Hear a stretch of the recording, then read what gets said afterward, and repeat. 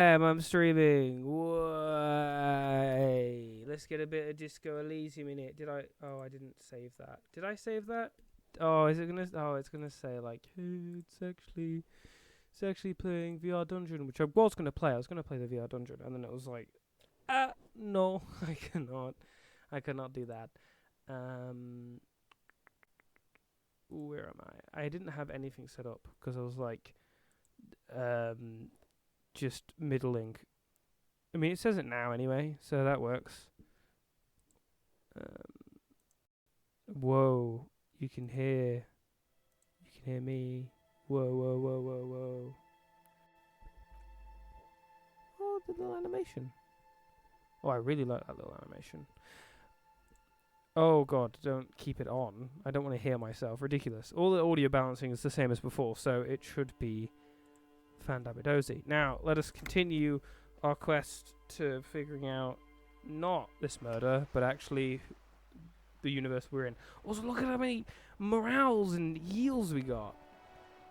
I'm pretty sure the class I picked is just incredibly weak, because when I clicked the other class just to sort of check it out, I had like 4 in both of these. So I'm glad we invested into this, because I think having like 1 away from just dying immediately is problematic. Alright, cool. So, is there anything... You're back. Good. What can I help you with? I do want to do this at some point. Oh, that's actually pretty good. 58. You can retry it. Because I've increased my volition now. I'm pretty sure. Yeah, that's like really good. Is there any way I can increase it with my stats, with my things? No, I don't think so. No. Oh yeah, I need to also put the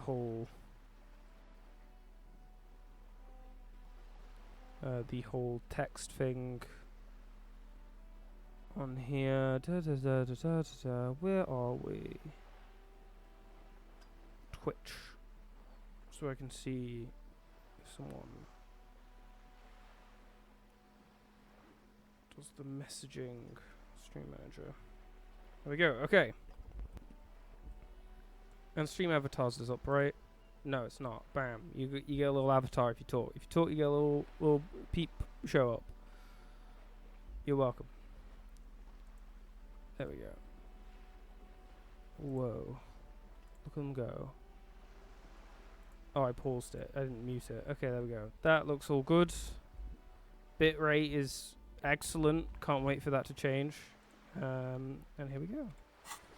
So I don't think... I suppose I could do the volition thing. Oh, the audio's actually a little loud. Sheesh. Okay, what we got going on? We've learnt this, and we learnt that. A little bit less logic, but +2 volition. I think that's definitely worth it. I don't think I want to do this just yet. What is this? I mean, there doesn't seem to be any downside to doing it. Internalize? Am I limited to the amount I can? Oh, I see. Ah. So I'd have to get rid of one of these.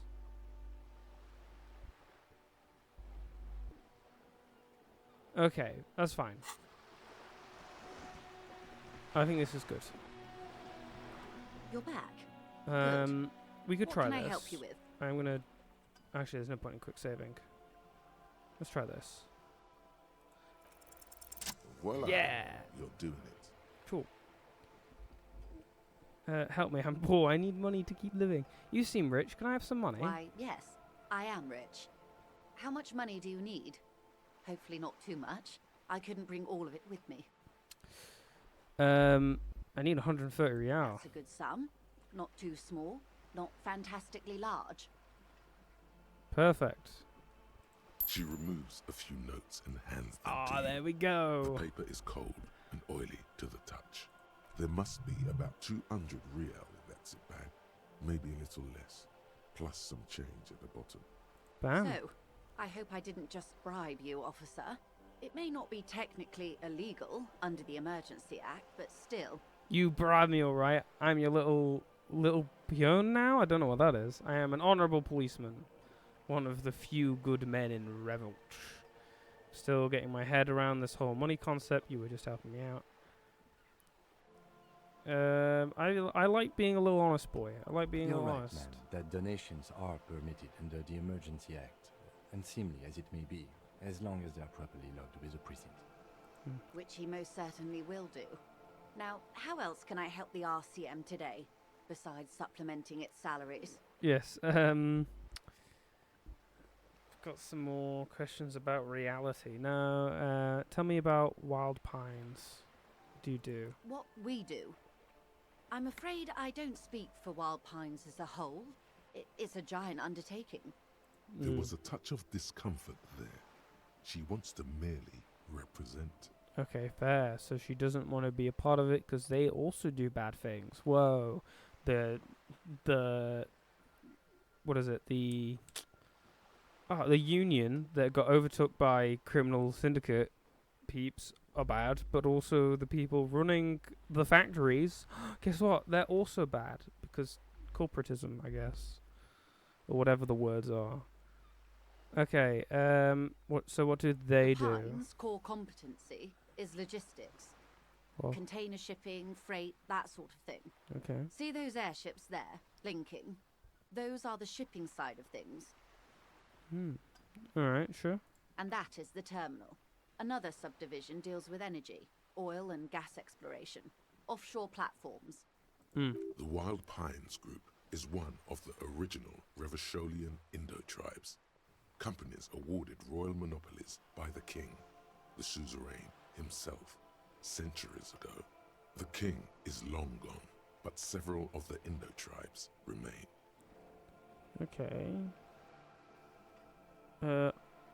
Who are the other Indo tribes? Son Baptiste, Elysium, an unknown entity known as Brightest Star. Okay. You're in good company, it seems. Why, thank you. She's not registered the real meaning of the remark. Okay, that's fine. How much money does Wild Pines have? I'm not at liberty to discuss the company balance sheet, but I can tell you that last year, the company booked more than 20 billion real in revenue. That's it. I thought Wild Pines was supposed to be a big time. Numbers like that mean nothing to me.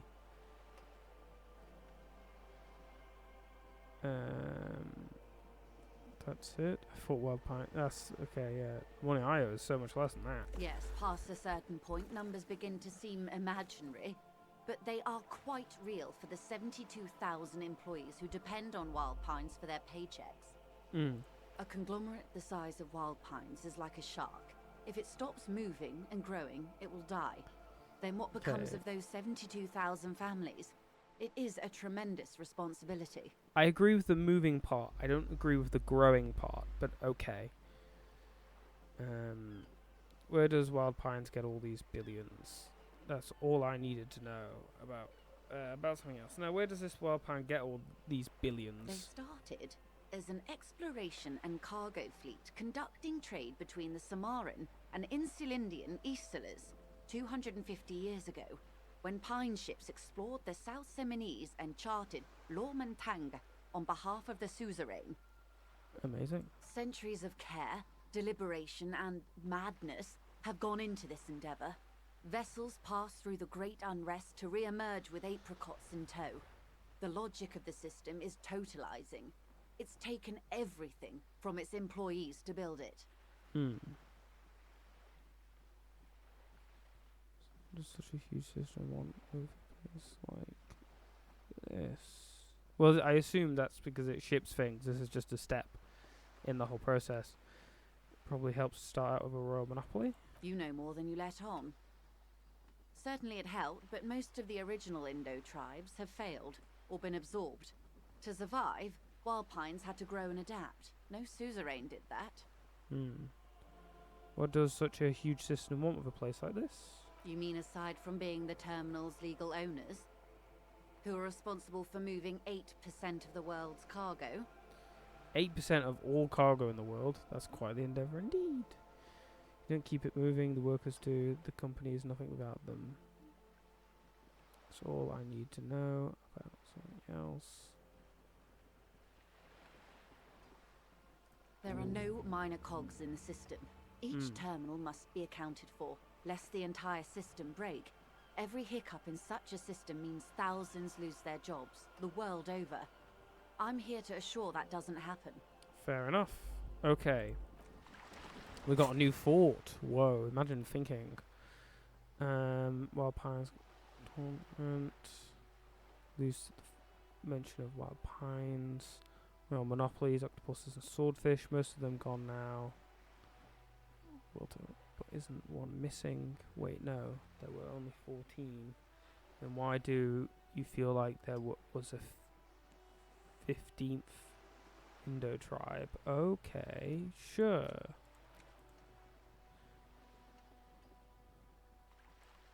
And then this is about also the tribes. This is a lot of gobbledygook to me, to be honest. Name after name and none are familiar. They seem real, but something's wrong. You feel like a kid looking at stickers on the fridge. When you walk in, you can almost see your hand reaching out for them. Scratch at the corners, see if they peel loose. This feels like the most important of all forts. The one you truly must complete. Oh. Okay. Is this... Okay, I think... This will just basically get my memory back, I think. It will, like, merge things. I don't know what that one's about, to be honest. I don't know how to unlock more forts. Unlock a new slot to research the fort. Yes, but how do I unlock it? How do I think more? I think maybe we go to the dock this time. Now that I've got, like, all this empathy. I mean, I would like to find my gun. But I'm not sure how I'm going to find my gun. I've got enough money I could give it to the guy. A sturdy metal door guards the southwest entrance to the apartment building. It's locked. Cool, it's locked. Amazing. No point me doing anything with that. Oh, I didn't notice that. Run. Run. No, run. Whee. Oh, perfect. Even more morale. I mean, admittedly, that chair and the panic attack that causes, sheesh, that'll be problematic. Technically, we want to try and do the whole Lonely Cormorant surveys the seas, indifferent to your approach. Oh. Used to humans, are we? I'm not. Let's see. So, oh god, the audio is a little overbearing. I'll lower it down even more. I think the balancing was good for when I last checked. Ooh. The book's titled Man from Wildfire. Okay. That could be somewhere interesting, but I think now that I've done the fort and spent 30 minutes just sort of taking a breather, I should be able to do this, and hopefully with... There he still is, Let's still... looking Oh! right through you with his white eyes. I still the don't... body below is entirely dedicated to that corpse smell. Emitting it is all it does now. It's a lot better, because it's +6. It's not great still, so I'm going to F5, just in case. There he still is, looking right through you with his white eye. As you breathe Bam. in, the odor comes over you. It's a smell of the mind telling you to run, and your stomach to wring itself empty. With your hands at your sides and your eyes squinting, it's a puzzle. What's hanging in front of you is a puzzle of decaying flesh, tattoos and tendons. Do they always do that? They do after 7 days, yes. We are deep in decomposition here. The man before you is naked, but for a pair of underpants and enameled boots. His skin is greenish, marbled with decaying veins, and blotched by lividity. A fading web of tattoos covers his chest and shoulders. The cargo belt used to fasten him to the branch above appears industrial in strength. Okay. Suppose inspect the boots. The material appears to be ceramic. Its clean white stands in stark contrast to the decaying flesh above the knee. The man wore thick polymer socks, probably for padding. A fine array of interlocking plates covers them. Okay. Delicate and fragile, they feel alien to the world around you, out of place somehow. Yeah, well, not really somehow. It's like porcelain legwear. It does seem These are peculiar. clearly not boots. They're armor, possibly part of a larger set. Okay. Indeed. Technically speaking, these are sabatons, not boots. Well, okay, yeah, sure. Oh, the lieutenant uses a memo technique A6. That's not just any notebook. It's a classic. Okay, fair. I forgot about the notebook. Tell me more about. Forget about the notebook. Tell me more about the armor. Thanks. Super useful to know. It's all you, baby. Cool. Thanks. Ceramic plate. Zirconium dioxide, most likely. This is where the make would be. Okay. Cool. Under the heel. Fair weather. Fair weather model T500 VE. I'm guessing that's vitreous enamel. This is advanced stuff. Okay. This is interesting then. What happened to the rest of it? The locals probably scavenged it. It would be odd if he had more on after 7 days. We should keep a lookout for these species. The armor could yield information. This is one thing he might actually know. Maybe he was just wearing these boots and there is no rest of the armor. No, I think he had something precious underneath the clothes. They had to remove the jeans and shirt we found to get to it. And this kind of armor is often worn under fabrics. Okay, sure. Nice. That makes sense. Alright. What if they told him to strip before they hung him, to demean him? Could have been walking around naked, just like this for all we know. They usually hang them completely naked for that. La puta madre, the Mazda, the Besmerties and the like. This one still has his underpants. Fucking talking about underpants. It's alright. Clearly, Kuno would like to interject something here, but there's not enough for him to hold on to. Okay, the material looks out of place here. It is. It's expensive. The lieutenant draws a line in the condensation of the ceramic with his index finger. We've requested similar material for our tactical units for years now. The constabularies deemed it too costly. In that time, we've lost 6 men to semi-automatics. How much are we talking about? For a full set, about 4 years of wages. For the northwest region of Revachol, an officer's average yearly income is 5,500 real, unadjusted for rank. Wait, my yearly pay is 5,500 real?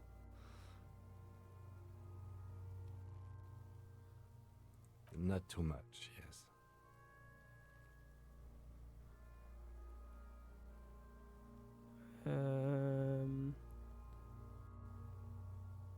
It's enough. The lieutenant nods, wiping his finger on his sleeve. How could this man afford such expensive hardware? That's for us to find out. Mr. Gart implied he was security personnel for the harbor company. This confirms my own assumptions. These look pretty advanced for security guard. I agree. This equipment is way beyond what a guard can afford. So, presumably some sort of mercenary or something to try and quell the Union strikes. Knock on the boot. A small bell-like sound fills the air, like tapping on the side of a porcelain cup. It's anything but. This material is a kinetic redistributor. It spreads kinetic energy horizontally, from plate to plate, dissipating it entirely. See?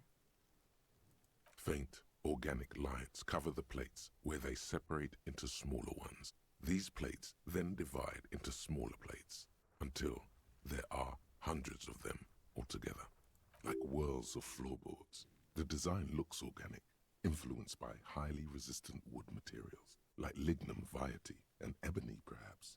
Okay, cool, cool. What does this remind me of? If trees were made of porcelain, this is what their cross-sections would look like. Run your finger over the lines. The smooth, glossy surface fractures into ever more intricate interconnections, peaking on the right sabaton, where you notice the whirls are in the shape of a letter and number combination: E50, 100, 1000. Okay, cool. Serial number on the right sabaton. Good. Can you read it to me? He tips the drying ballpoint of his pen on his tongue. X5415 6745 678222. Let's lie. No. That doesn't sound like a serial number. Where's the structure and logic of a line of manufactured products? Oh. Well, no matter. We should run it anyway. True. It didn't have the cadence and logic of a real manufactured item. Actually, I don't know why I lied. The number is E50 100 1000. Officer, the decomposing corpse has temporarily suspended my sense of humor. Let's continue in a less playful manner. Anyway. We have a make and a number. That's something. Bam. We can use the radio in my kinema when we're done. Either station can chase it for us. Sure. Do we want to pull off the boot? I say we pull off the boot. The stench fills your nostrils. As you push downward, an ominous creaking sound comes from above. Oh. Stop! Okay. Pig's gonna pull his head off. Brutal! Oh, this is a bad idea, isn't it? You're going to pull his head off. Do it,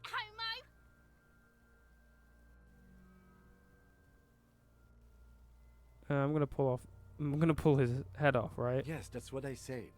You'll compromise the coroner's case if you do. So please, don't. Indeed, from this angle, it does look like the neck isn't going to take much more. Being dead for a week has all but liquefied his muscles. Yeah. What are you trying to achieve anyway? Why are you hanging on to that boot? This is advanced enemy technology. We should conduct research into their weaknesses. No. You said, I'm sorry, I didn't even want to take them off. I just thought I should try. Yeah. Try what exactly? If you can't experiment, how will you learn? I might have wanted to experiment, get an exploratory jive going. Why? I just, I see what you mean. But even so, there's no way you're getting them off. All the organic matter in his body has been flowing down into the boots. Yeah. They are fused to his feet now. Why do you think the locals haven't scavenged them yet? Yeah, fair. There might still be a way to peel them off, but first the body needs to be down. And second, it would probably be better if the lieutenant wasn't around. Steal a dead man's boots, but that would be dishonorable. I will refuse for honor. It's, to be honest, really gross. All right then. You can pay the hostel bill in honor points. How many honor points have you collected? There are honor points? Whoa. Of course there aren't. Don't be naive. What's going to happen to the boots Processing then? will take care of them. With the situation in the morgue, it will yield nothing. But we must pick our fights. Should we continue? Back off and look at the corpse. The cadaver slowly twists on the cargo belt. God, that was His just torso the boots. covered in tattoos and extremities blotched pink and blue. Okay. Okay, inspect The the belt. hangman's knot is pulled tight by the weight of the corpse below. Yellow, hard-edged polyester cuts into his neck. Above, a sliding buckle ties the belt to the branch. This is a steel-reinforced cargo lashing belt, big brother of the regular cargo belt. It's used for tying cargo under six-rotor airships. Don't ask me how I know, but this is a lashing belt used for airlifting cargo. Airlifting. I thought it was used on lorries for strapping cargo to them. Apparently this is the reinforced kind for air transport. My brain tells me so. The local harbor uses 6 rotors to shuffle containers around. I get the sense they use whatever was on hand, without paying much attention to not incriminating themselves. So we're assuming dock workers from the harbour did it. They sure wanted him to stay up there. The rope is reinforced with steel wiring. I was afraid it would be. Thin steel wiring, parallel strands. This makes getting him down more problematic than I had assumed. How do they even get them up A there? noose is one of those things that's easier to use one way around. True. Because you can just winch it up. Did they climb up with a kid's ladder? That ladder can't carry a grown man. I didn't see any splintering either, did you? I think they lassoed the branch, then pulled on the belt to close the buckle. Yep. Could be. The shape of the branch supports the theory. Okay. The brief suggested as much, politically motivated by the ongoing strike. Did you not get a briefing? My past has undergone total annihilation. Nothing remains. My mother, the love of my life, certainly not a briefing. Okay, you should ask me for one the first moment we get. Okie dokie. Back off and look at the corpse. The cadaver hangs from the cargo belt, limbs limp and torso covered in tattoos. Okay, let's inspect the tattoos. An intricate web of blue lines stretches across the torso, from the right shoulder to the solar plexus. Each time they intersect, a small white star is formed in their crossing. Hundreds of fading asterisks riddle his skin. Their concentration is highest around his heart. Is this a microelectrical system? Is this the national pattern? Is this a map of the night sky? A map of the stars. I do see some similarity to astronomical charts. Great Century Messinian, maybe. But this seems more particular. Customized somehow. As if someone left out most of the night sky, filtering it through personal choice. The principle of this filter remains unknown to you. The thought dissipates, and you feel as though you were only half right. I'm missing something here. So am I. He wears a wide leather belt around his waist and a gun holster under his arm. He takes a thin piece of milled aluminium from his coat pocket and pulls it open. Sounds like a sword being unsheathed. A small lens appears, some sort of camera. Shit, Kuno! What the fuck is that? An instant color camera. He produces 2 metal-capped ampules and clicks them into place on the side of the apparatus. A thin slot shines there. I have only 2 ampoules, so nobody move. I don't want to waste one. Points the camera at the corpse, peering into it. The lens needs adjusting. Then A sound, a shrill flash, followed by the breaking of a small ampoule of glass. You see streams of color pour onto the thick, glossy piece of paper, rolling out. In case we need it. Okay. Shakes the paper, letting it dry in the cold wind. On it, a color-perfect copy of the dead man's tattooed chest. Cool machine. Yes, it is pretty cool, isn't it?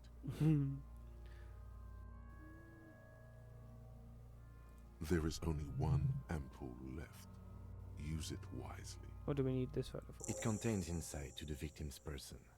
By his build, I'd say this was a man of physical violence. The story he wanted his body to tell was important to him. It is his letter, to us. Someone should decipher it. We'll need to show it around. Can I have it? I should look at it later without the corpse smell. Sure, just don't lose it. He hands you the piece of rolled up photo paper. It's no larger than a pack of cigarettes. The glossy-eyed corpse looks by, Whoa. his mouth mute, Let's look and at it. his Look at the eyes are milky white and blind to the world, protruding comically from their sockets. There is no one home, just subaquatic terrors there. Okay. Dark brown hair grows on his head. His face is ready to explode from the organic processes inside. The death's head grin has passed. What remains is an unrecognizable mess. Tell me, who are you, dead man? I'm Bye-bye. gone. Whoa, this is cool. Where have you gone? I can see you're gone, but who are you?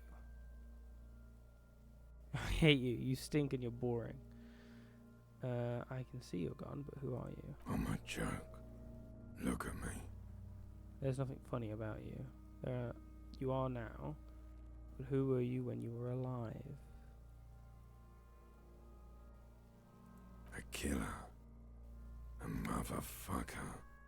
And a killer. I have another question for you. Go ahead, Coppo. What is happening? What do you mean? I'm talking to you. It's the power of your Black frothy liquid starts bubbling on his lips. imagination. Go ahead. Ask me more questions. You fucking love questions. Alright. Why do I love questions so much? 'Cause you're a copperoonie. Look at all of them go. Do you want more questions? Give me a comical amount of questions. Coming right up. Copperoonie, Rooney. This is getting upbeat now. There you go. I'm glad I'm driving with you, mate. Alright, who killed you? Love did me in, brother Coppo. It was love all along. Oh, wow. Can you ask me a question? Sure, Lobo. I can ask you a question. Why are you doing this? What? Looking at my face, motionless. Looking into my eyes, standing here. Why are you investigating my murder? Because he told me to.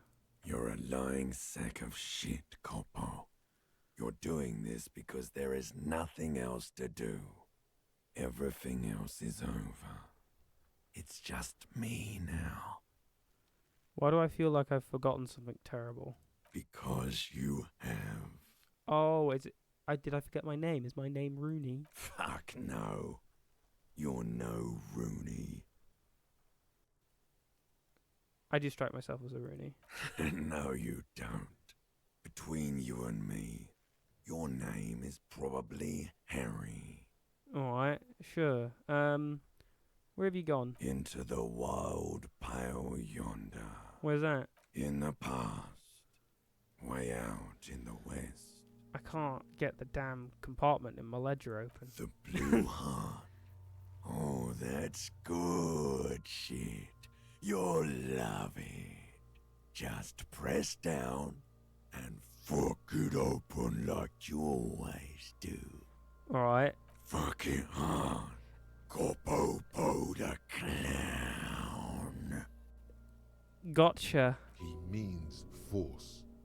It'll work. Yeah. Yeah, I hate you. You stink and you're boring. Do I remind you of someone? A child born with Muller's disease, harlequinism, grown up miraculously. Baby effect of harlequism. You sure wriggled out of that one? Coppolini. Alright, enough. Come back later, Coppo. Amuse yourself with my frank manners and my memento mori features. If possible, also, see me in your dreams. What? Where the hell did you say that? That's not... I was so confused. Asking a question fresh in your memory says remind yourself of your mortality, Coppola. That's not what you said. My brain broke. So... How... Wait, squint and take a step back. As you narrow your eyes, the monster before you blurs into a violent mess of green and pink. This is a trick. You've done it before. Pink is where the blood settled in the first hours post-mortem. You can use it to see if the corpse has been tampered with. Does his position at the time of death match the discoloration? Alright, sure. Only the lower extremities are pink with a dash of blue. His fatted hands, thighs, and his neck, just above the noose. The rest of the corpse appears dark green in the cold spring air. I see it. His neck too. The lividity goes right up his chin. We have good, well-pronounced discoloration here. The monster comes back into focus, an explosion of color, coursing with dark marbled veins. His stomach appears pregnant with something. Black liquid streams down his thigh and onto his boot. So, what do you think? Well, I think he was upright after death. His hands, feet, and neck are discolored.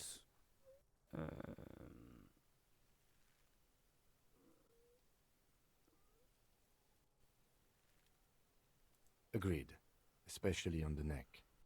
The belt acted like a tourniquet, keeping the blood in his head.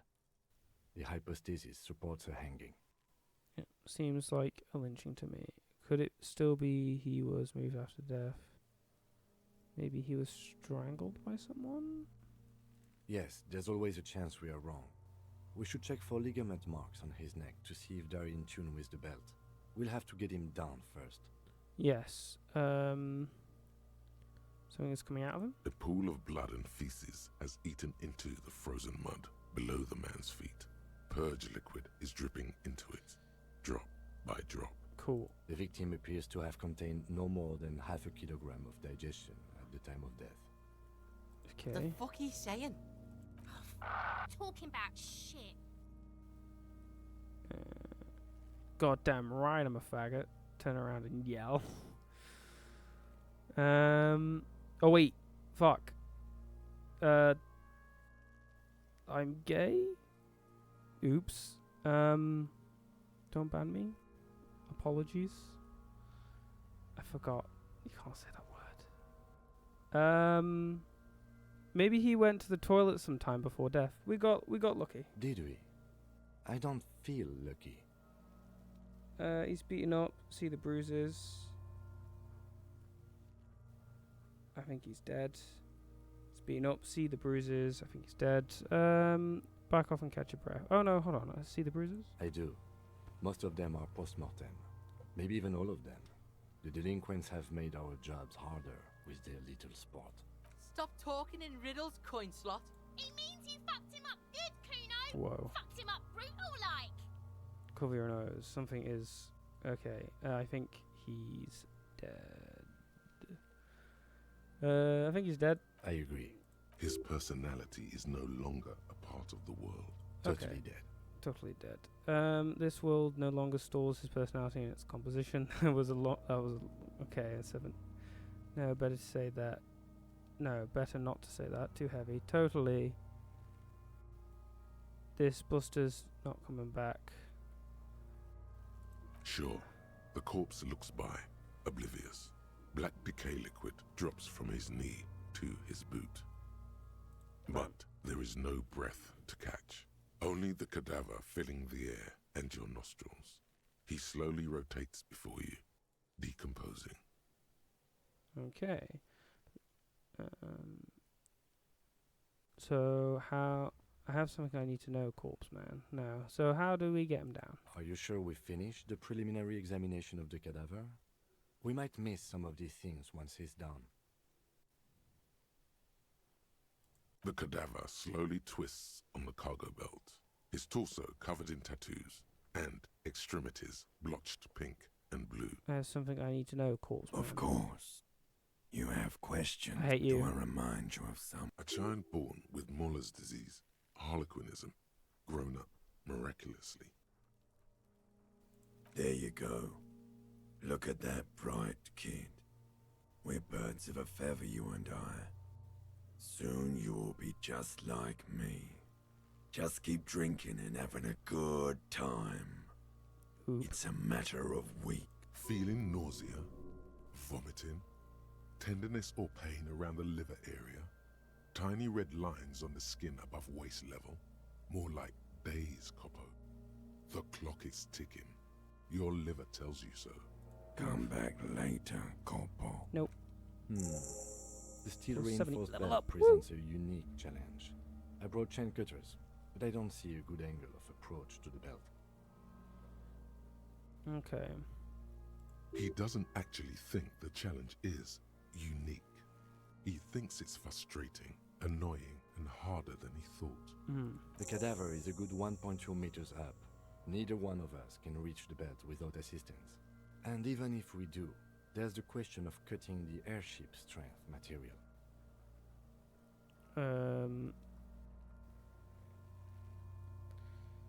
It seems like a lot of hassle. Maybe we should shoot him down. No, maybe we can ask for help from the harbor. I'm out of ideas.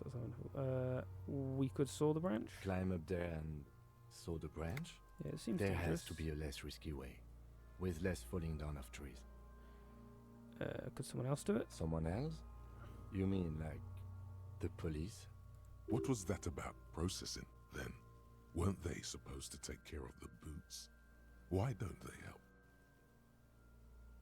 Can't the boys from processing take care of this? No. Why? Think of the boys from processing Why? as murderers. Only instead of people, they murder crime scenes. Processing is a wrecking crew. They know how to commission off items and how to work the incinerator in the morgue. I know it's hard, but I assure you, the others won't come to help us. And we have a growing sanitary concern here. We need to get him down, fast. Alright, sure. Maybe we can ask for help from the harbor? I was really hoping we wouldn't. The Union appeared to be suspect in this case. It seems like a dangerous route to go down. Yeah, wait, let's reconsider. But what other options? The corpse twists on the belt, like chicken on a skewer.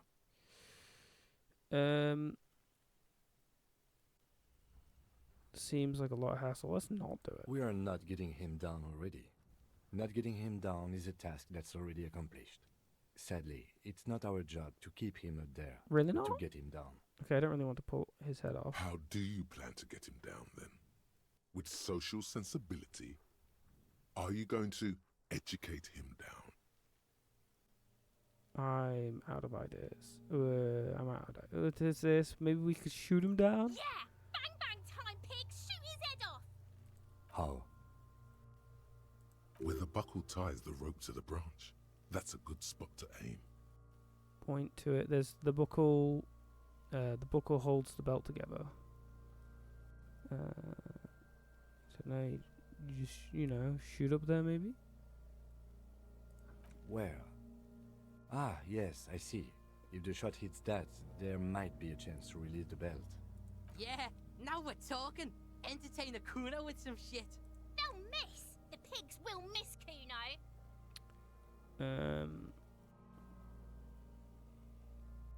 Actually, don't. It has bad idea and wait. Say nothing, let him choose. Silence. With his elbow sharp, the lieutenant unzips his jacket and produces a lightweight firearm. He drops a paper Whoa. cartridge in the barrel, separates the scouring stick, and gives the cartridge 5 tucks, Ba-ba-bam. securing it in place. That's a Kiel A9090 Armistice, mass-produced muzzle loader, ascetic, frugal, one of the most common firearms in the world. He then steps back and assumes the fellow's Stess position, taking aim. The corner of his eye twitches. His finger is on the trigger. Gonna say nothing? He's gonna fucking miss! The kid's voice is drowned in a shrill blast that echoes off the walls of the surrounding tenements. A cloud of smoke slowly parts in the air as the lieutenant steps back and says to himself, God damn it. a lot of things were wrong with that shot. The fellow Stess was the wrong choice. His shoulders were raised, but above all, he cannot trust his eyesight. Fucking idiot! Mookabat asshole! Ba-ba-bam. Kuno could have hit it easy, but then Kuno's not fucking handicapped, is he? It's okay, man. Kuno's sorry too. Kuno feels sorry for the Beano clad. The lieutenant doesn't say a word, just looks at the gun in his hand. Try again, No, maybe? we are lucky as it is. We didn't break anything, and the victim remains uncompromised. Any more mistakes could put us in an unfortunate position with the locals. We have eyes on us. I didn't do us any favors with that. What now I have then? to say, it's beginning to look unlikely we can get him down without assistance. You know, you don't feel like too bad of a shot yourself. That's it. We have to. Can I have the gun? I should try. As bad as it is, us shooting firearms like punks. He pauses, then shrugs and proceeds to load the Go pistol ahead. I'm not stopping you. Just don't lose it. out. They only have one gun. This is the sorriest pair of pigs Kuno's ever seen. Fair. Yeah, take it, you fucking banana point. I have a gun now! Take it and shoot yourself in the mouth. Okay. Feel the weight first. The cold piece of bakelite and gunmetal is surprisingly light. Your fingers fit right through the guard, instinctively resting on the trigger.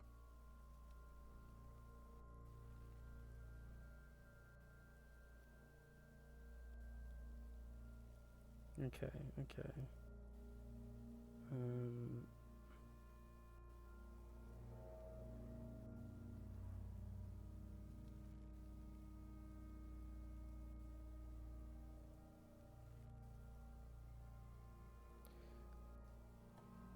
You've held this, an A9 armistice, before. At some point, it probably used to be your choice of firearm. It still feels comfortable, like you never laid it down.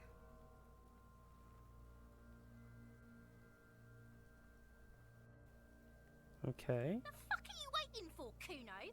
Tell Let's him to shoot see. himself in the mouth. Point the gun at the belt. The buckle comes into focus in your sights. You stand with your feet planted firmly in the ground and your left hand supporting your gun arm.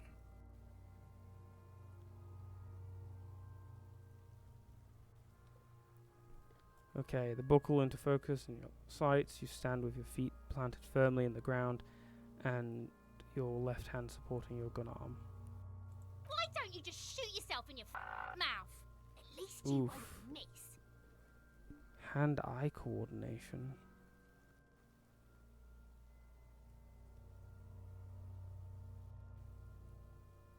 Close your left eye first. Your field of view narrows. The branch slowly moves, becoming entirely two-dimensional. The metal buckle glimmers, catching the noon light as the corpse slowly rotates.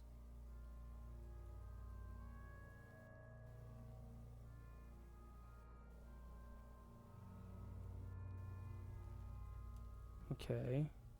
The slow movement of the branch in the wind and your shoulders directing the gun sync up, dancing hypnotically. Look, he's crying. You gonna cry now, fucking faggoty? 58%. There's pretty good chance.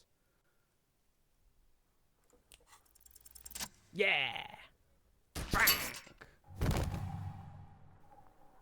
The buckle explodes into tiny pieces, Boom, boom, boom, coming boom. loose with a whir.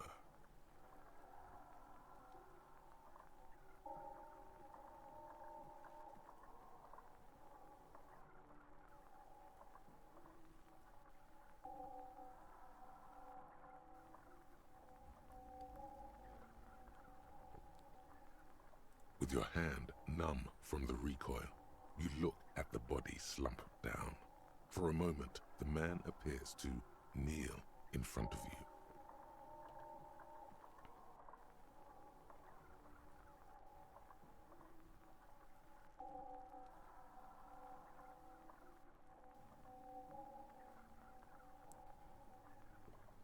With your hand numb from the recoil, you look at the body slump down.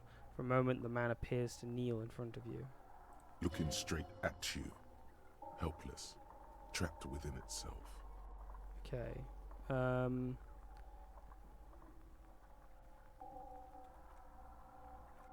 Save game? I can't save game. Who killed you? Communism. Yeah, makes It sense. takes a millisecond for the association to flash within your cortex.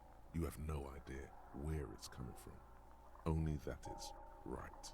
Then the rigor in his muscles gives up, and he smashes sideways into the spring mud, letting out a horrid stench. You've been policed. Who's laughing now, you little shit? Go for that. Fuck you, Corpale! How did I do that? By being a damn good shot. Ace is high. Yeah. The Ace is High, a custom invented by the aerostatic brigades during the revolution, is used to celebrate success in Revachol, especially in sports. The gesture is spread across the world, despite the defeat of the revolutionaries themselves.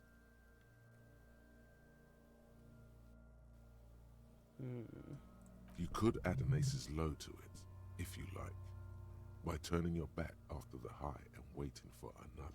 Stop it and wait for an Ace's Low. Bam, and then... The high arrives with a sharp slap. As you turn around, there is a moment of doubt. Feels like that low ain't gonna connect. And then... Chill. It's gonna connect. It's gonna. But then it does. Bam! With furious precision. The lieutenant is not one to leave an Ace's Low hanging.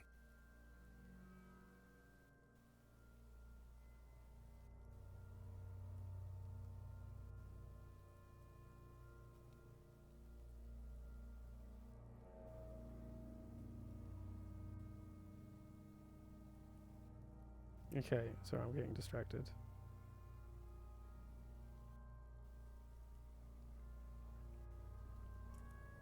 But that's brilliant. I knew these guys were. Oh, I'm not going to make the same mistake this time.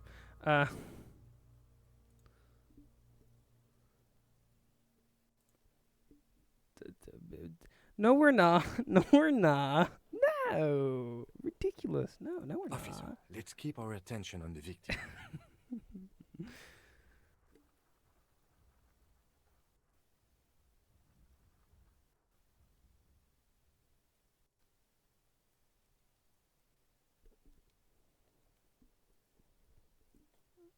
Okay, I love that. Okay, officers, let's keep it. Yes. We will What now? perform a field autopsy and determine the cause of death.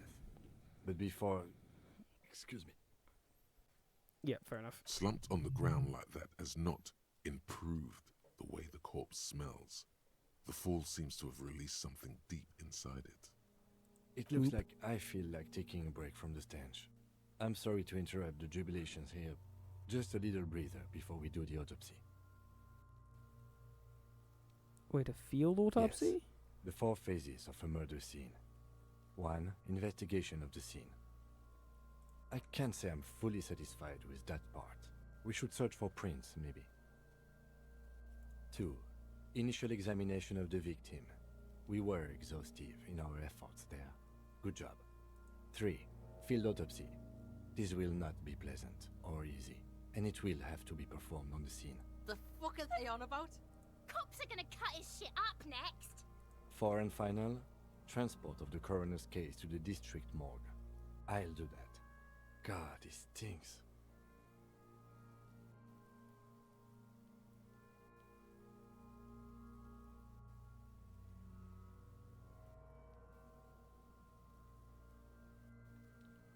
Okay. Don't we have someone else for the autopsy, like a doctor?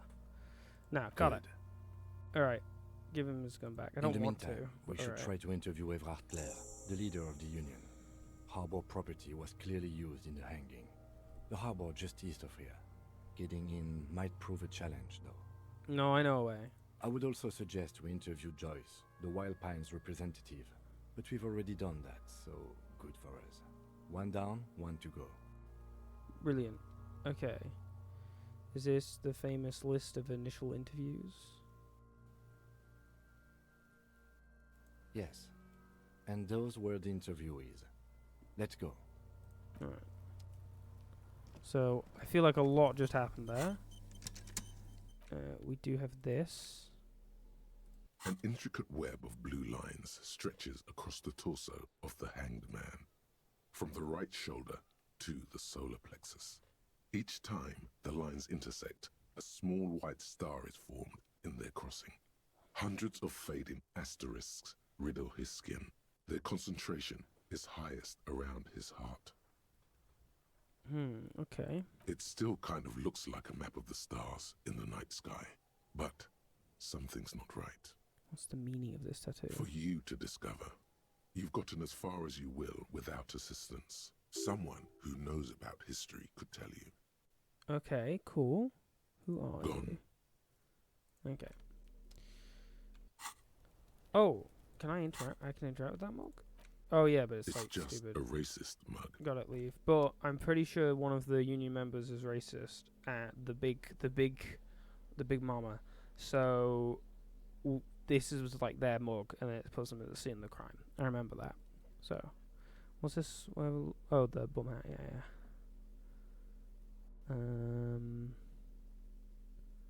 Okay. Yeah. Take my pants and shoes off anytime I want to do something competent. Can I interact with this? There are several footprints in the mud, left by work boots. Anywhere from 6 to 12 pairs have walked here. Put skill points into visual calculus. I mean, where is it? Visual calculus. I mean, I like the idea of doing that. Got 5 more points to a level up again anyway, so I'll level up that. Except I'm changing clothes. Okay, leave. Where's it go? Where's it gone? Here we go. Me, you. Now I can interact with it again. You better not glitch out on me. There are several footprints in the mud, Great. left by work boots. Anywhere from 6, maybe more than 12.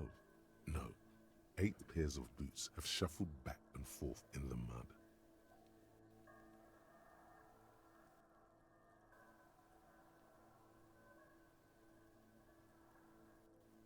Okay, let's go over them one by one. 1. Standard work boot, steel reinforced toes, number 46. 2. Standard work boot, steel reinforced toes, number 44. 3. Hobnailed work boot, steel reinforced toes, number 43. Okay. 4. Standard work boot, number 45 or 46. Wait, which is it? You don't know. It's a miracle you can tell the prints apart as it is. The cold Fair. must have preserved them. Okay, count more. 5. Another standard work boot, steel reinforced toes, number 44.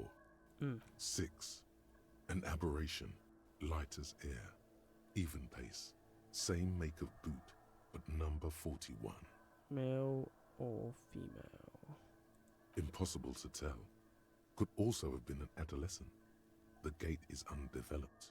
I'm pretty good at this, ain't I? You're not bad. It's as if the whole world darkens. Everything else has a thin film of unimportance on it, and the tracks burn in the middle of it, in a strange, beautiful way. 7. The glowing outline of a standard work boot, number 46.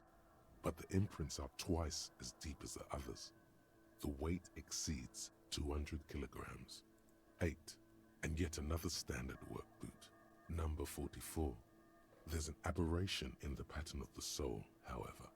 The right sole is smoother, more worn. How many?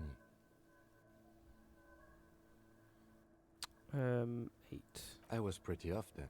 I counted 20. The same guys are going back and forth. I never got the hang of it. Hyperopia. Do you see anything out of the ordinary? Heavy one, 200 kilograms. 200? Could it be the combined weight of 2 people, one carrying the other who's tied up? Let's say a heavily built worker carrying a similarly built, soon-to-be-dead man. He might be right. 200 kilograms of living weight is unlikely. It could have been an extremely obese person. One of them was carrying him over. Possibly, yes. But why? You're thinking, why did they have to carry him? Yes, they could have used a makeshift stretcher or just march him up to the gallows.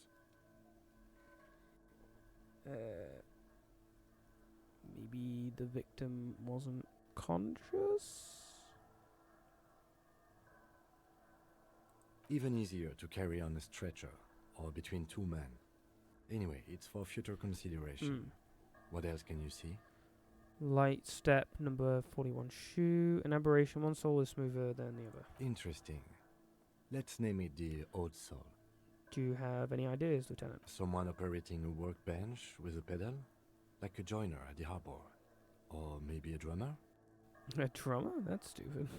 So one of the people we are looking for is a drummer? No, it's not. Forget I said it. We are not looking for a drummer. Perhaps it could be a driver. A driver would wear out the right shoe before the left. The accelerator is on the right. Interesting, if only I had come up with that idea. I was actually thinking the exact same thing. Not thoughtfully. We should keep our eyes open around the traffic jam. See whether anyone strikes out as a potential suspect. Seems prudent, no? I'm not sure we don't want to attract too much attention. You're right. Let's keep a low profile. Light step, number 41 shoe. A woman? Or a kid? Could be a kid. Okay. How do you know? He knows it's hard to discern sex from a person's gait. I'm just saying random things while looking at holes in the mud. I have no idea what I'm getting anything from this. I don't. I just do. I mean, it's fairly small, set undeveloped gate, so that's why I'm thinking it. We just say I just do. Just saying random things while looking at holes in the mud. I have no idea where any of this is coming from. That's okay. Go on. Okay. How old do you think these tracks are? A week, maybe? 7 days would fit the time frame provided to us by the caller, who reported the hanging. It is not impossible. I pulled last week's forecast for coastal Havashol. 7 days below freezing. The day before, the day of his hanging, was the last warm day. Correct again. Sub-zero temperatures would preserve the tracks in a good state. The commotion here could have taken place a week ago. What do you think happened there? What do I think? A mob of people brought something heavy to the tree. One of them was carrying the victim. They shuffled around, especially under the tree. Then, after hoisting him up, they stood in a semicircle facing his direction. At first glance, this appears to be a lynching. Indeed. They all stood in a row here and looked at the tree. Yes, everything fits so well.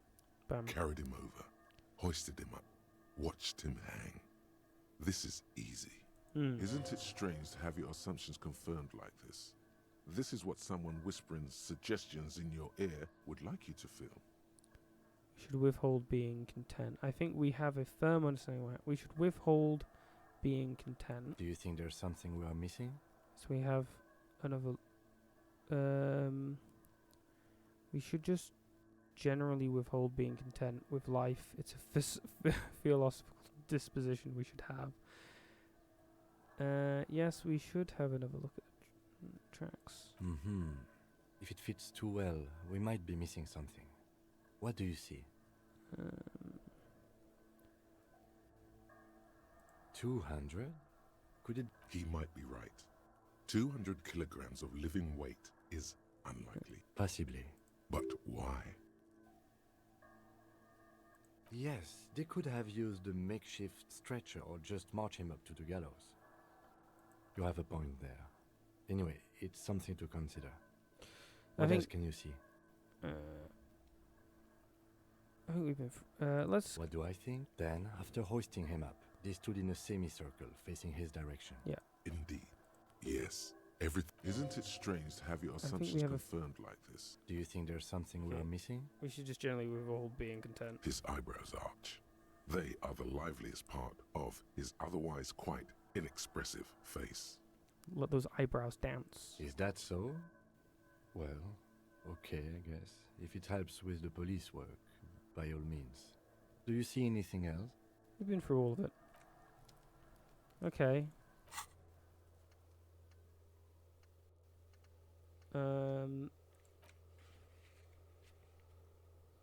Yep. Gotta find that. Ask Kuno, the kid throwing rocks, what he knows. Ask him to tell you about the case.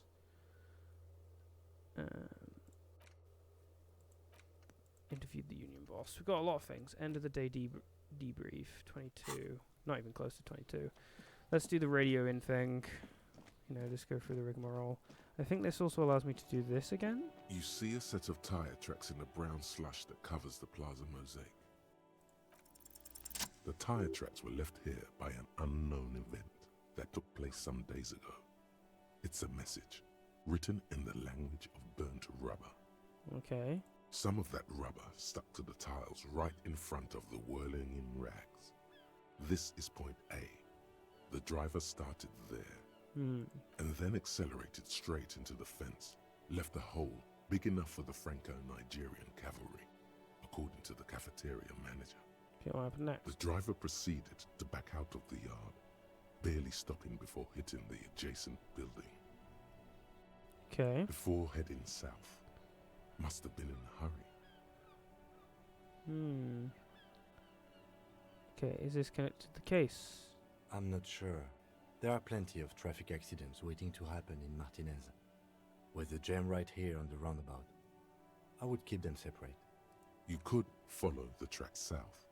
There seems to be a canal there. See where they went, if you find the time. A car drove through the fence. You are correct. This is a rather motor carriage friendly city. I think I got it.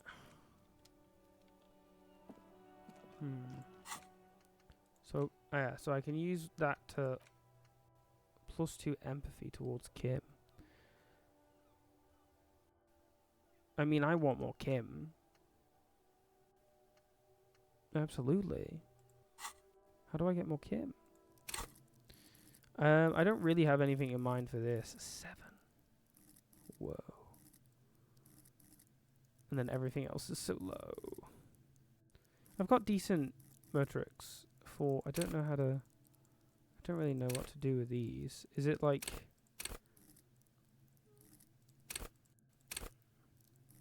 I can put it in these spots, but it doesn't seem like I can actually increase things in any other way.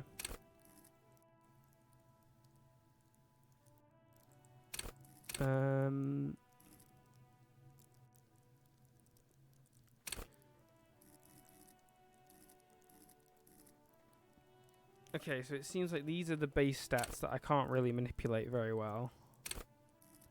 I have a down on logic because of forts. And yeah, so these would all normally be 5, these would all normally be 1, these would all normally be 2, and these would all normally be 4, but things manipulating them. Okay. And I can level them up separately from that. Of course, each one of them is limited by the max that I can have in them. Okay, interesting. Which means you can really invest in this. Sheesh. Okay. I mean, I like the idea of more of this, but I think forts seem a lot more powerful to me.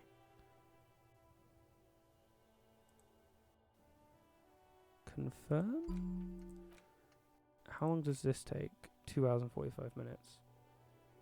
I like the idea of just like a big bonus to empathy. So this is, yeah, Ace is low. Civil War was not the first war to see the use of hybrid airships on both sides, but it was the coolest. For an entire decade, folded multi-rotor fighters got into dogfights above Revet Shoal, Ozone, Seminine, and the Arcade Islands, spitting death at one another. They flew over sandy beaches and shot at each other out of the azure sky, crashing into city blocks and setting island forests ablaze. The Ace's Low was a custom among revolutionary brigades, performed after multiple kills. Lieutenant Kurtzaragi seems fond of it. Why? I'm going to internalize that. Maybe like the father or something. So this is all getting... I think that's definitely worth it. +2 volition to -1 logic. Because of my high int, I'm happy to sacrifice it for something that desperately needs it. And then I don't think I'm too interested in these other things. name and none of them is familiar. They seem real, but something is wrong. You feel like a kid looking at stickers on the fridge. So this is to like crack your mind open and go, oh yeah. So getting another skill point into that would be good. But we're a little off from that. Alright. So yeah, what are we... Oh yeah, radioing in.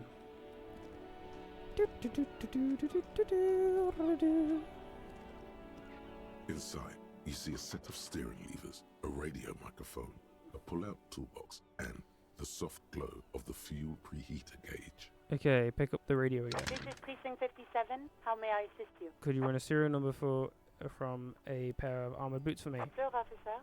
What's the number? And the make of the armor, if you know it. E50 100 1000. The make and model of the armor is Fairweather 2T500V. Got it. I'll contact the ICP database immediately. Call back tomorrow. Hopefully they'll have dug up something useful by then. The International Collaboration Police, ICP, is an inter-Isolari law enforcement service, the crown jewel in the moral intern diadem, alongside EPIS and the coalition government. Okay, cool.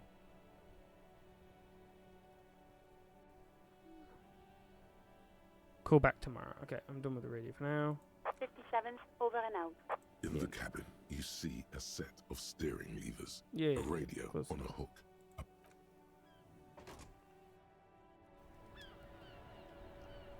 Okay. So, church, hangman, I'm at the Martinez waterfront.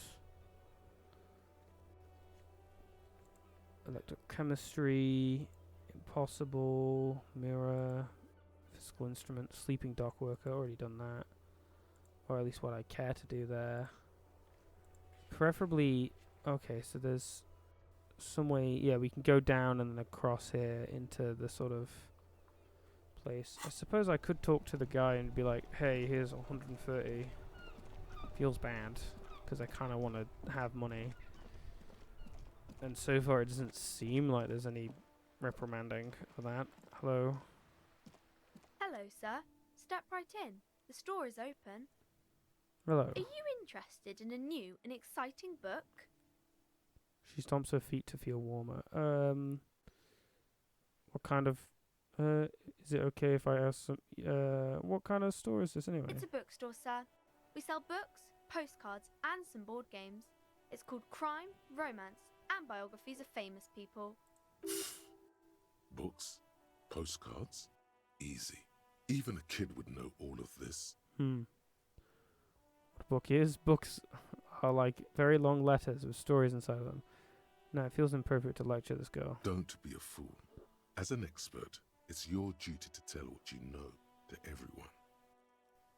Hey now, I already made up my mind. Sir, are you okay? You've been standing here silently for a while now.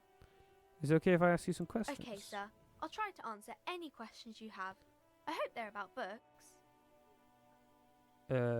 What is this crime business?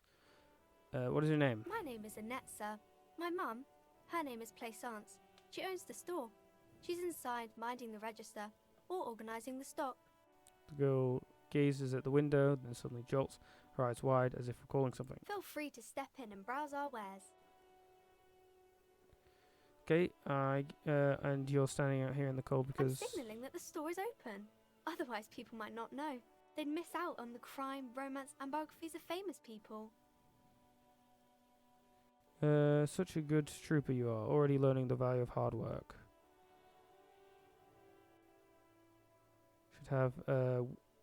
Should have a word with the store owner, maybe. Oh no, sir. I'm happy to help Mum by luring in customers. Besides, I have some hot juice in my vacuum bottle to keep warm. Alright. What? I should have a word with the store owner, maybe.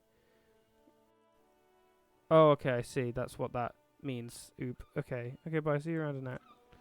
I'm gonna go in here and I'm gonna see if there's something. Whoa, bunch of things to interact with. Books. I suppose. Talk to person. Hello. Welcome to Crime, Romance and Biographies of Famous People. My name is Plaisance. Be welcome, and please take responsibility for the energy you bring into this space. Seem to be off and off. Can you give me some money? I feel there won't be an opportune moment to ask later. So, are you the owner of this store? I am the proudest owner of our little shop of culture. Your daughter is the one standing outside the store, right? Annette, yes, my daughter.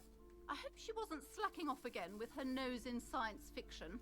Tell me, was she at her post doing her job like a proper girl? Yes, of course. Wonderful. Did you talk to her? Yeah. Great. On a scale of 1 to 10, how compelled were you to buy books after talking with her?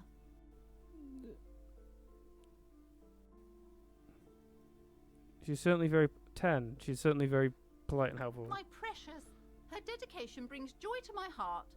If you have children, I hope they turn out as great as my Annette. Next Squad Trooper is here to dismantle the free market. The way you're handling her strikes me as wrong. Mind your own business, sir. In our society, people don't get to tell each other how to raise their children. It's none of your or anyone's business. Denial is the way she copes with criticism. Okay, let's change the subject. The woman before you scans the store, her shoulders rigid and tense. Okay, farewell for Every now, now book and then, peddler. She nudges her glasses. Bye bye. There's no point in me being here. Okay, what else is on the to-do list? Well, at least we get to be warm while we check this out. I suppose I can ask Kim. I can talk to Kim. Hello, Yes. Kim. Tell me about the case again. I wanted to talk. What do you want to know? Literally anything about it. I can't remember a single thing. Now that we've inspected the scene, I want to know more about this. Oh yeah. What's there to say? It's just stupidity. What kind of stupidity? The cop kind. Our precincts can't decide if Martinez is part of Jamrock or the Industrial Harbor. Yours or mine, as if we somehow own parts of the city. Typical street gang mentality. So we've let the Union make a mockery of law enforcement here. And now it's come to its natural conclusion. So this is a struggle over who runs Martinez? Well, sort of. It's less a matter of who gets to police Martinez than who has to. It's an orphan district, in other words. I think the dispatch desk just told both our stations about the hanging. There was quite the brouhaha at the 57th, I can tell you that. Time to settle it, they said. Cop off. But I assure you, I am not their finest or toughest, with 102 cases solved. What I am is least interested in a pissing competition. Fair. So he volunteered to represent the 57th, but not out of competitiveness. On the contrary, somewhere in your mind hangs a dark green blackboard. There are 2 columns. One says, cases solved. The other, confirmed kills.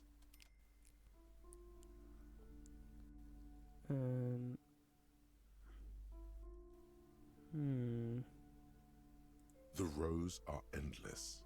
Look for precinct 41. Jean Vicmer, Judith Minot, a special consultant. What was his name? Then the rows degrade into green nothingness. For some reason, I thought you had 104 solved cases. Well, technically. The official record keeper has been known to double count murder-suicides. Okay. A common accounting gimmick used to inflate precinct stats. So you're still a good cop, right? I'm good enough for this case. I'm not here to compete. I came because I had to. My fellow officers, the sergeants in particular, would have made this scene into a circus. What's special about Martinez? Martinez? Nothing. Martinez. It's just a puddle at the end of some drain pipe. No one cares about this place. They care about sports. Most of our colleagues don't even know how to get here. North of the interchange doesn't exist. Wonder what this says about me, that I was sent by my station. It's all part of the master plan, you see. I'm a highly experimental cop, but if I am right, this outer, even by my standards, there can only be one conclusion. I am the finest. No. Must be grand apocalyptic omen sent by the people. Can you guess my message? I probably have an unbelievable kill count. I'm gonna leave why I was sent unspecified.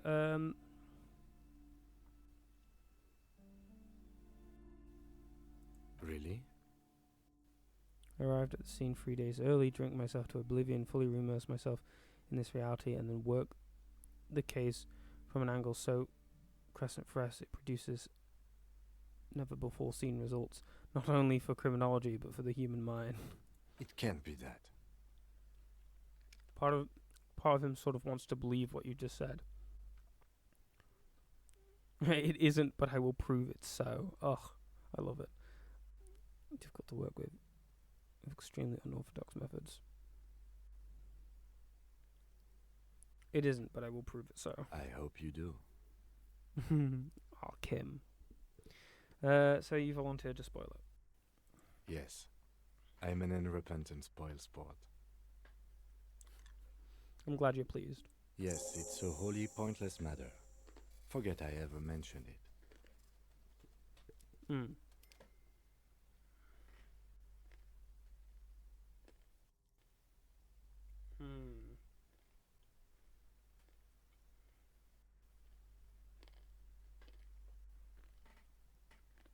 Come on, baby, go.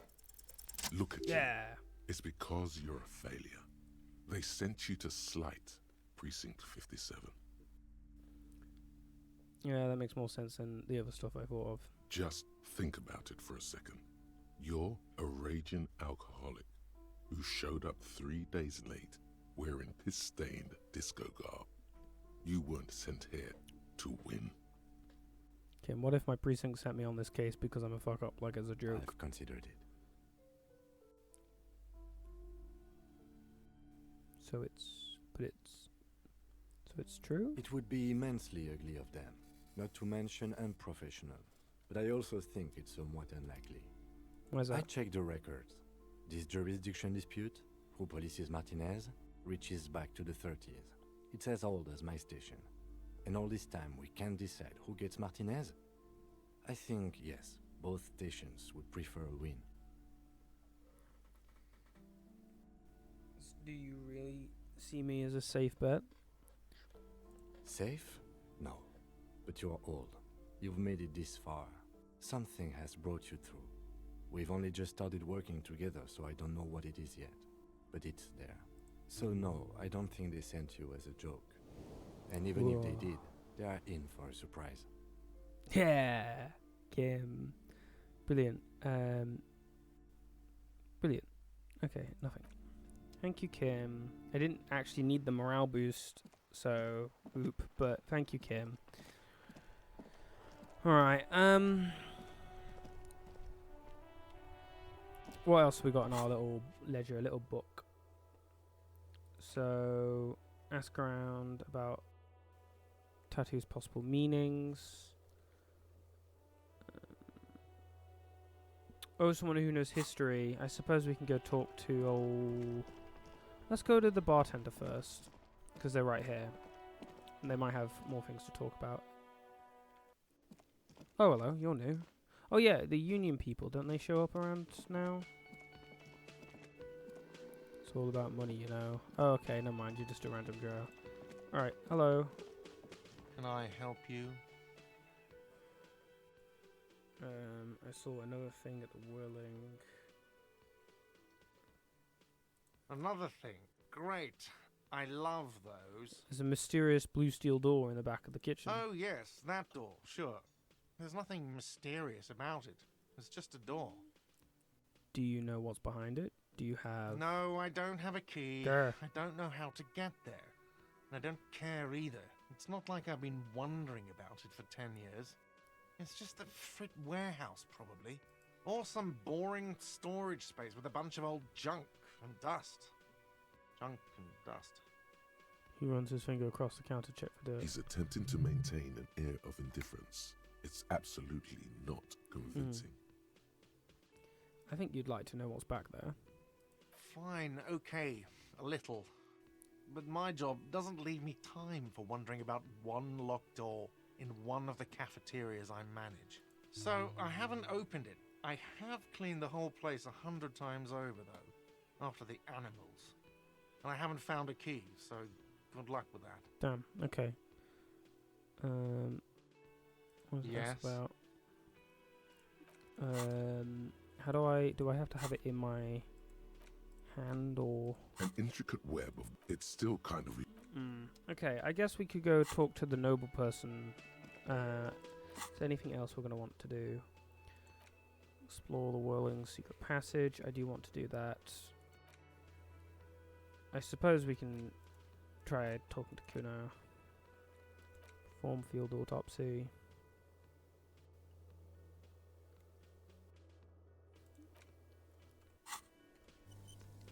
Okay, let's go talk to Kuno before we go over to talk to the woman, so we can figure out about the identity of the person. How's Forts, Ryan? How's Forts going? Remaining 2 hours, remaining 2 hours and 24. Okay.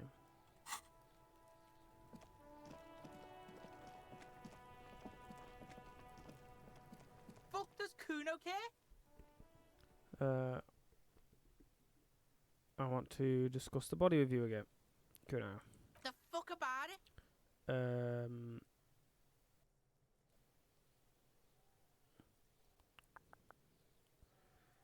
Where's the rest of his armor? Kuno doesn't give a shit about the armor. How come? Kuno's fuck gimp's got one big thing wrong with him. He's a fucking mutant. Mutant? Look at him. Fucking growth hormone shit. He's a giant. The armor's too big for any man. Kuno doesn't give a shit about that freak armor. Kuno threw that shit away. What do you mean you threw it Kuno away? tried to get the helmet on. It was too big. Okay. Forms a kickoff on the imaginary helmet. Kuno kicked that shit in the sea, rugby style. That shit means nothing to Kuno. You threw it in the sea? Yeah, that shit means nothing to Kuno. Kuno doesn't give a shit about material shit. Kuno's a fucking monk. You wanna fuck on someone about that armor? Go fuck the mustached union fuck. The jolly troubadour shit at the gate. Who do you mean troubadour? Yeah, cock and boot. You know that jolly union cow fucker? Came around talking about cows or some shit. Came around pretending like he cares about cows. So yeah, he's the one you want to talk to. He's fucking crazy about that armor shit. Coming here pretending like he likes cows. Trying to catch a peep at Kuno's armor. Go to the gate. Ask him yourself. Curious, my liege. Why did Kuno feed you this information? And you're just telling me this out of the kindness of your heart, Kuno? Yeah, Kuno's doing charity today. Kuno Day. Kuno feels sorry for you two loser pigs. Kuno's doing pity now. Still, seems suspicious. He may have it in for that guy. Or you may be paranoid. That is also a possibility, sire. Have you seen anyone Just a couple of pigs suspicious sniffing around in the dirt. That seems pretty fucking suspicious to Kuno. Fair. Yeah, you tell the faggoty Kuno. Whoa. There are contusions all over his body. Did you do that? Nah. Move on. You're testing Kuno. Get lost. Yeah, I'm off. Kuno doesn't fucking care. Boy. Boop. Okay, so down by the docks, there's a guy. We talking this docks or this docks?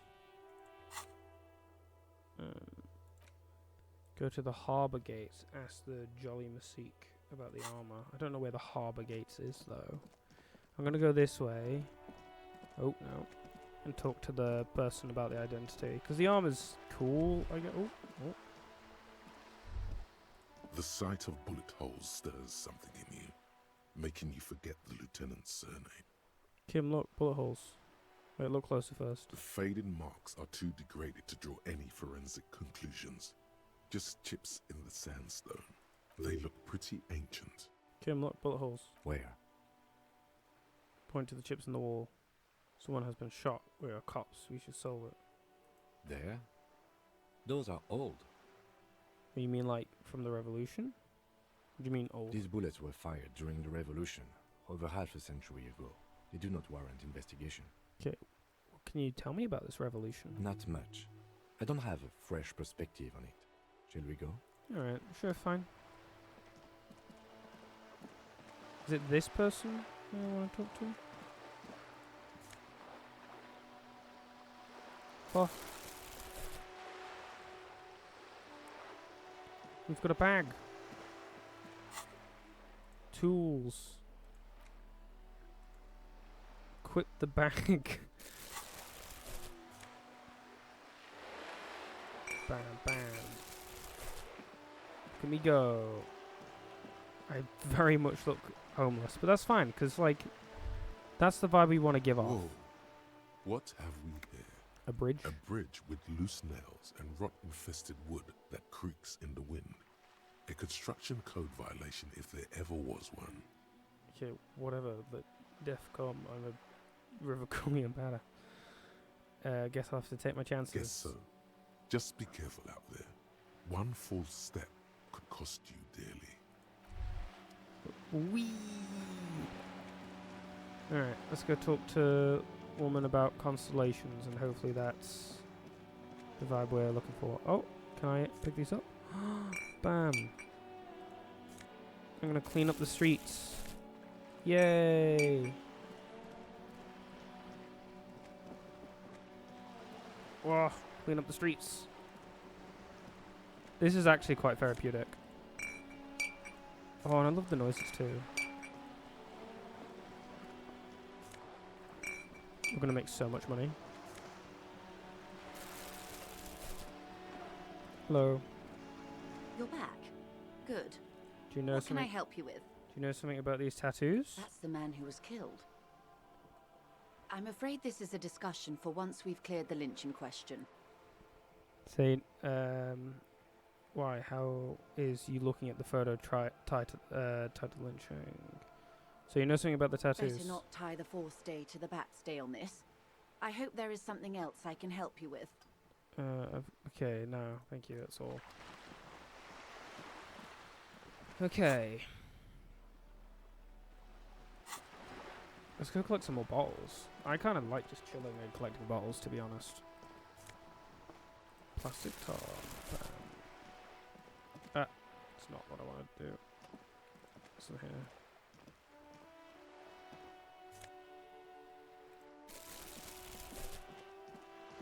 No, I hate that I can't run and also press tab at the same time.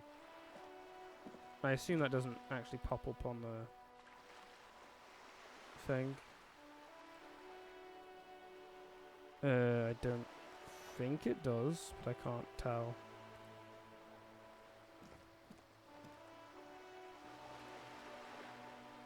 Let's have a little nosy.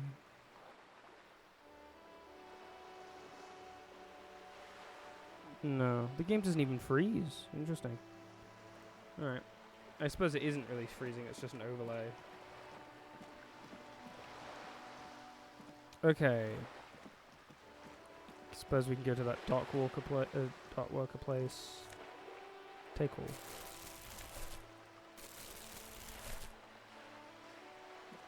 Okay. More trash. Oh, I can just reach it from here, never mind. More bottles. All of the bottles. I'm not sure what I'm supposed to do with the bottles themselves, though. Like, I don't know where I'd go for it.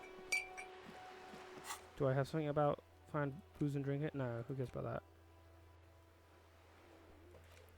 Track down your badge.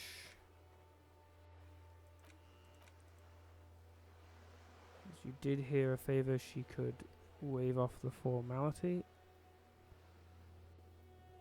Whatever the case, you need to know what she knows. Okay, I need to go find my badge or do her a favor.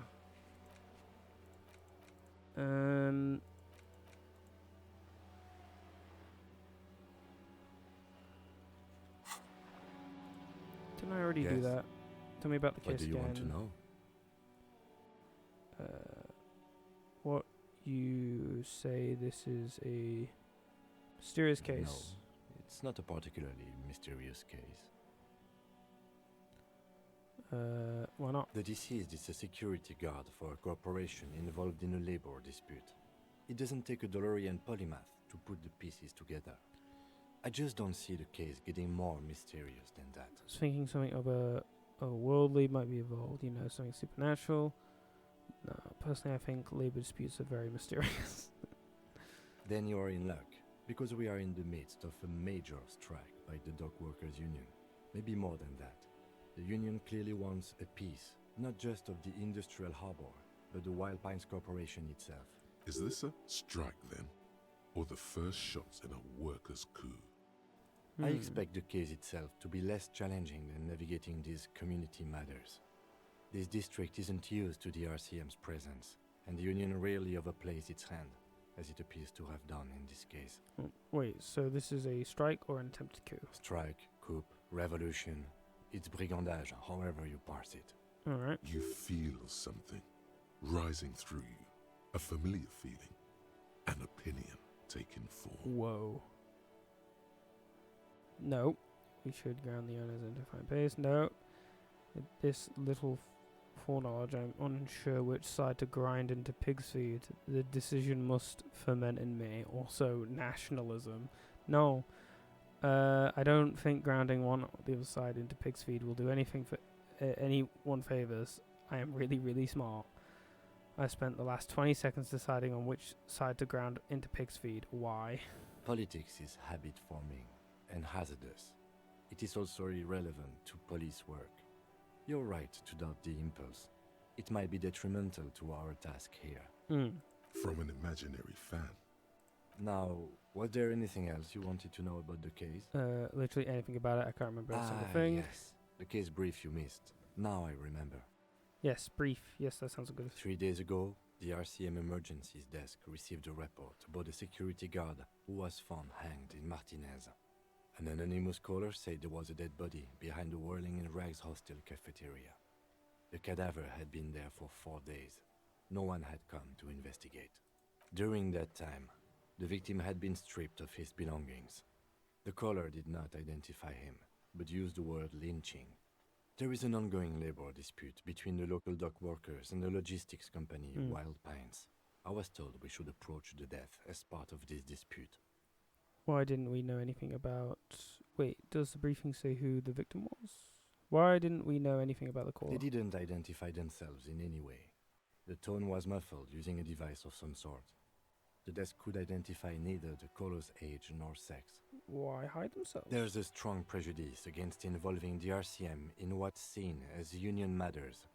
The dock workers union is the de facto police in Martinez. Now it appears they've started executing too. We cannot allow that. Okay, hold on. And the RCM is... Yeah, no, I know who the RCM is. Of course. Let me just make this perfectly clear. Our job here is to find the killer? That's right. Whoa. Cool. Actually, I have all I need for now. Good. Okay, cool. Bam. All of the XPs. Also, we have... Not that. This. Can I interact with this again and The letter actually... you found in the trash. A cabbage of papers hanging from Man's the board, device. with the permeables drawer inside. It's barely held together by a clip, then made complete by the faint smell of urinal cleaner. Okay, I'm going to test this. Just Ba-bam. relax. The two sides of the board are slightly misaligned, like a drawer that's come off the slides. All you need to do is bend the plastic on your knee, slowly. The slides snap back into place. It should be possible to just, Slide the drawer open. Wait, somehow I don't want to. Slide the drawer open. Without resistance or sound, the two panels move against each other. The compartment is now open. Whoa, what's Two inside? ticket stubs and a handmade postcard.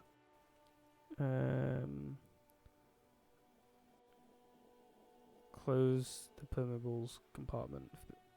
This makes me... Yeah, there's consistently something going on that's like, ooh, pick up the ticket stubs. 2 octopuses are smiling, reaching their tentacles toward each other in the colored pencil drawings. The tickets permit access to the zoo in Revachol East. The aquarium costs extra. These let you go there too.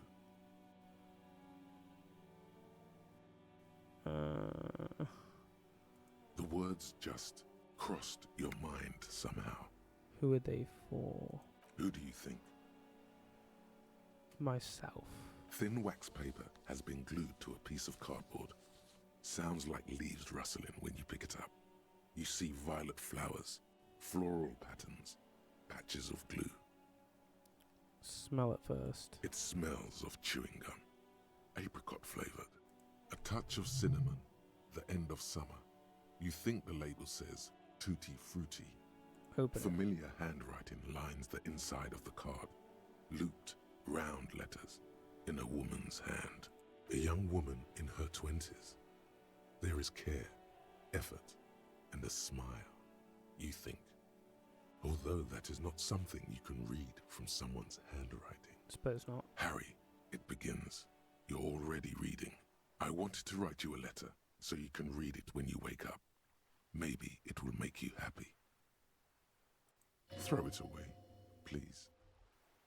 But it will make me happy. A merciful wind blows in from the bay of Revachol, dusting the ground at your feet and raising newspapers far away. You feel the card slipping into it. Hold on to it. Read the card. Your hands shake, holding on to it. Every morning when I step out and you're asleep behind me, it says, I find a little piece of sadness in me. I carry it in my chest, down Voyager Road. Every step I take, it grows. By the time I reach the fuel station, it has filled me entirely. I step onto the light rail and look back. Sparks fall from the bow collector. I know it will be like this until late afternoon, when I get off the 42 and walk back to you. Keep reading. You. Every step I take will get lighter. It almost makes me run. Sometimes I do. I can't believe I met you. I can't believe the happiness I feel with you. You have a vast, vast soul, and I will always, always, always come back to it. Kisses, kisses, kisses. You feel the air sucked out of your lungs and the blood sucked out of your head. Everything around you gets dark.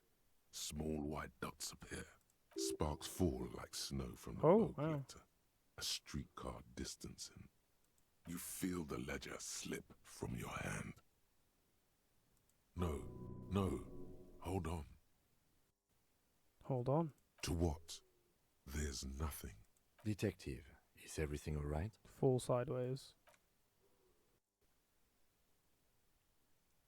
Oop.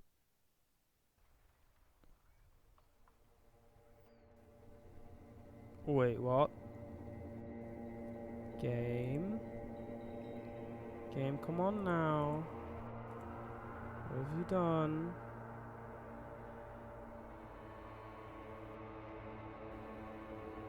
There is nothing. Again. Nothing? Nothing sad, brother. No treachery, just blackout. Just lie there, passed out. Well, almost nothing. There is the ground below you. That's still there. And the small light that's on, fluttering, somewhere in the basal ganglia. Who's that? That's me. Blue eyes, that's me. And who was that? Who was what? He speaks of the sickening longing, the unwell emotion. Even in the darkness, he's grasping for it. Still trying to hold on to the great sorrows slipping in the water. Yeah, that Here stuff. in the paleo-mammalian cortex, we call it the shadow. Because it's always there. Tell him. Ah, yes. In the olfactory system, they call it the apricot chewing gum scented one. It's unhealthy of them to linger on it so. But as they say, what do you do? Smelled so nice. It didn't smell nice. It smelled like betrayal. Was that the X something? The... Bloated corpse of the past resurfacing. No, it was beautiful. Beautiful. Believe me, stupid ape. Its lack of beauty was not the problem. Okay, fair. There was something about a bow collector too? Where is Voyager Road? There is no Voyager Road. There are no roads, no houses, no lights in the windows. It's all on pause. There was something about a bow collector too? Yeah, man. What was that about? No, just lie there motionless. You think they would let you? Until you disintegrate into biomolecules? No. Someone is breathing on your face now, inspecting your pupils, stupid idiot. What is that? It's cold. What's that? It's cold. Yes. What? They're pouring something on you. It's in you. And It's delicious. Glowing lights on a dashboard emerge out of nothingness. Oop. Where am I? In the upholstered cabin of Lieutenant Kitsuragi's motor carriage, seated in the driver's basket. The air is thick with leatherworks and heavy fuel oil. Cold water runs down your chin. Drink. Water. Drink. The water is cold, silvery, the stuff of life itself, as it pours down your parched throat. The pounding in your head recedes. The darkness parts. Drink. You haven't drunk water in 2 days. Did you know the human body is not made to survive on alcohol alone? You need a secondary form of hydration. You know, I'm actually more of a magnesium baseline for now. That's just a drug addict myth. In reality, you're still comprised of dihydrogen oxide, which you must replenish to go on living. Alright. With greedy gulps, you down half a liter of cold water. Some of it spills on the driver's seat. The lieutenant pays no heed to it. What happened?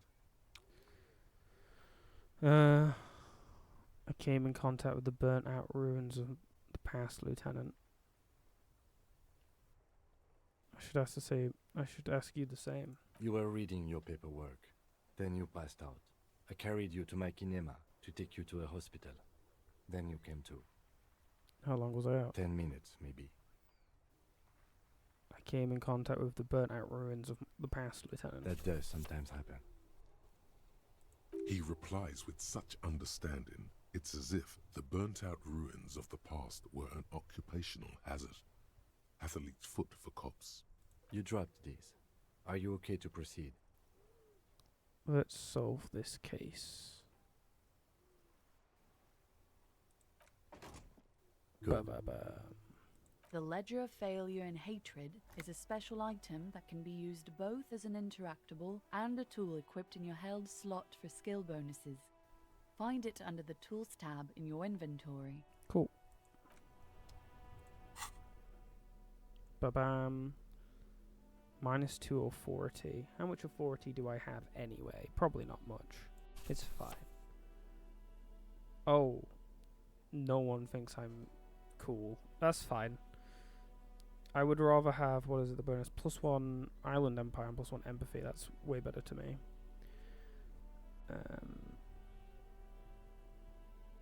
Cool. I don't know where I drop off the stuff. Take.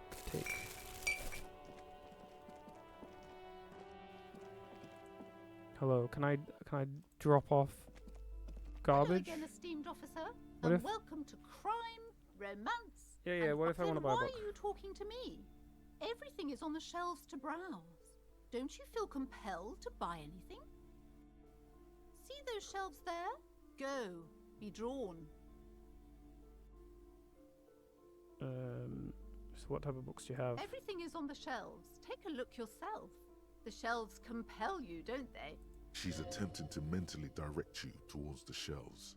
She only wants you to buy the goods. She doesn't care about the books. Do you even know what books you have for sale? Truth be told, not really. My sister brings in most of the goods. I'm sure it's all very literary stuff with well-written prose, but you don't learn about the important things in life from fabricated stories. Wait, shouldn't a storekeeper know about her wares?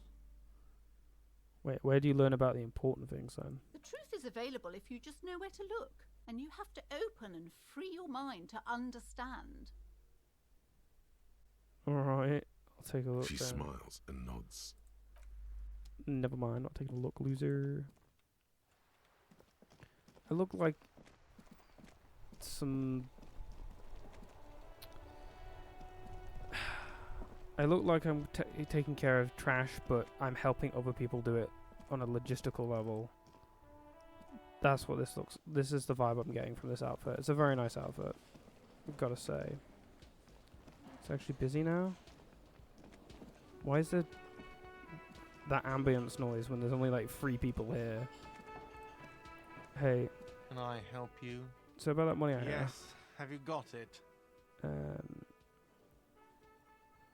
I have your money. Well?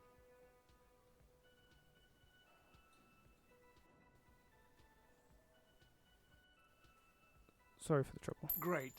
Thank you, officer. That's all I wanted. Payment Bam. for services rendered. Boom, boom, boom, boom. I mean, ultimately, I will spend 130 for another skill point. So It's I don't know. good you paid before 9 p.m., or your door would have been locked electronically. Bam. Please pay for each night in advance starting tomorrow. 20 real per night. I'll take a room here too. Of course. Always happy to have officers from the RCM as guests. Anything else I can do for you? Oh wait, we're gonna be sleeping next door from each other, Kim? Okay. No, goodbye. Yeah, what was the thing about pay money for rent and pay guard?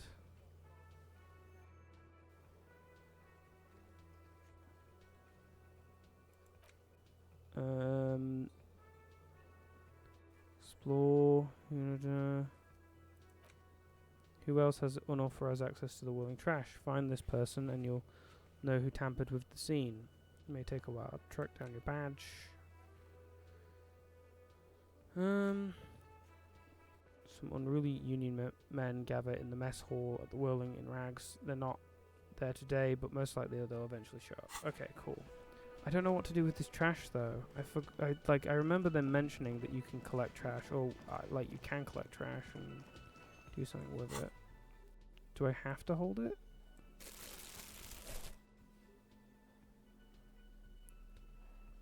Right. Contains 21 bottles. Okay, cool. What do I do with the bottles? Hello again, sweetie. Grr. I would prefer to keep it on hand though, I might as well. Just so I can see when there's a bottle I can interact with.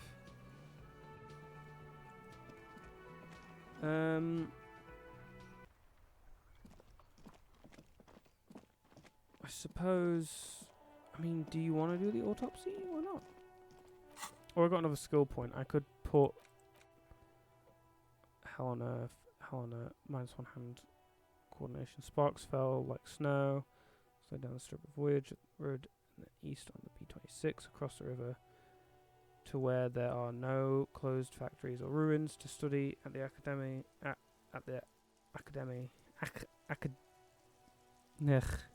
Electrical cables run overhead and the bow collector draws across them like a musical instrument. A flash. She stands at the rear window holding onto the rail in a spring coat waving at you. And then white morning. You see yourself from above. You've passed out on the blue tiles of the hostel room floor. Even from this distance, you can see your eyelids flutter at the mention of what? A great white object letting out its sweet smell like a lily of the valley. The little man's forgotten its name, but he still remembers the feeling. And look, he moves. The feeling animates him. He instinctively reaches out for the feeling's best friend, a bottle of Commodore Red. He puts on his disco clothes and gets smaller and smaller. And then these ones seem pretty important. And they don't have any down... This one seems pretty important, and it doesn't have any downsides. I'm not really that interested in increasing these stats, because it's kind of just... Like, whoa. That. I'm better at skill checks with this. And then that sort of bit, and I don't really care. This made sense, because it gives additional physical and psyche base. I can get +2 to my physical base as well, but I'll hold off. And I think I will, again, do some more thinkies. Confirm. And we're going to get the... we're going to do the... Because this one, based on how it's worded, I think this feels like the most important of all forts. This one you truly must complete. I'm going to try internalizing that. There doesn't seem to be a downside. Wait, what? Oh, okay, so that's just like a visual thing, but they are all getting worked on. Cool.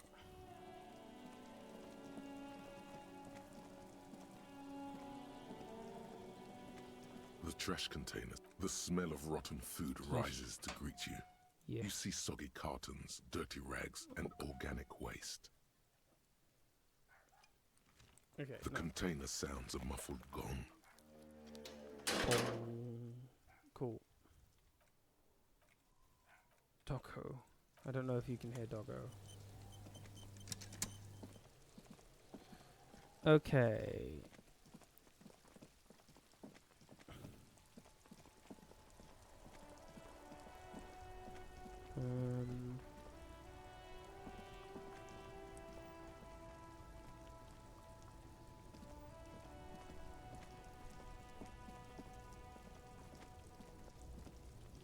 This seems very interesting.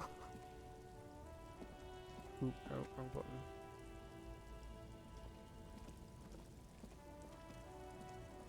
I have no clue where I'm going here.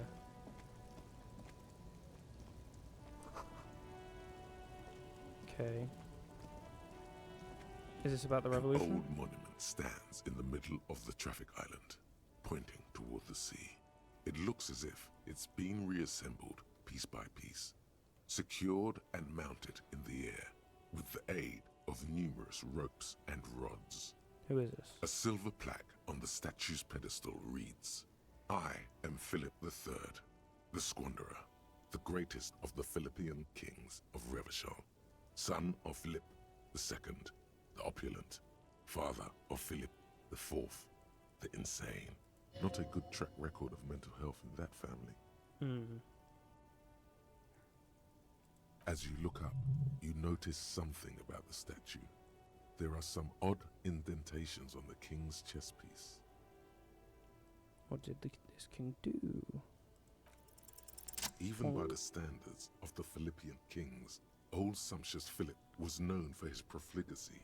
In what way? Well, he blew through the whole national treasury, starting the decline of one of the penultimate century's greatest superpowers, the suzerain of Revachol.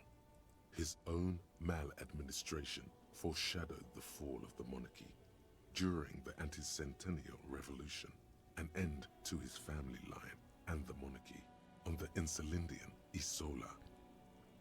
Okay, how did he manage to blow through the entire national treasury? Stories have it that he had his bedroom converted into a treasure chamber, where he stored unfathomable wealth. Krugerrands, bars of gold, ornate weaponry, armor, and various chalices. He called it the Sol Auron. It was obscene. There were whispers he slept on a huge pile of gold-dipped feathers, like some obese dragon, instead of a bed, like a normal person. I would like to sleep on gold, hustler style. The king is the king, and he can do anything. Wait, really? There's no way that's true. A deplorable farce. No wonder everything went to shit. Yeah. But wait, you haven't even heard about his fabled cocaine addiction. Do I want to know about that? Philip III's ludicrous bronze likeness looks defiantly up into the sky. Indentations, what do I see? Something with great kinetic energy seems to have impacted the cuirass, around where the heart is. A bullet? Someone shot him in the heart. Interesting. Lieutenant, has someone shot the king? Okay, I can't see it, but I take your word for it. What do you think? Martinez is riddled with bullet holes. This place saw a lot of action during the revolution, but the statue is recently renovated, so maybe a joke, target practice, or a political statement.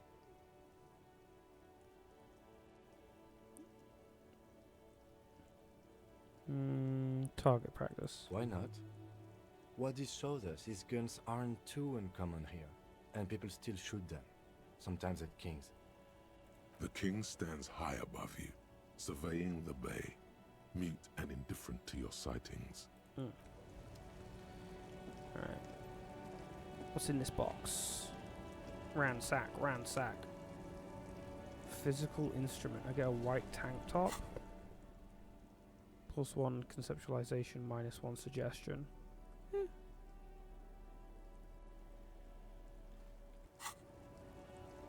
I mean, I always find clothes that give attribute bonuses really weird, because it does incentivize you to just, like, take off and put your clothes back on. A small, wrinkled woman does not greet you. She nods along to something on her radio. A photograph is clutched in her hands, and there is a warm smile on her face. The photo, an ambrotype from the turn of the century, as golden as her smile. Okay, nothing to do here. Like, I don't know this person. There's a point. Okay, I thought there was a box there as well. Can I go? Is there... This is just a corner? Okay, cool.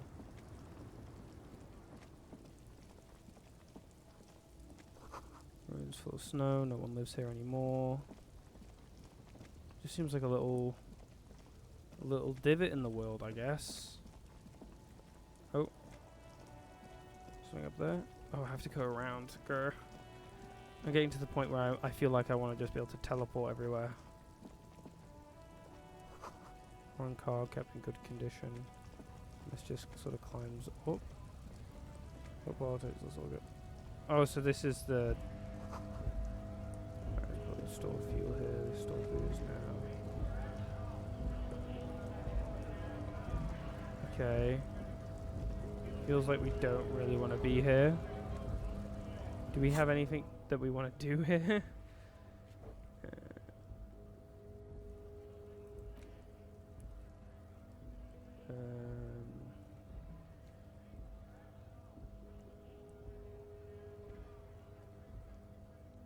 Perform field autopsy.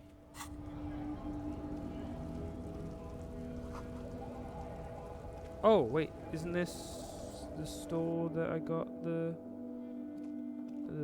bag from? Or the bag is from, not I got the bag from. A melancholy pop song plays on the radio. Welcome to Frit. Feel free to look around or something. Everything is out on the shelves. What's that magazine she's reading? What is this Frit? I don't know. Frit? And what is Frit? A 7 to 11 grocery store. Why is it written with freeze T's? I think they think that the extra T makes it funkier. It doesn't. Very true. The story goes that normal Fritta with 2 T's, a men's workwear shop in Vredefort, was already taken. That's so when cool. Fritta Retail Inc. grew into a multinational corporation, they had to add an extra letter to avoid trademark infringement. Cool. What magazine are you reading? You mean this? Looks at the cover, boasting a colourful photo of 2 girls kissing. This is Pop Stars. It's got, like, famous people in it. It's not for sale. Looks like it also has something called Police de la Mode, featured on page 34. This speaks to you. I approve of this very futuristic tap on the girls kissing. Okay, cool. Cool guy. Forget about all that. What is this fashion police feature? It's where they rate different outfits famous people wear. It's kind of funny. They're kind of mean. It's about who's the most stylish. Who's the numero uno guy in those right now? Does he look like this? I bet your hat would take the prize. No. I don't like it. I hate it. We are not the fashion police. We're the real police. Let's proceed. I have some questions for you. Okay. I'm not really supposed to be chatting to anyone, but... Sure. Can you tell me anything? Can you tell me anything about this? Does warehouse in the back of Wellington Rags? The warehouse? I don't know. Maybe. I don't really care what Frit does. Come on, give me something to work. She looks up from under her brow. Fine.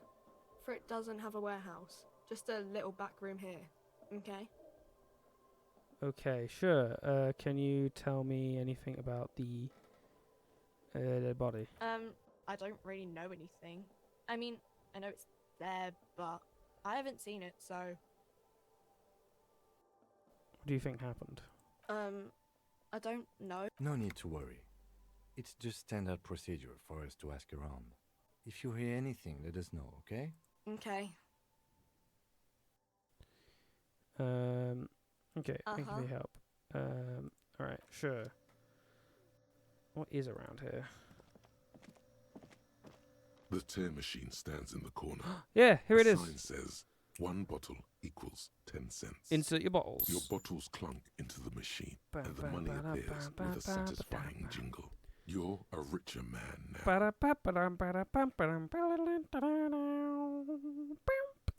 Boom. What a lovely jingle. All of the bottles in. Amazing. What's that up there? Is that some cigarettes? A colourful display of cigarettes and alcohol bottles line the shop wall, inviting you closer. The bottles wink at you in the light. The smokes too glitter in their wrapping. It's like looking into a kind of heaven. Your knees are weak. There, in that dark green glass, all in vain. The great flowing river of warmth, wine, alcohol, beer, alcohol, love, alcohol. This is not a good place for a recovering addict. Guess not, no. I'm obliged to inform you that both alcohol and cigarettes damage your health. But I guess you already know that. Don't ask, don't look, don't do anything here. Just go away. Get back to work. Yeah. No looking at that. No. What's this over here? A little medicine cabinet? A small cabinet on the wall is filled with various medicine bottles, nasal sprays, and blister packs. They all bear the Saint Baptiste Pharmaceutics logo.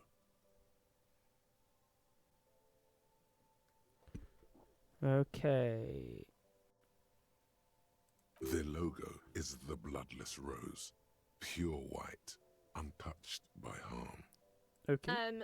Just ask me if you need anything from Saint Baptiste. We don't stock prescription meds, but we do have Nosafed, Duramine, Magnesium, and Hypnogamma. Oh, I mean, this is a big boost. I think I could do with that. If we look at this, 990, 180, and then 270. So it's like 20p cheaper. So I should probably go for this. I think it's a wise decision to boost that up. Okay, here.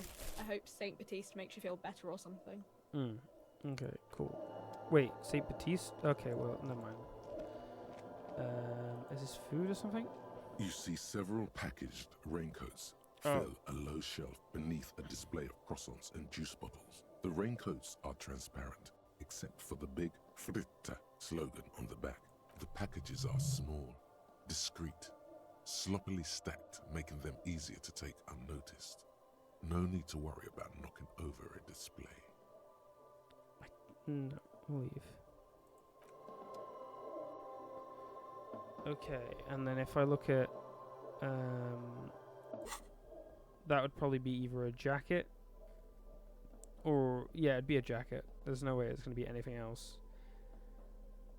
Having an additional endurance does actually sound pretty cool because my endurance is low. You see several I can packaged afford it, raincoats but that's expensive. fill a low shelf beneath a display of croissants and juice bottles. The raincoats are transparent, except for the big Fritta slogan on the back. I'm not going to get it. Even though endurance is a decent boost, I want to make sure that I have a decent amount of money to be able to, afford things. Oh. Free teas. Whoa. Oh, morale. Glad I didn't buy morale then.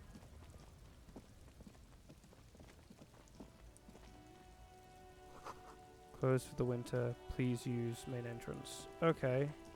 Oh, yeah. Doi. Alright. What time could I get the chat with? End of the day briefing, 22, yeah.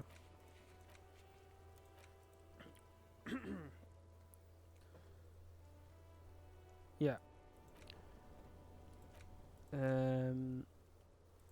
Let's just do the whole autopsy, it's fine.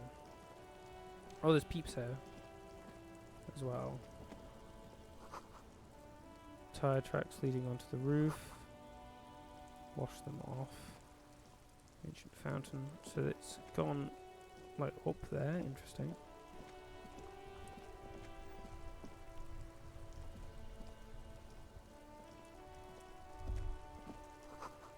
Spirit chips of clicks of swallows fill the air.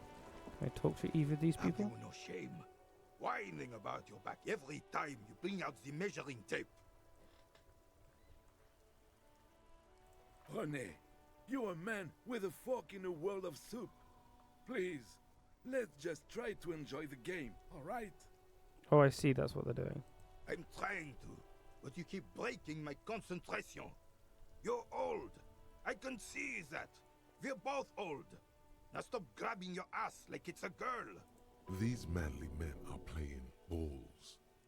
This is a ball game. Cool. Grab a ball and play it. Don't ask questions. Shoot first. Ask questions never. Shouldn't I ask what game it is first? No, you got this. There's the ball. You're the game. Grab the medium ball and show them how it's done.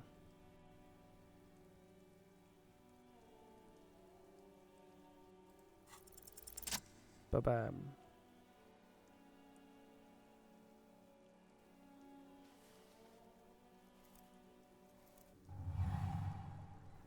You are immediately surprised by the ball's lack of weight. No matter, you'll make it work. Okay, let's feel the ball. The cold metal ball is surprisingly smooth against your neck. It has a pattern on it, probably a sponsored ball. Yours would only be covered with bumps of learning and scars of victory. Already your muscles are adjusting to the weight, the nervous system calibrating, until you and the ball have merged into a single entity. The man ball. The man ball is ready. Thanks, I'm glad the man ball is ready. A chilly breeze ruffles your hair as you stand there, feet firmly planted. All sounds, smells, even the wind, everything fades until the only thing left is the union of man and ball. Okay, there is time for a last glance inward. Who am I? No, let go. Be the ball.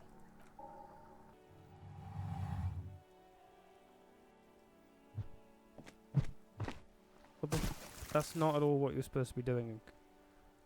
You just... What did... Merde! Bordel de merde! A whorehouse of shit. It wasn't whorehouse of shit. The shot was at least 23 meters. Oh yeah, we just don't know what we're doing at all. What the hell is your problem? Probably I don't understand. Vandalized our game, son!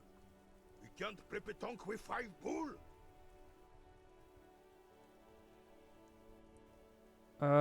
But I understand. No, you don't!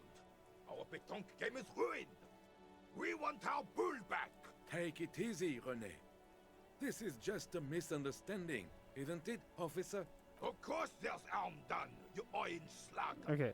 You owe us a goddamn bull! Okay, I'll try and fix this. Okay. Good. Mistakes are forgiven, when men at least try to right their wrongs. I believe you will try. Now, why did you approach us? Yes, Why did you come here? It's unlikely they know anything about the murder.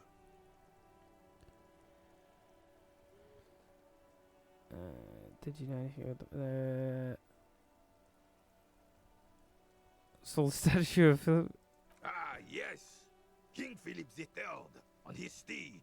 A reminder of what Revachol once was. Oh, absolutely. At the mercy of a cocaine-snorting tyrant who emptied the treasury so he could sleep on a bed of gold. A superpower, feared and respected. A testament to what this country can be under the leadership of a true king. Someone who knows how to rule.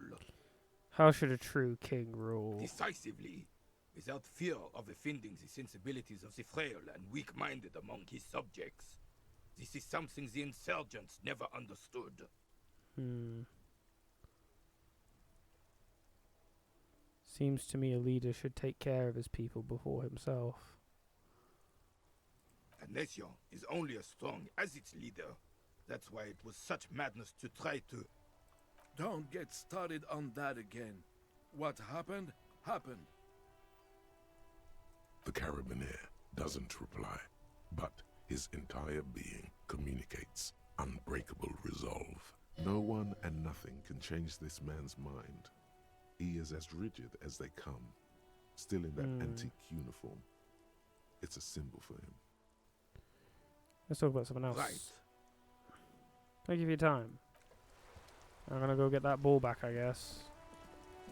23 meters, eh? Ugh.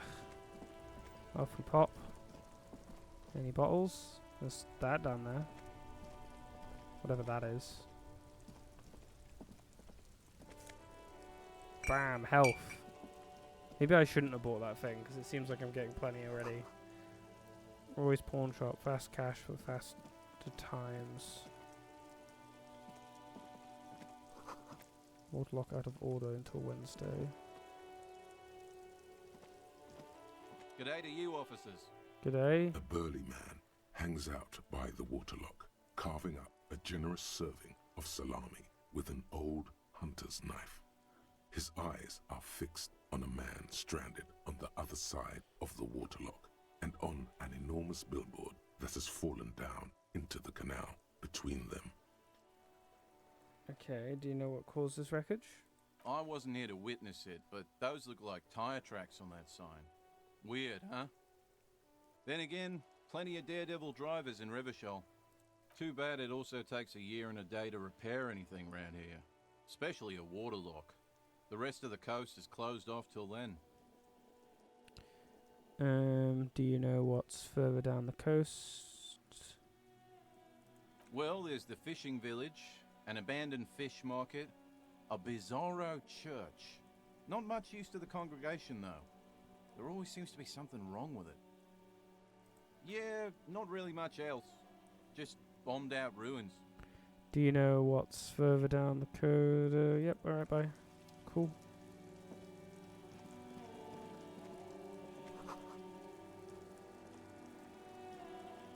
A crumpled billboard reading, Samaran butter soaks in the canal. Two ugly lines mar the bright countenance of the blonde boy depicted. The sign billboard has fallen on the waterlock, keeping it open, and thus out of order. Okay. Let's try and reconstruct this. Judging by the size of the impact and the parallel lines of burnt rubber, the cause was probably a motor vehicle. These look like the same tire tracks I saw earlier, in front of the whirling rags. Okay, look at the opposite black. Look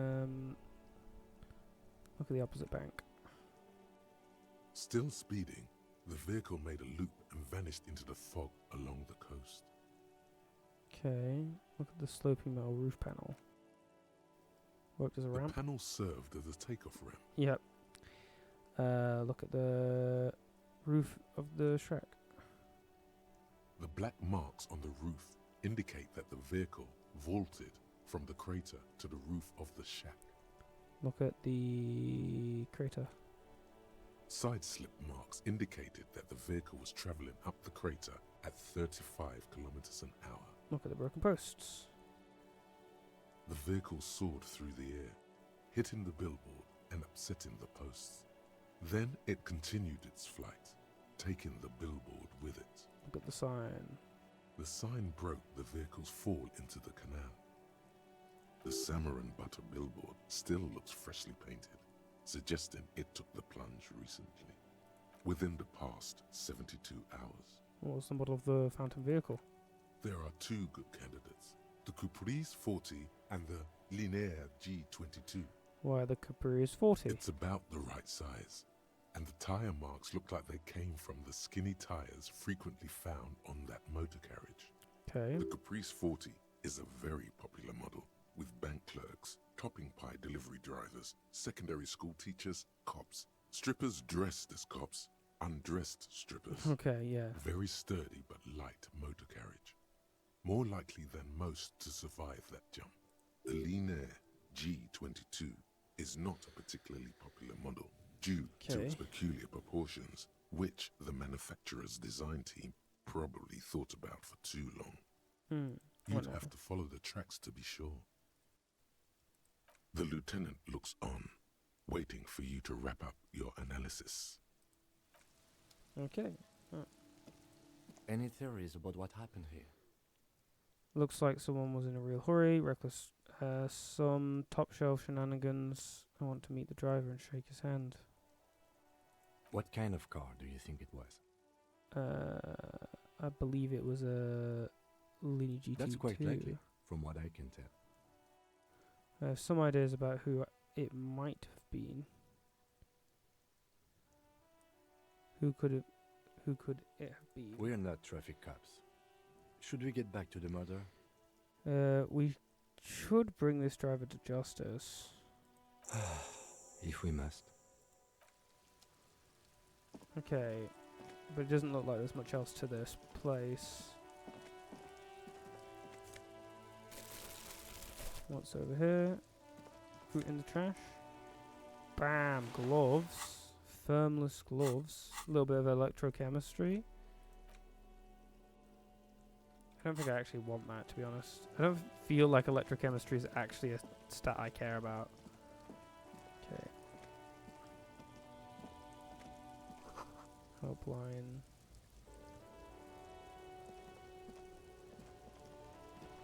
There's a pile of cheap sunglasses in a small box, a variety of shapes and colors. You like sunglasses, officer? I've got the latest styles right here. Rummage through the box. These are all boring. Boring third-rate ho-hum sunglasses made of cheap Cerise plastic. The kind of plastic that melts in the sun. Oop. Those UV stickers are almost certainly just there for the show. If anything, these lenses probably direct more UV light into your pupils. A UV magnifier. These are all first-rate sunglasses. Premium design, superb material, very cool. UV resistant. These will definitely keep your eyes safe and cool while doing your dangerous police work.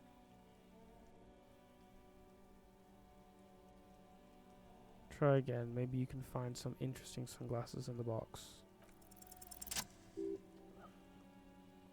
Oh, I see a pair of water blue shades. The writing on the left temple says sub-insulindic rendezvous.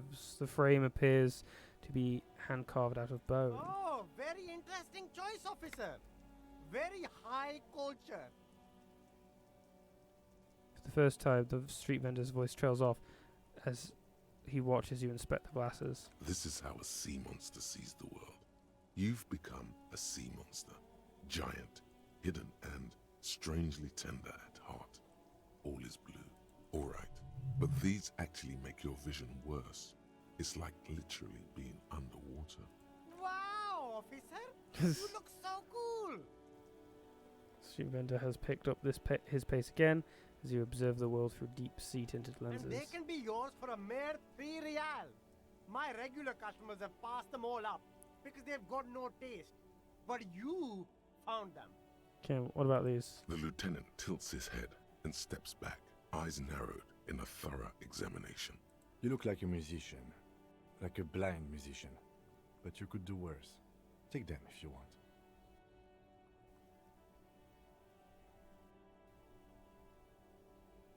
-1 perception, +1 inland empire. That seems pretty good, to be honest, because I could then put these on for when I'm doing the whole look into a corpse and understand it sort of vibe.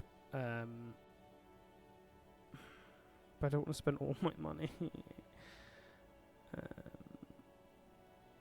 There's a lot of money in the dock worker area once we go there, so I think I will do this just for fun. A man who knows his style. Much respect. Okay, leave for now. I'm not going to wear them. Not yet, anyway.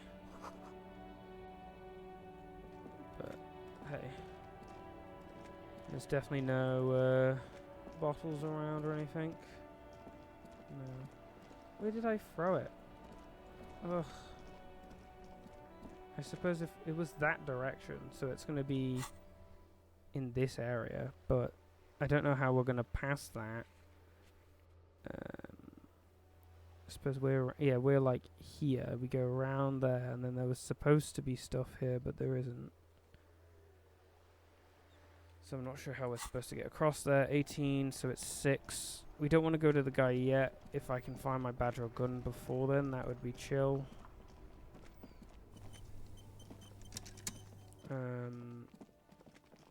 Is there any way we could, like, climb across this? The crumpled Samaran. No. The lieutenant looks on, waiting. G'day to you, officers. A couple of indicator lights are missing from this control panel. Loose wires dangle from the now vacant holes. In the middle is a lever. Beneath it, a small metal plaque. This panel usually closes the waterlock, turning it into a bridge that lets you cross the canal.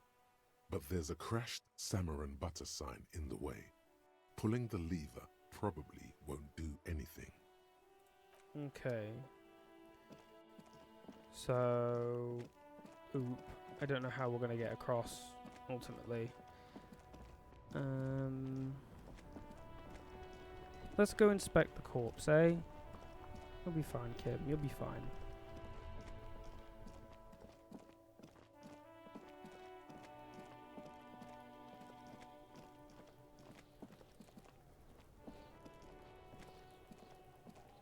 The rotting man lies on his side with his eyes looking straight through you. The belt is still around his neck. His body is supine and open to intrusion by autopsy. Okie dokie. The lieutenant adjusts his glasses and takes a deep breath. First, what exactly is a field autopsy? Come on, officer. You know what a field autopsy is. You've done 100 of them. What you do know is, at 18.9 kilometers, the dormant shield volcano, Hopeless Windy, is the world's highest summit, and the failure of the 38 single, Et puis descend, to crack the top 20 was the death knell of disco. But what a field autopsy is, you have no idea. Clap your glove hands. Let's get in there. Why don't you know? What use are you? You must have me confused with the Copperpedia. Who's the Copperpedia? I think I need to talk to him. You, sir. You are the Copperpedia. Oh, okay, let's get in there. There truly is a time for everything, even for yellow gardening gloves. However, they are lacking hygienically. I suggest you get in there in limited capacity. I don't know what you mean. I mean when I need you to. Until then, I should handle physical contact, and you should take notes. We just fill this in, right? Show him the red field autopsy form in your ledger. That's right. Okay, open your ledger at the field autopsy form. The dead man stares in silence as you crack open the ledger. Above those, an 11 field info form needs filling out first. It begins with... Okay, begin, one assistant. Let's jump ahead to the 3-part summary. Now, begin. That's you. Right, the initials, HDB. The corpse is indifferent to your scribblings. Just lies there, The next box says coroner's case number KK57 0803 .0815. KK equals Kim Kitsuragi. 57 equals Precinct 57, followed by his date 0803 and time of arrival 0815 on the scene. He's indexed the case after himself, not you. That's because he doesn't want to bring up the messy question of your initials. Shouldn't we file the coroner's case under me? Technically, I arrived at the scene before you. Doesn't want to bring up the messy question of your initials. Let's just, yeah. And what would that make the alphanumeric? HDB 41 0803. Help me out with the time of day, anyone? 10:15. It's understated.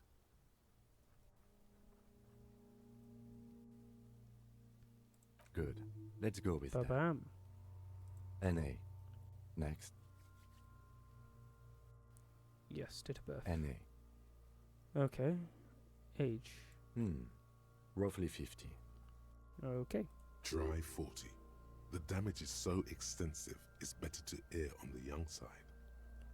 I'm gonna write 42. He nods. Race. Mondial. Fair to olive-skinned, from the Isola of Mwindi. This is as vague as it gets. You might as well say whitish. The pudgy mess of curdled meat looks neither mondial nor anything other. Fucky! Male.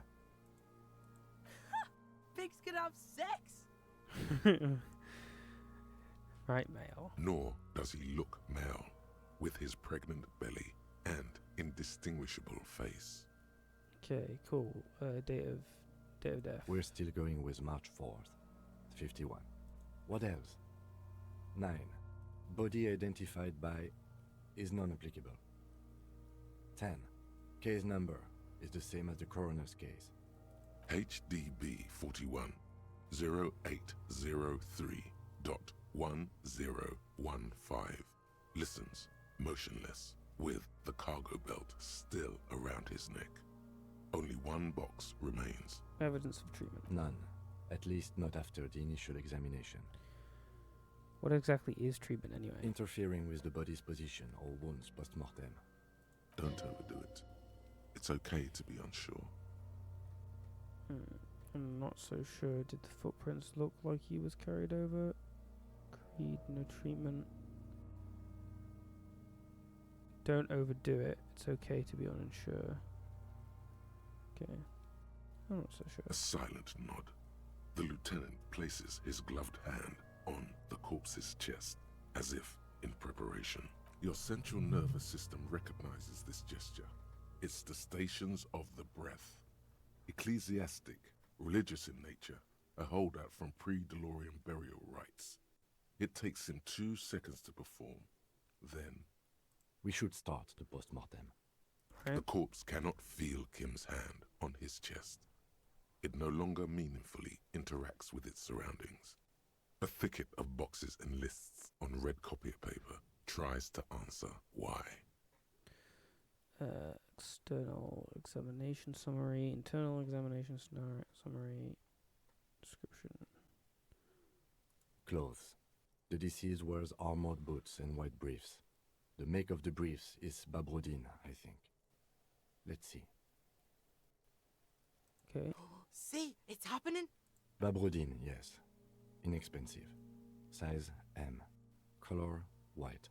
The disappointment is palpable. The red-haired thing was expecting something more lurid. The boots are ceramic, vitreous enamel. They are fused to his skin from blood flowing downward post-mortem. Removal of the boots is left for processing. The boot has a serial number.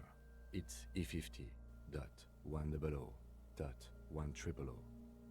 The lines between the plates are in the shape of the alphanumerical. The number is purposefully concealed by the design. Okay. Tattoos. The upper torso is covered in a single, continuous tattoo, resembling a map of the night sky. It reaches from the right shoulder to the heart. The ink is blue and white. The assistant has a color photograph of the markings to be added to the case files as document A1. The photo is taken on the scene using a Trigat Mini. The deceased has a belt for airlifting cargo around his neck, tied with a hangman's knot. Color yellow. Length 3 meters. There is a buckle on the other end. Well-nourished, athletically built, measuring 1.8 meters. Generally consistent with age 42. Preservation is good. Ambient temperature below freezing. Body hair is light brown. Distribution is consistent with age. The deceased had male pattern baldness. Hair is combed back, short. Write it down. The hair under your latex fingers feels cold to touch, wet. Stroke his hair gently. The stench is suffocating. Strands of dark brown hair start sticking to the latex of the glove, like thread off a rag doll's head. Ooh. There must be brilliantine in there. He's combed his hair back with oil. Write it down, adding the brilliantine. Lividity is consistent with hanging. The head is congested. Contusions are present on the head, chest, and thighs. Consistent with stones thrown post-mortem. Low velocity. Fucking low velocity? You think Kuno doesn't know what you're talking about? Velocity was fucking max. Talking shit about Kuno's velocity. In addition, there are bite marks on the face, scalp, and chest. Consistent with predation. Okay. But meant for high. Write down, but meant for high velocity. No, right. Write down. Ligature mark. Okay, the lieutenant produces a small folding knife with the other hand pulling on the belt. He starts cutting into the polyester. The stench is horrid. After a while, it's obvious the material cannot be cut. The steel wiring. There's too much of it. We need to remove the belt so we can get to the ligature mark. You got just the right tool for that. The chain cutters. Oh yeah, I'm prepared. Good thing we have these chain cutters. The hanged man lets out a joyous little bubble of rot from his nose. Good thing we got these chain cutters. Always good to think ahead. Now. Okay, he points to the rope squeezing the dead man's neck. We need to cut the belt to see the ligature mark below. Carefully, with as much precision as you can. See, my pig is gonna fuck his head off. No, he ain't. Your pig's a boring fuck. Oh. Look for a good spot to cut. The belt is equally tight around the whole circumference of his neck, swelling over the edges like white bread rising from the yeast. The knot is the weak spot. The chain cutters fit in there. Steady now. Like a flower arranger. 2 cuts and it should come loose. Okay, let's try this. After some deliberation, you sink the cutters into the knot tying the belt together. You squeeze the rubber handles together, sweat forming on your brow. Snap.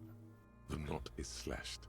Another cut and the belt falls apart like a flower bouquet, revealing the dead man's neck and the dark red ligature mark around it. The rope rises to a point, leaving a gap in the ligature mark.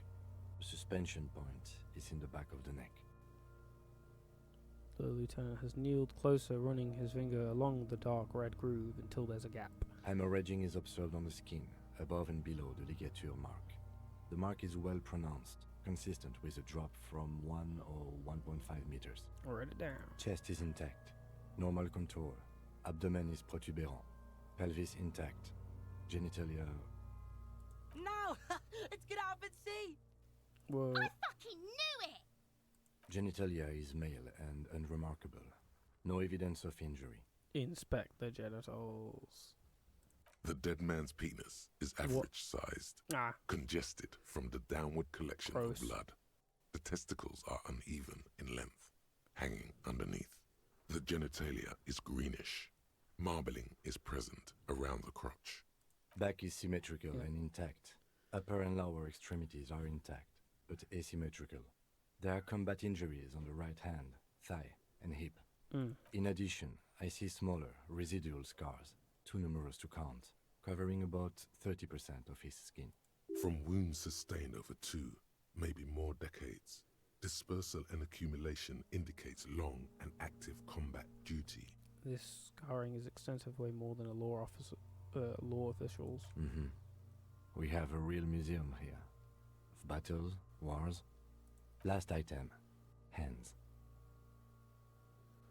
Okay, he takes the man's right hand and inspects it, then moves on to the other hand.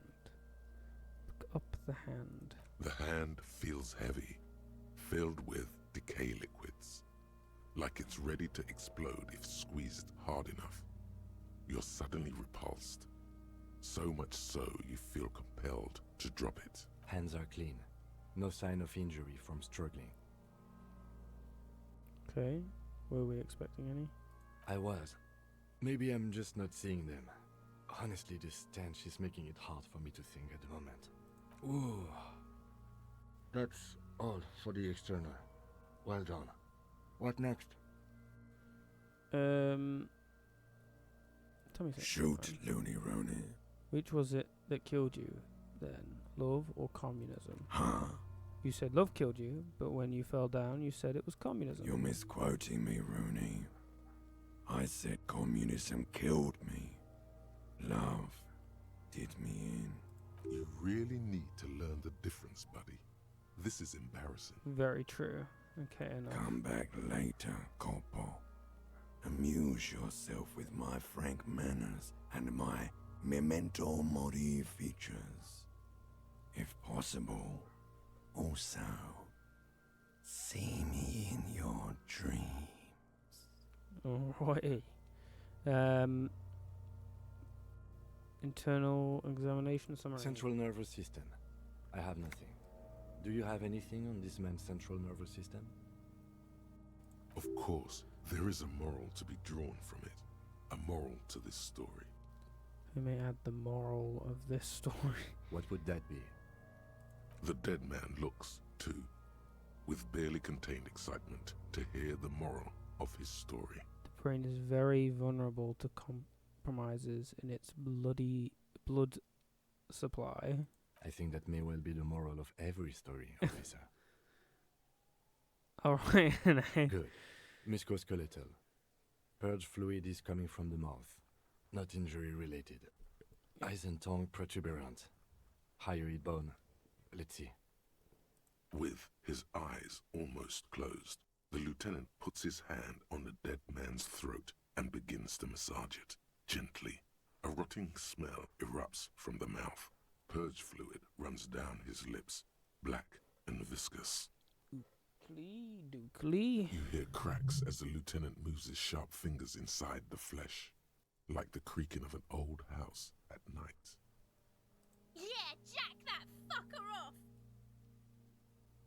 What? Okay. The hyoid bone is fractured.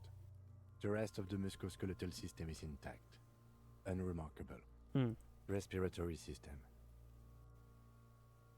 Begins to pry open the dead man's jaws. He stops to exert more force. Both hands are used. Oral cavity shows no lesions. The victim has received dental implants, possibly after a combat wound. Mouth swollen. Hemorrhaging present in mucosa of the lips and mouth. Look inside the dead man's mouth. No scream. No sigh of relief rises from the darkness inside. It's humid there.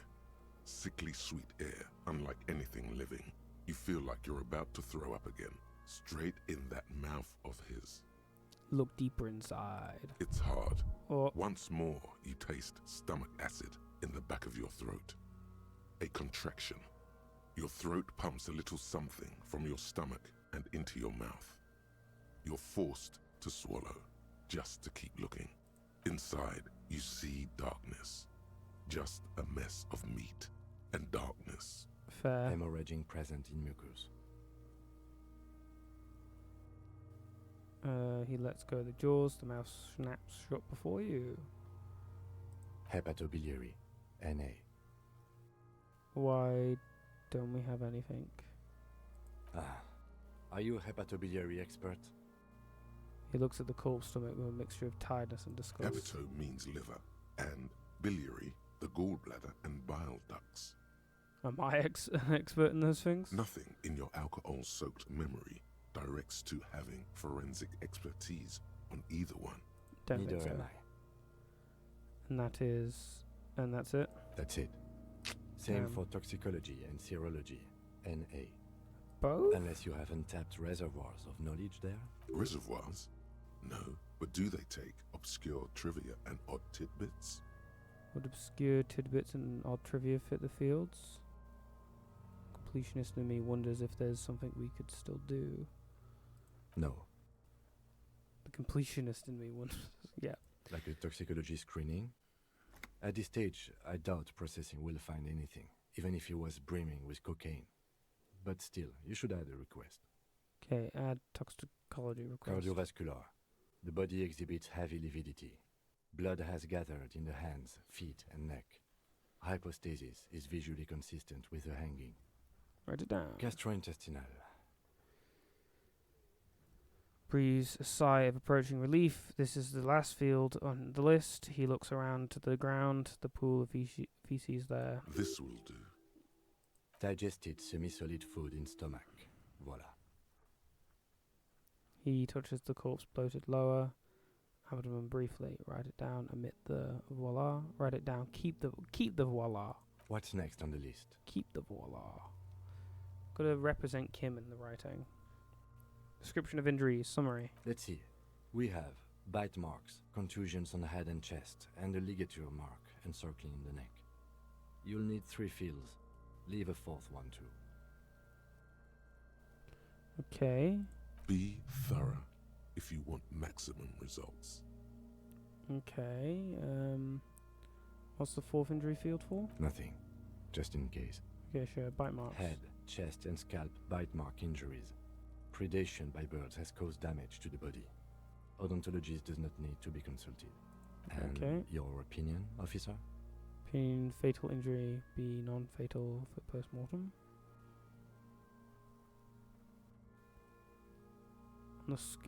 On the head, chest, and scalp, bite marks, non-fatal post-mortem. Agreed. Next injury? Whoa, I think it was intimate. Whoa, we're gonna know more about Kim. Contusions. So, the scalp bleeds from a post-mortem head injury, a stone. The injury does not have the rim of an early inflammatory response. The perpetrator on the scene has confessed to causing it post-mortem. At maximum velocity, fucko! Has confessed to causing it at maximum velocity. I'm writing down the maximum Coagulated velocity. blood Yes. sticks to his scalp and chest, where the countless stones have hit the dead man. Beneath, the description of injury. 2 boxes. Non-fatal post-mortem. Right. Next. Ligature mark. Turn the page back. Ligature mark. Dark red abraded ligature mark encircling the neck, with a gap on the nape measuring, let's say, 7 centimeters. The hyoid bone is fractured, the cervical column intact. I see hemorrhaging on the skin, above and below the ligature mark. Depth of the mark, 1 centimeter. No signs of clawing on the neck.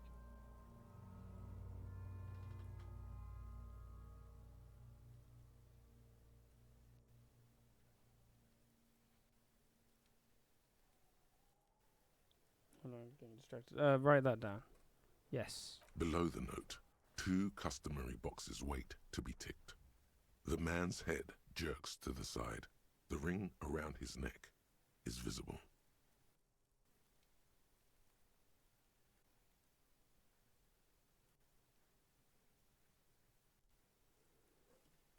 Think for a moment. There's time. Don't rush. Opinion, fatal injury, B, non-fatal post-mortem.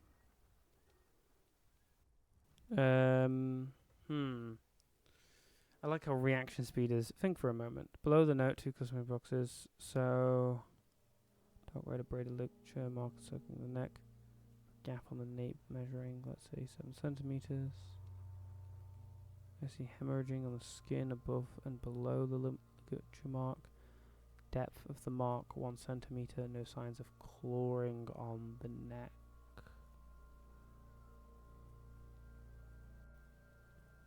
Non-fatal injury post-mortem.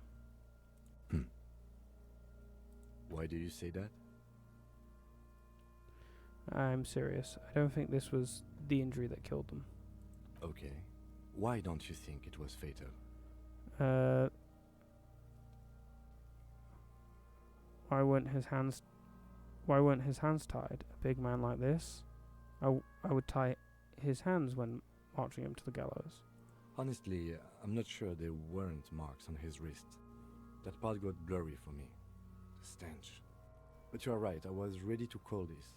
Now I think we should leave it empty, at least for the time being. Let's wrap this up. I pronounce this field autopsy over. Okay. Cool. First, how did it go? It was an irregular field autopsy. We did not establish cause of death, which is supposed to be the goal of an autopsy. But, personally, I do not see this as a parameter for success. We also requested a toxicological screening. That was thorough. The results should arrive in a couple of weeks, if we are lucky. I will not hold my breath. We were thorough with the list of injuries too. We described them all in detail. What is there to say? Given the circumstances, it was a professional field autopsy. Okay, what now? I need a copy of that autopsy form. Then I will drive him to Faubourg. Rip out a copy of the autopsy pages. For processing. He looks at the dead man one more time, then at the slip of red paper in his hand, then at the corpse You again. tilt your head, also looking at the corpse. I'm sure we didn't get everything. There's always something. Tell me something, dead man. Shoot, Looney Rooney. Come back later, Corporal. Amuse yourself with my frank manners and my memento mori features. I mean, one for a chance. Let's go for it. Your arm Bam. reaches out and your eyes close, as if by their own volition. It's dark all around. You feel cold, dead flesh through the latex glove. It's right under the palm of your hand. What is this?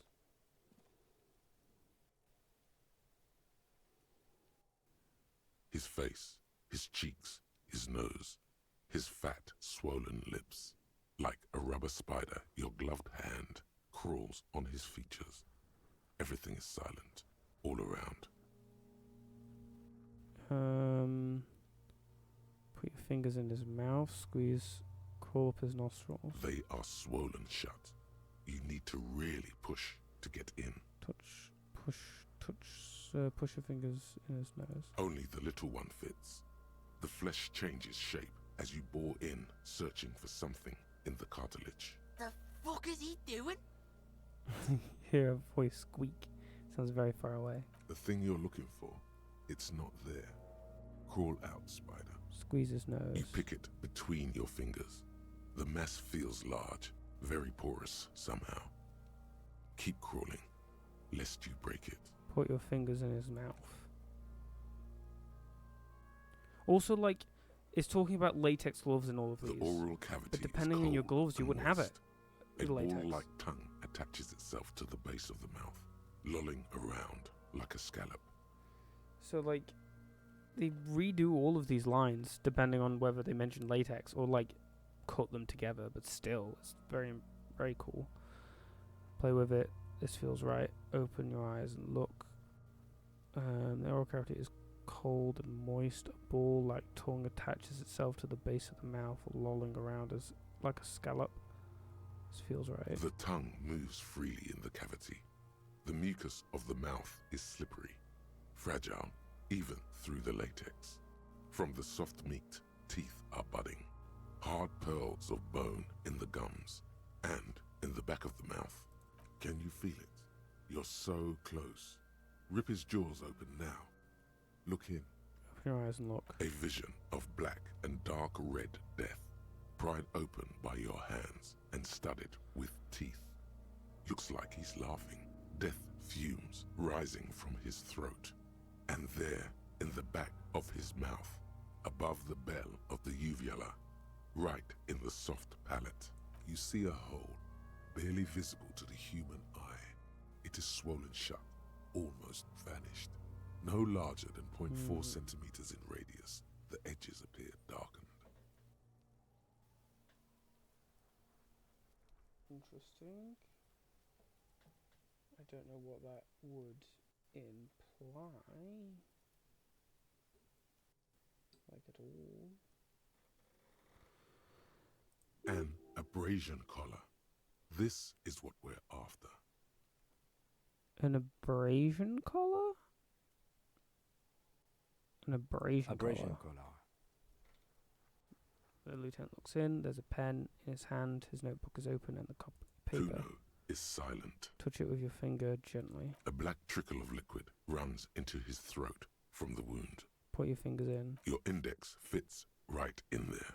A tight tunnel of flesh opens up. Tissue damage. Wide enough for 2 fingers. As you push both in, you reach through his mouth, right into his brainstem. The fuck is happening? Ah, shit, see? Brainstem? Yes, that's what this part is called. Okay, cool. Feel around first. The basal ganglia feels clumpy. What entered here has torn apart his reptilian complex. Okay. This man will never sleep again. Never wake. Interesting. Your yellow fingers slide into the remains of the limbic system. There is no resistance. It's gelatinous. The slug-like structures are damaged too. The tearing extends deep into both hemispheres. This is what he used to regulate his emotions with. There's a cavity cut right between the hemispheres. The lieutenant answers with the sound of his pen on paper. Fucking cavity, see?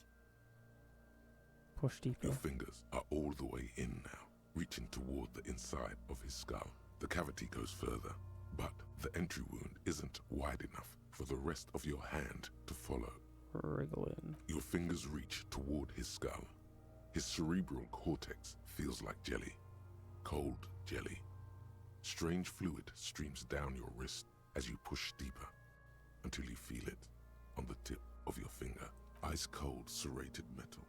Its edges cut right through the latex and into your finger. Feels like a solid object right under the skull. Can you get to it? I mean, it seems you inspect the skull first. There's a tiny crack, a protrusion in the cranium, right in the back of his head. Your finger must be pointing straight at it, from the inside. Oh, I see. The object that is in there stops just short of the skull, in the encephalus, knocking this tiny fracture into the cranium. We have the makings of a very small exit wound here. Forget about the fucking exit wound, Beano. The pig is wearing him like a fuck puppet. Okay, let's fish this out. There we go.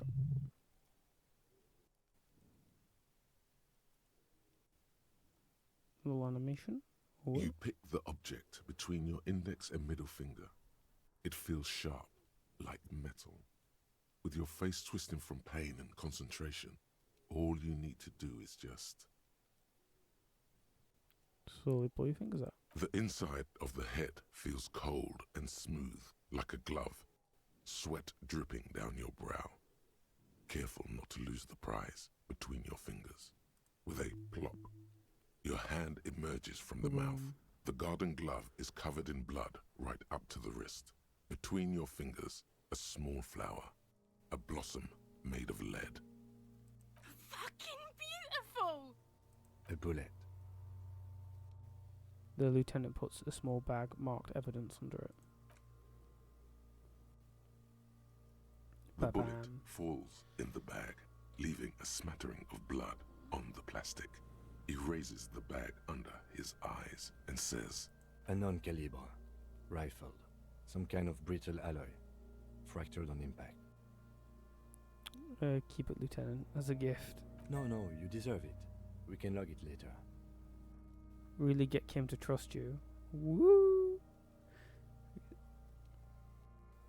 The lieutenant drops the bag in your hand. It feels light. We need to add an item to the injury list. Injury number 4. Oval entry wound with an abrasion collar. Soft palate, back of mouth.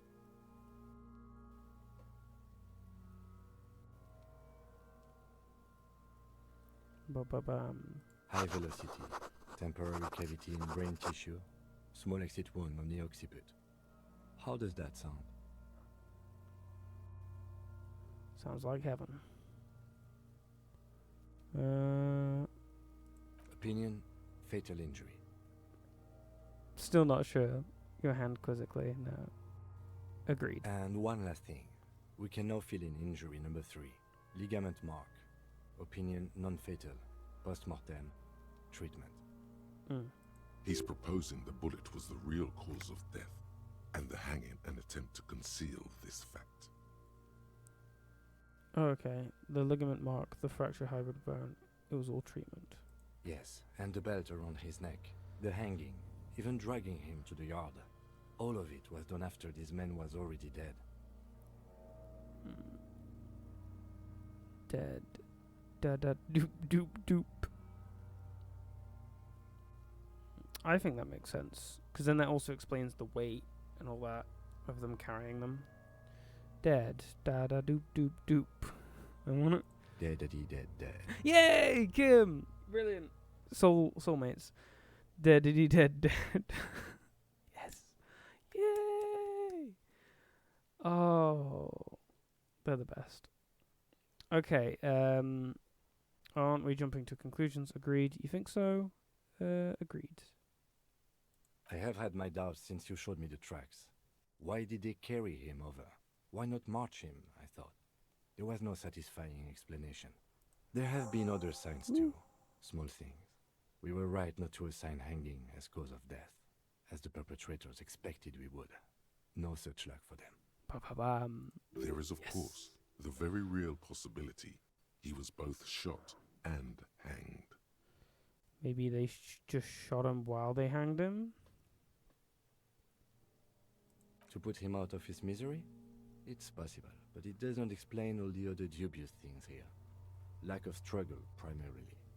I may be intellectually sloppy, but I prefer one theory at a time. And this just smacks of treatment to me. Okay, that's fine. Okay. Why would anyone do this? I think I need to wash myself. Who would do this? That's for us to find out. But this, it will make finding them just a little easier. Okay, why would anyone... Okay, maybe the bullet holes holds more answers.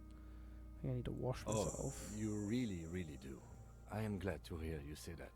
Your room in the Whirling in Rags should come with a bathroom. Be sure to make use of it in the evening.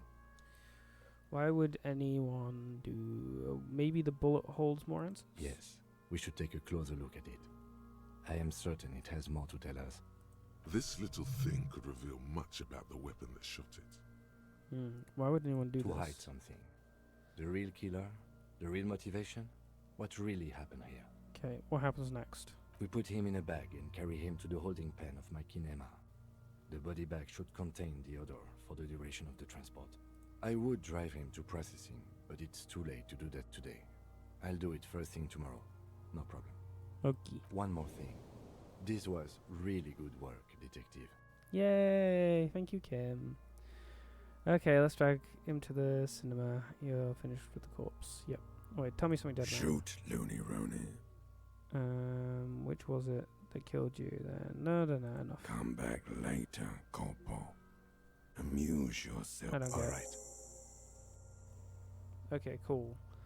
He takes out a shiny black body bag and starts pulling the plastic over the dead man's face. I will need a little help carrying him. You take the hands, I'll take the legs. Okay, bag the corpse and drag it to the motor carriage. Boo-doo-doo-doo-doo-doo.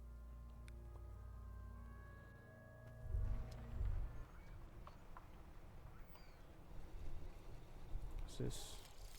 Ace's Low. Oh, yes. This will be cool to see. For the rest of the world, The Ace's low is just some cool Revachol thing, politically neutral. In Revachol, it still holds revolutionary connotations. Also, have you looked at Lieutenant Kitsuragi's clothes? He wears a bomber jacket, just like the ones worn by aerostatic brigades. And those cargo pants look like they could fit tools for hot-fixing your burning aerostatic. You should ask him about this. Sure. And the bonuses are +2 empathy towards Kim and +1 for the roots of the RSCM. Okay, cool. Lonesome, long way home. Here we go. Home awaits.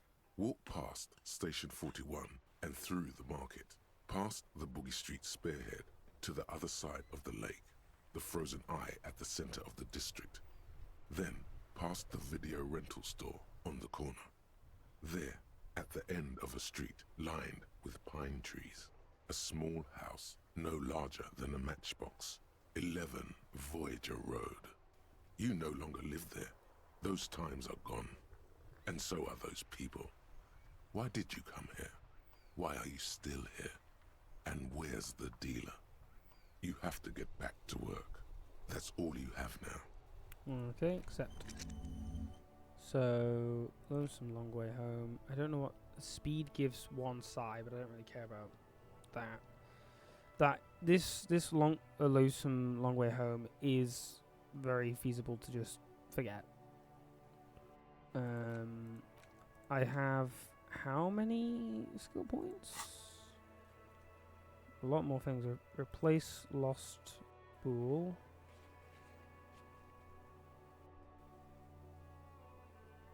I can't believe it. Yeah. The shot was excellent, but now you owe them a bull, or at least similar looking metal sphere. Okay. So I'm not finding it, I'm just getting a new one. A half-insane joyrider has jumped over the canal. Yeah, first you should find the vehicle the joyrider using the escape ETS. Wash off the death smell, seems pretty good. Alright. And then back to this. We got plenty of things. Interact. We got the bullet. Interact. The bullet is safely sealed away in a plastic bag bearing the RCM stamp. Kim has filled out the label on the bag with the item number, case number, and date and location the bullet was found. What do I do with you, bullet? What? I said, what do I do with you, bullet? Well, if I was the bullet, which I'm not, I would say, find the weapon that shot me. Good idea. If we find who owns it, we will have likely found who used it, possibly to kill our victim. In conclusion, the more we know about this bullet of yours, the better. Okay, feel the bullet through the bag. The squashed bullet has some sharp edges where the jacket has split open. It feels cold, even through the bag. Whoa, French. Okay, cool, continue. You wouldn't ordinarily have cause to handle jacketed bullets. The citizens' militia uses cast bullets only. Little pebbles of metal loaded from the muzzle, usually in a cartridge. So you would cause to handle jacketed bullets. Okay, sure, inspect the bullet closer. The jacket of the bullet is made of a yellowish metal. It has blossomed out to reveal a dark grey core. The base of the bullet is close to 5 millimeters in diameter. Look at the jacket. You can just about make out a few striations near the base of the bullet. Little hairlines, linear. It feels standard. And the core? It's quite destroyed. Some of the fragments are still lodged in the wound. What can you say about the bullet so far? It's a jacketed bullet close to 5 millimeters in diameter. Wow, I actually know this. Yes, it's as if you've seen bullets before, officer. Whoa, oh my god. It's a jacketed bullet, close to 5 millimeters in diameter. A jacketed bullet. Okay. It would have been shot from a military-grade breech-loading rifle, not from a muzzleloader, like those typically found on the streets of Martinez. Highly unusual. The people of Revachol haven't carried breech-loading weapons like this for nearly half a century. So we're talking like an eccentric type. Even the RCM uses ordinary unjacketed conical bullets. This is strange. Very strange. I like this, officer. Strange means unique. Unique means incriminating. We need to find the gun that shot it. Yes. Hand-eye coordination. Okay, the bullet has nothing. Okay, I'll put that away for now. Well, how's my hand coordination, my interaction, interfacing?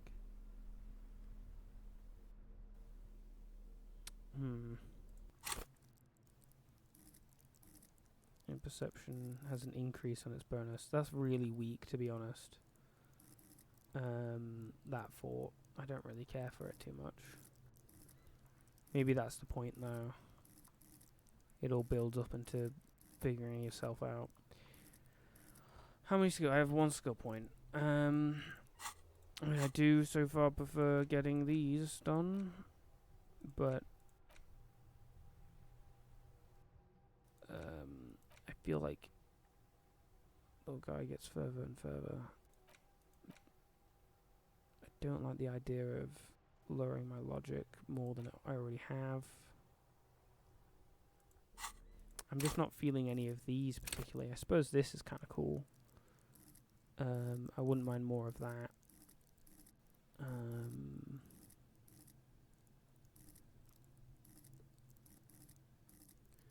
Hand-eye coordination, perception, reaction speed.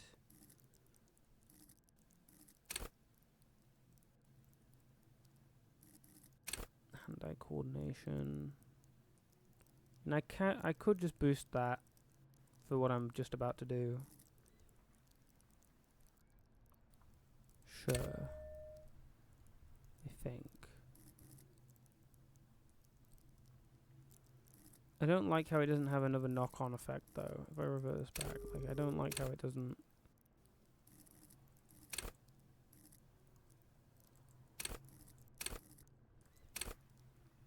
Shrink your face, keep your poker face. But I'll do it. Except changes in clothes. Okay.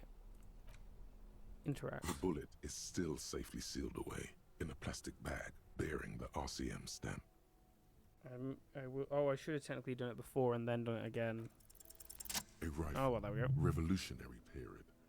Your bullet looks to be an old 4.46mm from the surplus left over from the turn of the century. Probably an antique or a retrofitted antique. Make. The 4.46 caliber was widely used with the Belmargrave rifle, a Revacholian manufacturer. The BM dominated the battlefields of the Insulindian theatre of the anti-centennial revolution 50 years ago. Is anyone still making these rifles? No, but Zeliger, a major firearm manufacturer, ended up with a surplus after the war. So there are still a lot of these old military rifles floating around, usually broken. The quality was appalling. Who uses Belmargrave rifles these days? Antiques enthusiasts, guerrilla fighters in distant countries, a few lucky jamrock bangers. You're looking for a well-preserved antique, most likely. What are you thinking? Bullet? I think I know where this came from. Okay. And? The shot probably came from a Belmargrave rifle. An antique. That makes sense. There can't be many breech-loading rifles floating around in Martinez, or anywhere in Ravachol, really.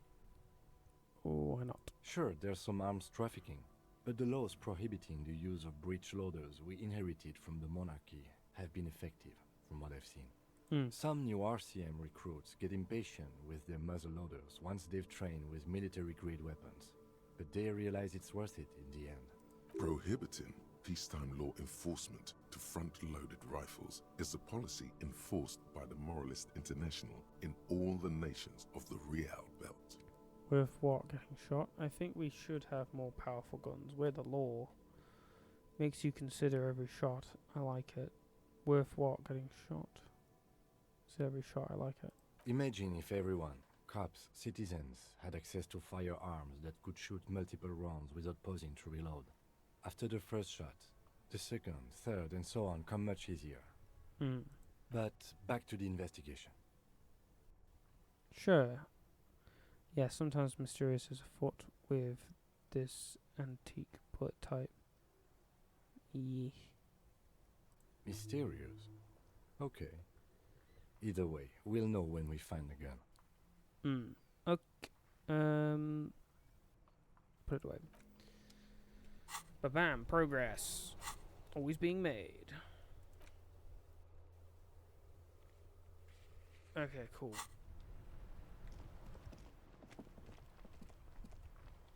Any bottles? I didn't really notice if there were any bottles in the crime scene. I shouldn't really be just, picking things up, I suppose, but I don't care.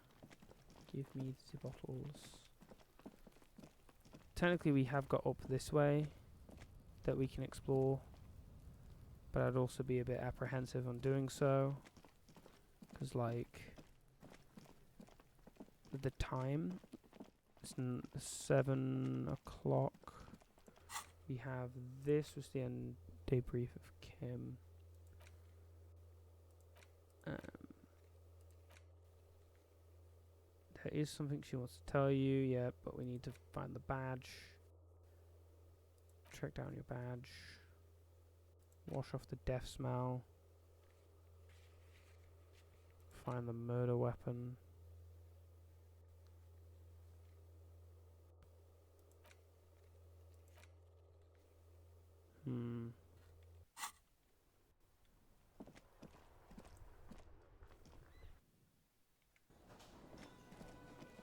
Okay, there are more people in here now. Cool. I guess I could ask about the karaoke thing. You?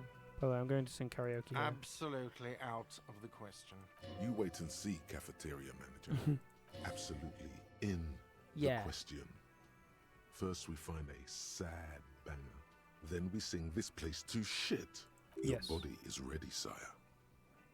Okay, cool.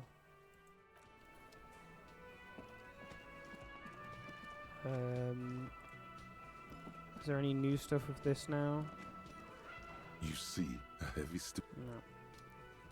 I mean, I suppose if I put this away and I take this out, maybe?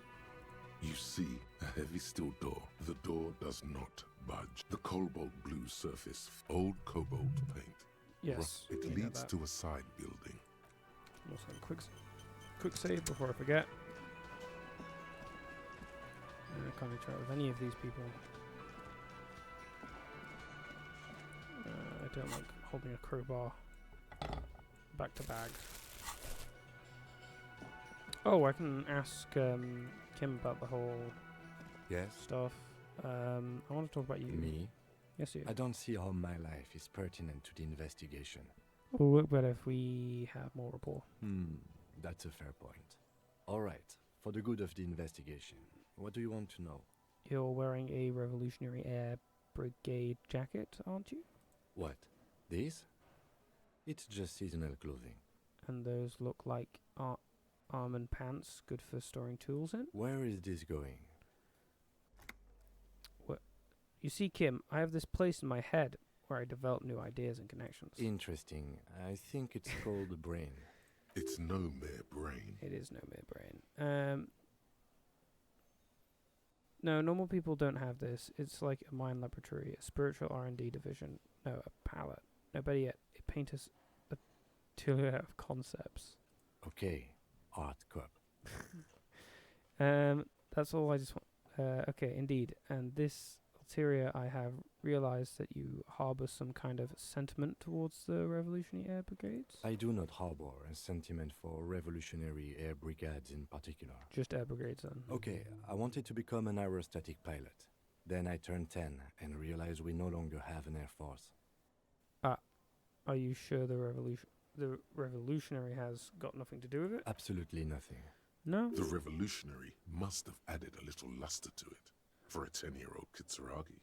He will never admit it, though. Absolutely nothing. I've noticed. And, okay, the Revolution employed a more forward-looking H-rotor design. Their blades were foldable, and their pilots were better trained and motivated. I say this from a purely tactical standpoint, of course. Thank you. My mind is satisfied. Good. Cool.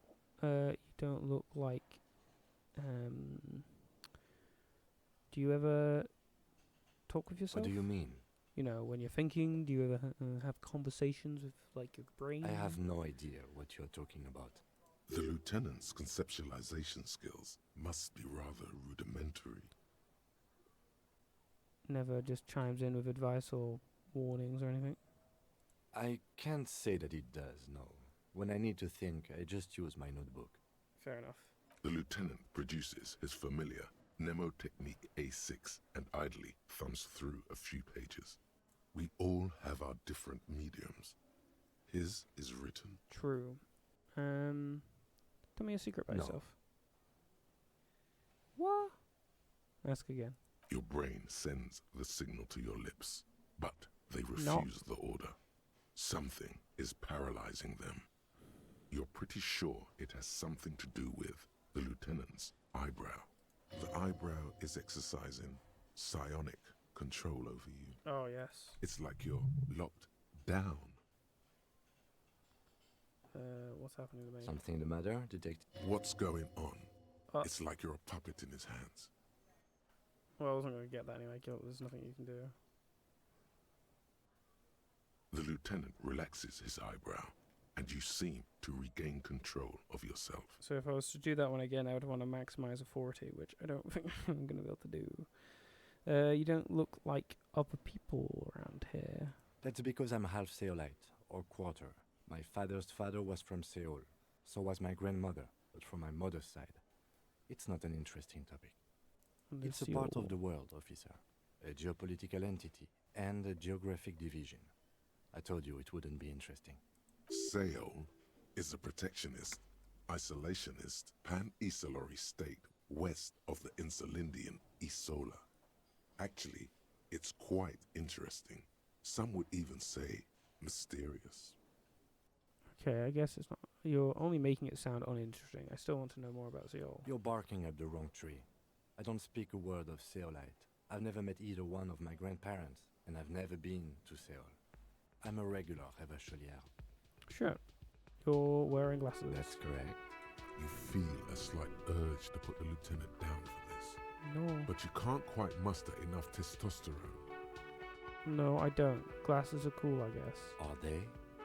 They're mostly just cumbersome. That's all for now. Good. Let's change the subject. Nothing.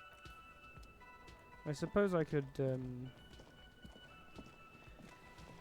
just go up here. I mean, there's that group over that way. What have I got cooking in the forts category? This. Cool. I don't have a skill point. No. How close am I to getting another skill point? How do I see that? This here. 5 XP away. Come on, into my bedroom. Wait, can't I pick this up? Kim also tries not to look at the pile of taped viscera on the carpet, or the weird suitcase on the hat rack, or the potted plant dying in the corner. But it's all just too morbid to ignore. The man is finding it hard not to trip on the tape, and not to send any of the bottles rolling across the floor, where unidentifiable sludge makes it hard for him to breathe. Smells of vomit in here. I'm sorry for this. No problem, officer. Yay, we leveled up.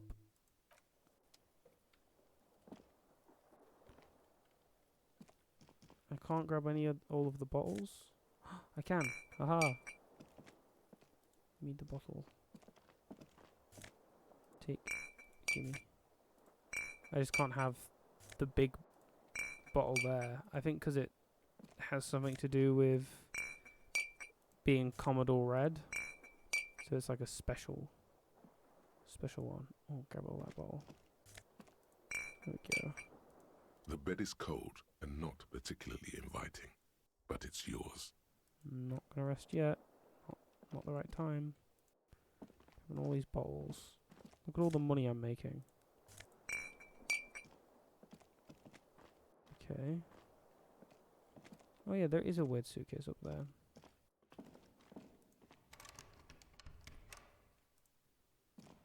A mirror hangs on the bathroom wall. In it, your face, adorned with the expression,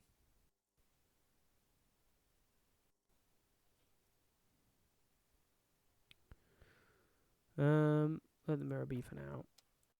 I could try doing this. A mirror hangs on the bathroom wall. In it, your face, adorned with the expression. Let's go for it. The chain cutters slip out of your hands as you attempt to twist the faucet into place. Well, you know one thing for sure. You've probably never been a plumber. Into interfacing. Let the mirror be for now. Interfacing. Level. Ha ha ha. A mirror hangs on the bathroom wall. Take that, loser. The faucet is quite terribly mangled, but you just might be able to twist its parts into place. You handle the chain cutters deftly, applying just enough pressure. The faucet regains a recognizable shape. The steam stops. Told you that you needed those chain cutters. Everything is connected. Everything has a purpose. The mirror begins to clear slowly without you having to wipe it. That's still like very unlikely, but that's fine. Because I'm not going to try it.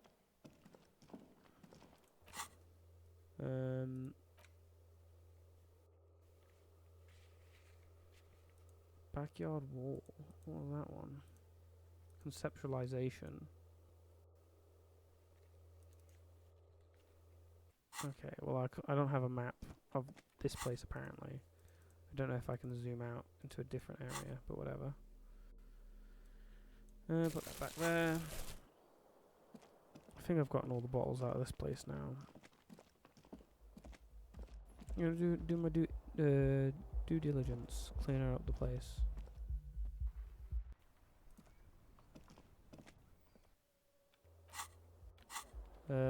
It is. We could try going to that place and getting bottles along the way.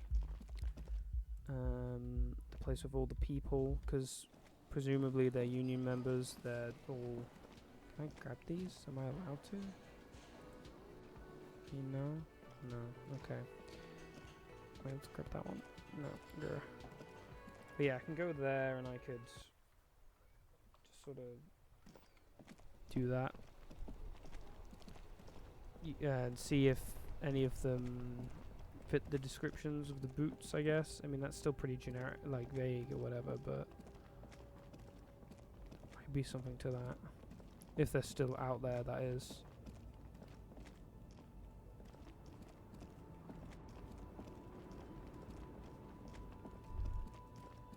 A Stars Ryko, one of the finest Zhimsk-made motor carriages ever. An oldie, but a goldie. Who drives these? Not many people outside of Grad, and Revachol West too, it appears. Hey Kim, check this out. A Stash Ryko KK2. That's a classic model. Never thought I'd see another one repainted after what happened last time. Hold on, maybe I can impress him. Do I know what happened last time? No, only that the motor carriage is typically baby blue, the colors of Sigismund the Great, an ancient Zhimsk ruler.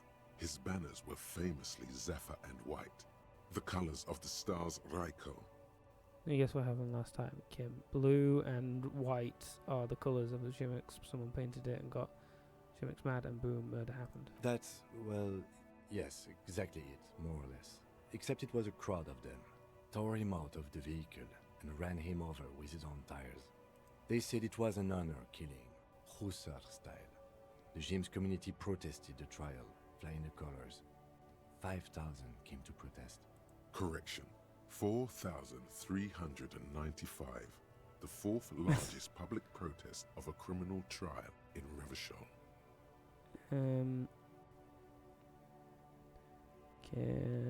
I'd hate to correct you, Kim, but only 4,395 people were at that protest. Is that so, officer?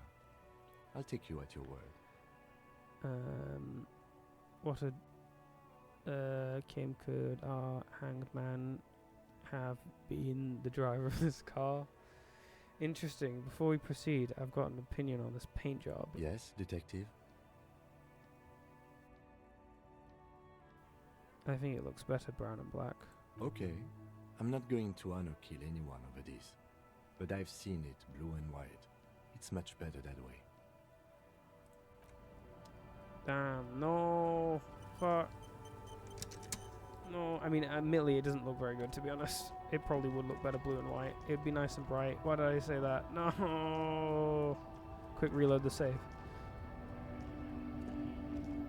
Oh, money. Take all. So there's one person to interact with. You could just, like, look at them, though. And there seems to be a path up here. Scab? Is Jolly Eyes telling you You're so? hazy on the notion of a scab. Smells like politics, though. Maybe it's got something to do with the flask he reaches for from time to time.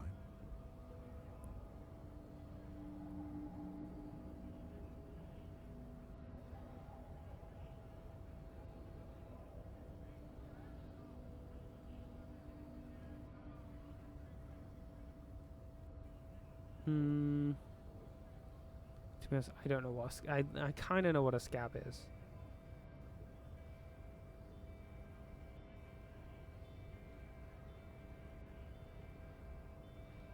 A kind of a worm, content with mere survival.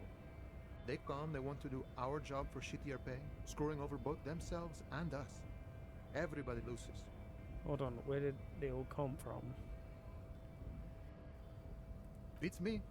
Somewhere in the ground, I think. You don't seem to like them that much. Gotta be bloody stupid or freaking evil to scab. Or I guess scared, maybe. But scared of what? Of who? Looks at the mask, squinting his eyes as if trying to ascertain what they're scared of. Personally, I'd rather beg than scab. If the gentleman shouting on the street came begging, maybe they'd have gotten something. Have you tried talking to them? Have you tried talking to them? We've explained the matters, but they don't listen.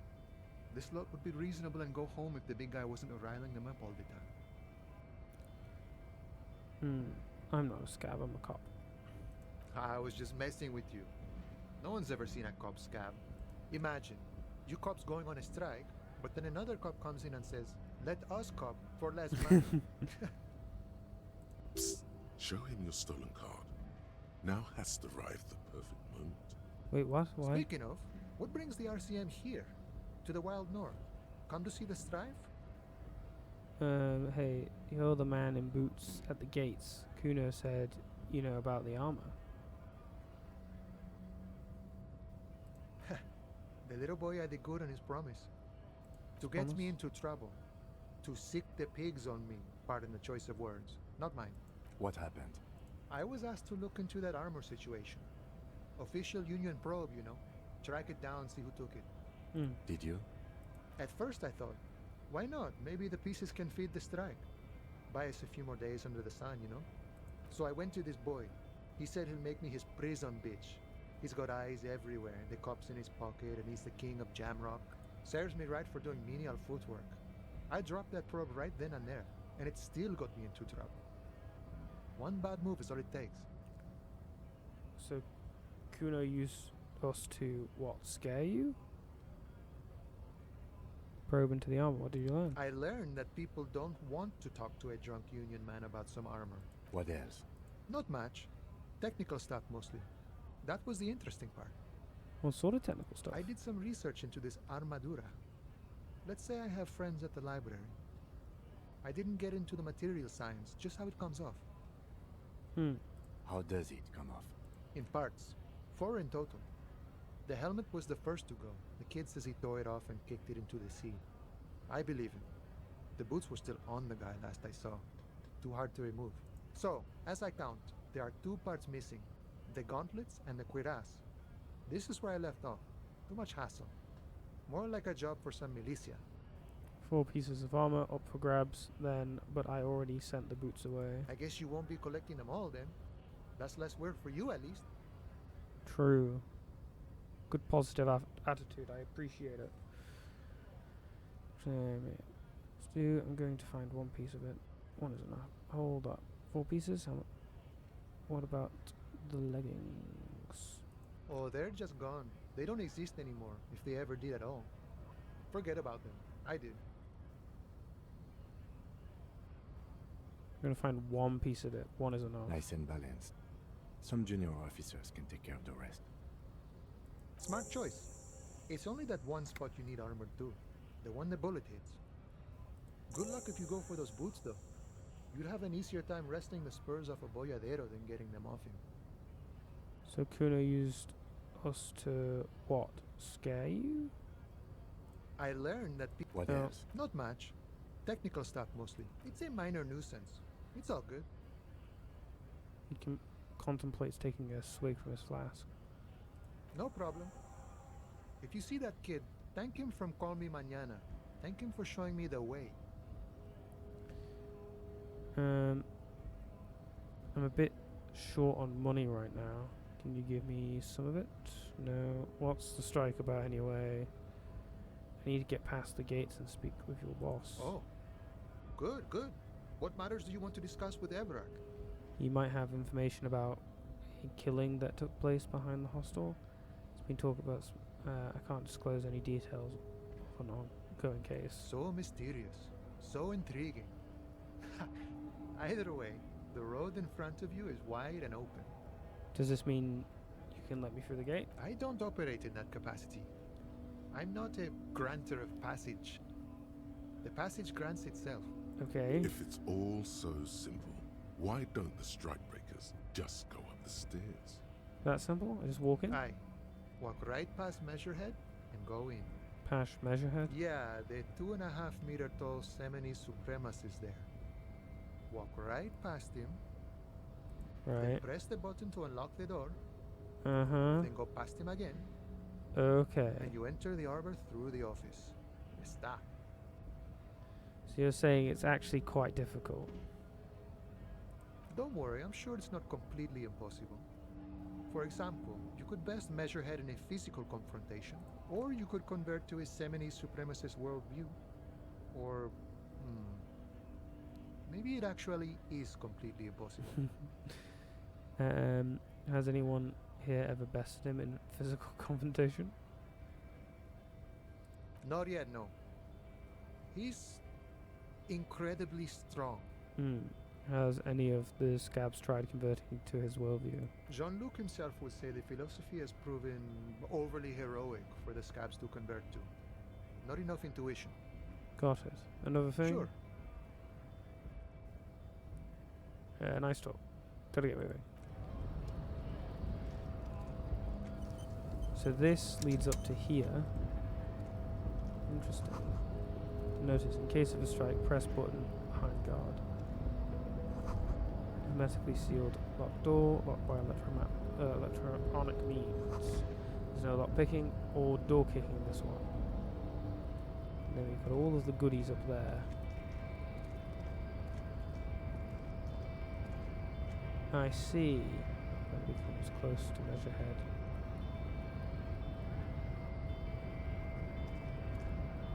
Zoom out a little bit. Okay. That's fine. So basically, the way we went is probably the best way to go.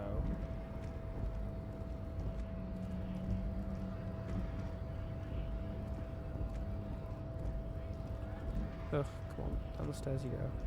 There you go. What's that over there? What's that thing? Says grey. Okay. Bastards! We have a right to work! Okay, the man yells towards the harbour gates. His voice is the loudest of the lot and oddly screechy for a man his size. What's going on here? Hold up and stay frosty, everyone. Cops are here. The broad-shouldered alpha male turns to you. He's a full head taller than everyone else here. You here to fuck with us? Beat the honest worker down. Why should I? We're here to fight for a cause. Stripes usually have problems with people who have causes. Okay, then I'm thinking no. Good. We're fighting for a cause here. Right to work! Right to work! Besides, we're not that different. It helps if people see us talking, cops and strikebreakers together. Shows authorities are on our side. Builds confidence. What kind of cause are we talking about? I don't think I've chosen any sides yet. Regardless, I have some questions for you. Maybe you should ask them the questions, like why we're not allowed to make a living here. Shame on you! We have families to feed, you piece of shit. Points his finger at the man sitting on the railing. So do we, Scab. I actually need to speak with the union boss. What is a strike? Who are all these strike bearers? Honest men and women with rights to work, to be useful, not toys for corporate interests. The man runs a hand through his steadily greying military haircut. We came here to help the harbor run smoothly in time of crisis. If union fucks don't want work, they ought to let in those who do want work.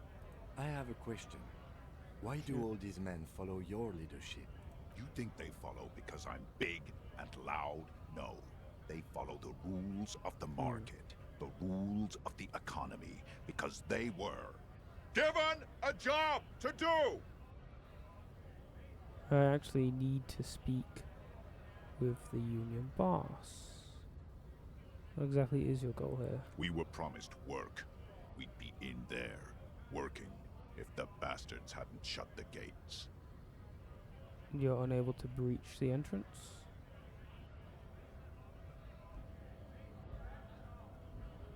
Main gate's locked. Would take heavy ordnance to bust it open. Could try to get in through the secretary's office. Door's locked. The guard's blocking the way to the access panel. And I don't mean the scrawny mess punk either. I mean head measurer. Or whatever he is. What? You consider storming in like all of you? Head Huge measure? Seminese guy standing up there on the overhead passage. Won't let anyone by. The access panel is right behind it. How bad could one guy be? You seem capable. Bad. Standing on a narrow bridge, he's got a strategically advantageous position. And he's trained. I don't know how the Union has a trained killer up there. But that one's no joke. And my men are tired and hungry. They're workers, not fighters. Okay, why don't you just like talk to him? civilized folk, you mean? These native fucks don't understand civilized. It would be better for the neighborhood if you went home, at least for now, if you can't get in anyway. No! They will give up eventually. Or get drunk. Leave the button unguarded. Then we charge. Okay, the man rubs his jaw. Perfect, lightly bearded square wedge. Alright. I'm just going to leave now. What is a strike? When a bunch of ungrateful, lazy cockroaches can't get their act together, decide to block honest work for other people. He shifts uncomfortably in his workers' overalls. What do the strikers want? Beats me. They mumble nonsense about boardrooms and workers' rights, while we have the right to work! There's something odd in the way he carries himself. His set of clothing looks vaguely mismatched. The different pieces of the attire seem ill-fitting. Ill-fitting? What does that mean? His shirt is far too small and an unpleasantly tight fit, while the overalls, held up by a belt, seem to fit a man with much more corpulence. You wearing new clothes? He ignores your question, choosing instead to turn to the emaciated workers, raising both fists in the air. The clothes are obviously not his. Silence is the answer. There's something off here, but he won't say what. You've been talking to him for quite a while now. Something is off with this guy. Ask him where he's from. Where exactly are you from? What's it to you? Okay,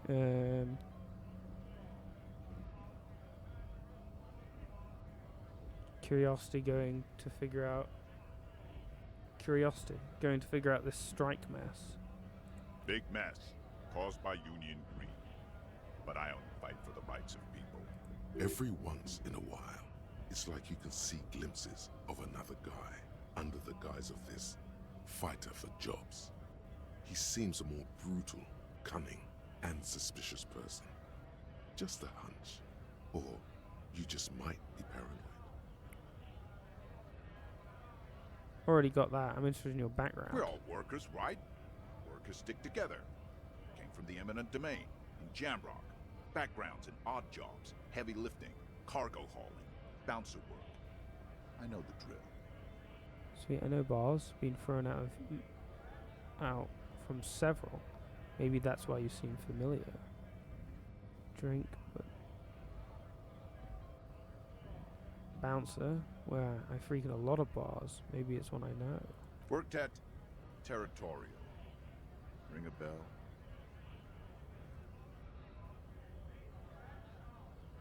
Uh-huh. It was a long time ago. Anything interesting talking with you? Okay. Just gonna leave now.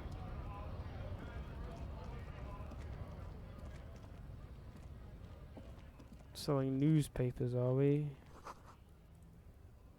Hello. Welcome to Rivachol. It's addressed to you. It's addressed to the lieutenant. This man looks like trouble. You might not want to get into this right now. Plenty of time later. Never mind, let's keep moving. Sure. Yeah, sort of, I'm getting xenophobic vibes from that.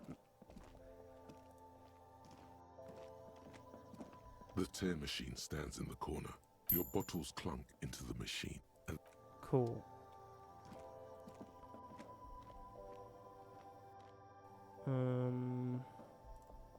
Yeah, I'm gonna have to make up the rest of the money for the day's fee. I mean, welcome to. This man looks like trouble. You might not want to get into this right now. Plenty of time later. Sure, I agree. I don't really think we should. It's clearly just some probably xenophobic guy just not minding his own business. No need to beat someone up for no good reason. Give me this money. Give me the money. Turns out I can rotate the. I've always been able to rotate the camera, and I just didn't realize. Imagine. Okay.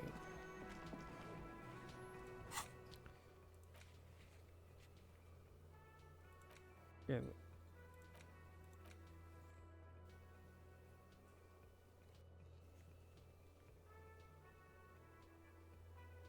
This will be devilishly tricky, so don't beat yourself up if you manage to send the boots to the processing without getting hold of the boots.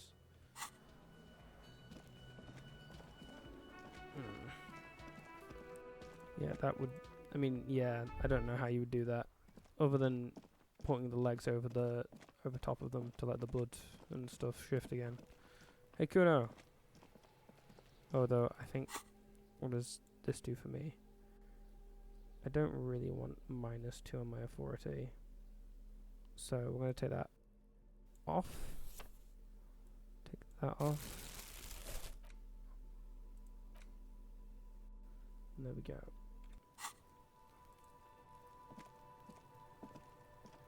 Necromancer pig? That shit was dark. Going in there like that. Oh, brutal shit. Tell me, Kuno dies. You're gonna pick one out of his brain like that too? Kuno's gonna go out in a hail of bullets. Gonna look like a fucking porcupine. I talked to Mana about the armor. So?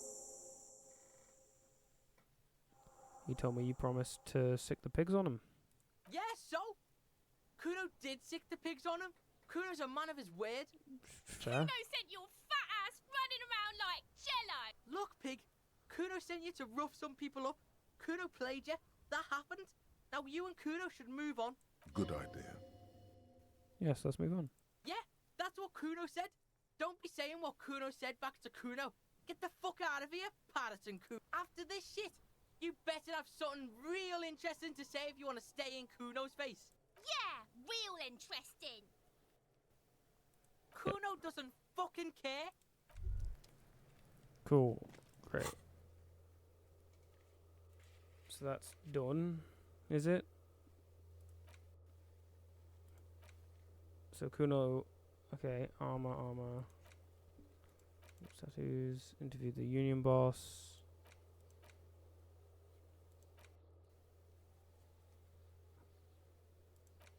Wash off the death smell.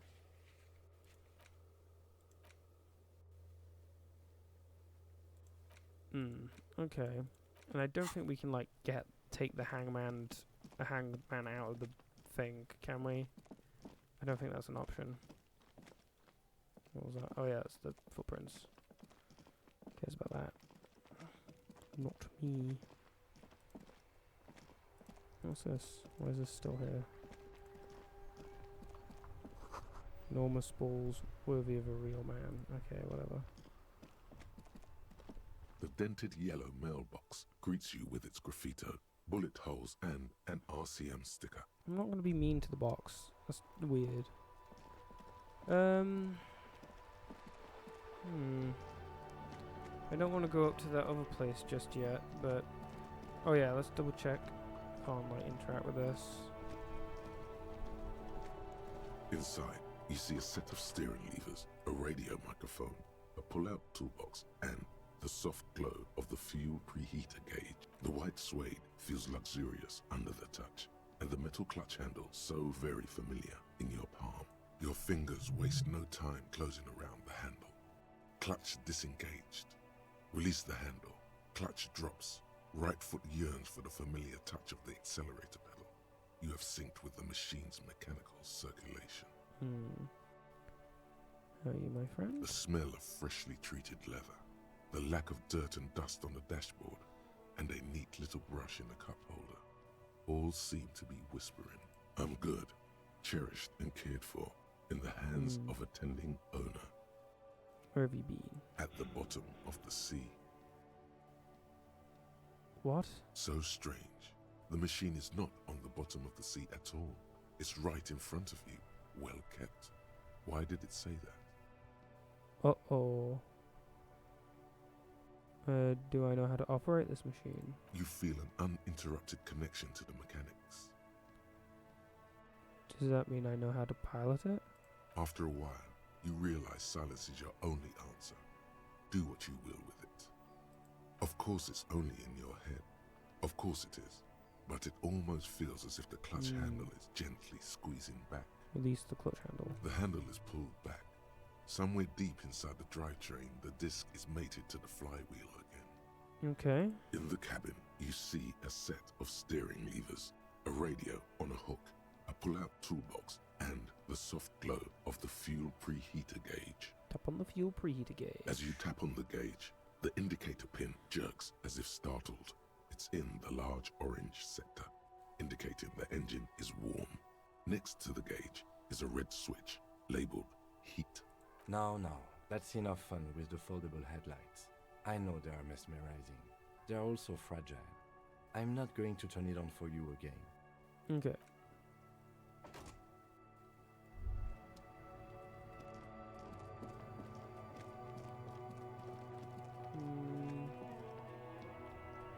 Huh.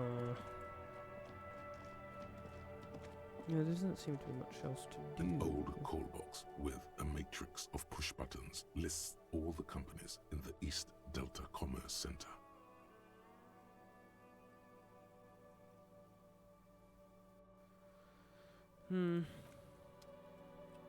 Well, I guess I can click on this empty Old card. call box. This button looks new, but someone has removed the name card. Nothing happens when you try to ring it. Huh. This button looks new. It's probably not connected yet.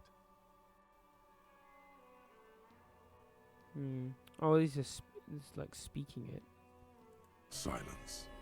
No one answers your call. East Delta Pinball?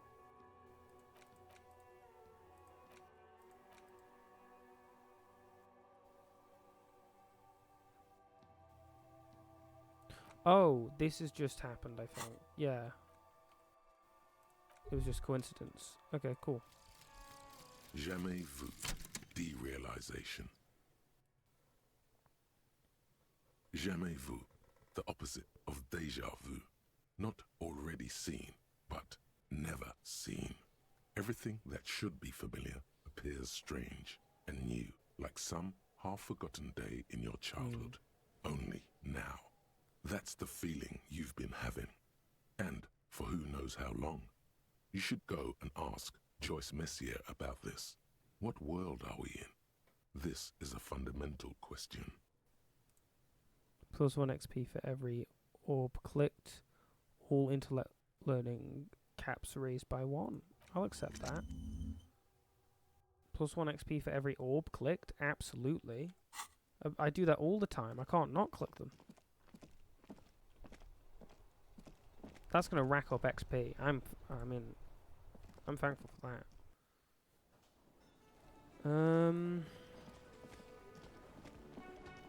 Does this mean we can go into his room? What? I could evening-wise talk to Joyce, I guess. I'm gonna... No, I don't wanna...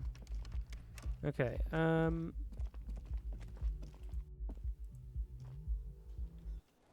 I suppose... I can, go out this way.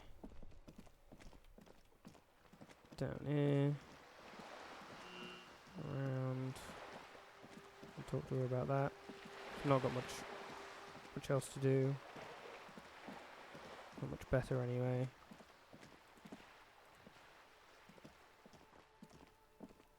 There is still Just this. an ordinary wall. Oh, that's pretty good. See here. Some things are clearer. Cindy's autistic impulses are infectious. Do I have anything that's affecting my conceptualization? Anything else that could increase my conceptualization? No. I think we give it a good crack. Just an ordinary wall. Nothing to see here. Incorrect. Also, yeah, no, I'm not even gonna get a 5. It's done. You have no clue. It's just a wall. Damn it. So many walls all over Martinez. Weather-worn, cracked, their paint peeling. How close am I to leveling up?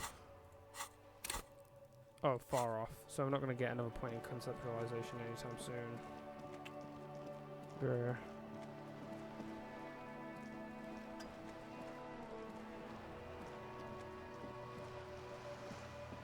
Still up.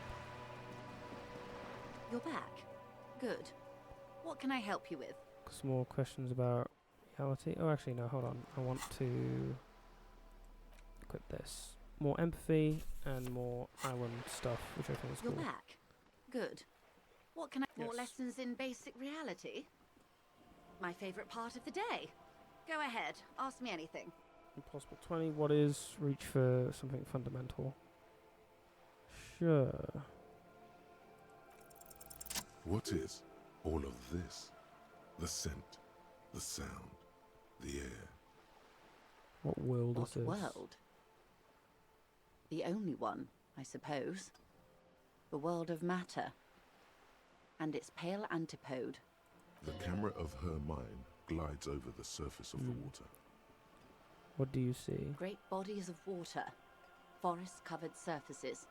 Clusters of light where the cities lie. You've seen the montage.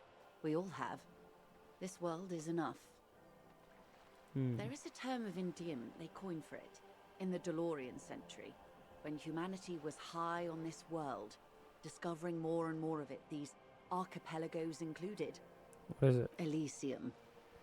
Elysium. The world needs a term of endearment. Yeah. It does. There are those who would call it hell. What is hell? A term of hatred that originates, like many such things, with the Mesk petro-fascists. I don't feel like I have got the whole picture yet. Oh, you want a picture of the world? There is no complete set yet, dear. They're having some trouble reaching orbit. How come? Great things are difficult to achieve. For now, we're viewing the world from the inside, sideways. Inside sideways? What shape is the world We then? used to think it was a sphere, but that is beginning to look less and less likely by the day. You wouldn't know it from the tabloids, but the ORG nations have been launching weather balloons into the lower ionosphere since the 30s. ORG, Occident Revachol Grad.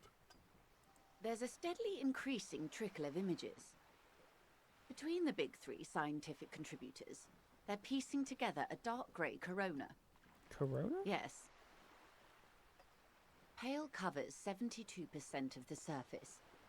There are grey flares and prominences, even arcs above entire isolas. The images are blurry, but if there was a sphere in there, it certainly looks like it fractured a long time ago. A cold fear seeps into you. What the hell are you telling me? Pale? What do you mean, the corona? You seem to be spooked. Please don't be. Only calm. She lets you pause it. Pale, and what do you mean, corona? They say there is a rarefied envelope of matter surrounding the darkened disk of our planet. That is, if we are still living on a planet. Or, to speak more plainly, imagine vast swathes of land disrupted by nothingness. I am sorry, dear. It must sound quite terrifying through the acute encephalopathy. Even scientific positivism isn't entirely convinced about what we're dealing with here. But this is one of the greatest questions of our time. Maybe when they get the complete set together, it will jolt us out of our rut, bring us together, however naive it may sound. A fractured corona doesn't feel like it's going to bring anyone together. And then everything will be okay. I don't know about things of that scale. My expertise lies in nations and trade routes, one or several layers below everything. But yes, we'll be fine. Don't worry. She does not seem convinced that you'll be fine. Sure. If anything, she's realizing how deep your condition runs. It certainly doesn't feel like I'm fine. It certainly doesn't feel like I'm fine. You have misimagined it. I don't have the power to convey to you the effect and geometry of the images that depict our world from below low orbit. It's like the crowning of the world. It's insane. Very disco. You'd love it. Well, if you say it's disco. See? Everyone finds something worth holding on to in this world, however wasted its opportunities. Suddenly, you're conscious of yourself standing there, on whatever this all is. Your arms hang down by your sides. The lieutenant observes you both, silently. He adjusts his glasses.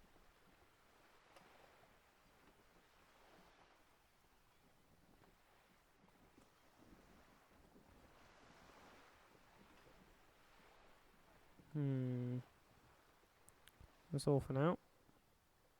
Glad to have been of assistance. Thank you. The little that I know. I don't have the ability to have... there's only got one in there. I don't think I have anything else to increase that. No. And is that a white check? You're back. Good. What can I... More lessons in basic reality? My favourite part of the day. It's a white... Go ahead. Ask me anything. It's a white check, but I'm not going to try it. You said pale. What is pale? The pale is not, technically speaking, part of reality. Yes. Also, I think we've had enough excitement for today. We do have a case to attend to. Of course, Lieutenant. Let's try something else.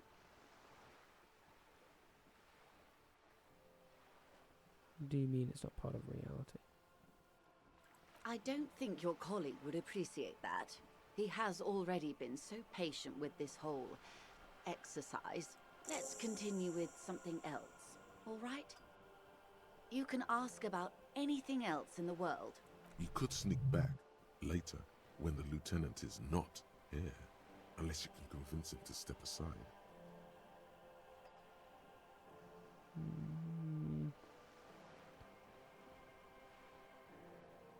Ask for Kim to step away while you discuss the Pale.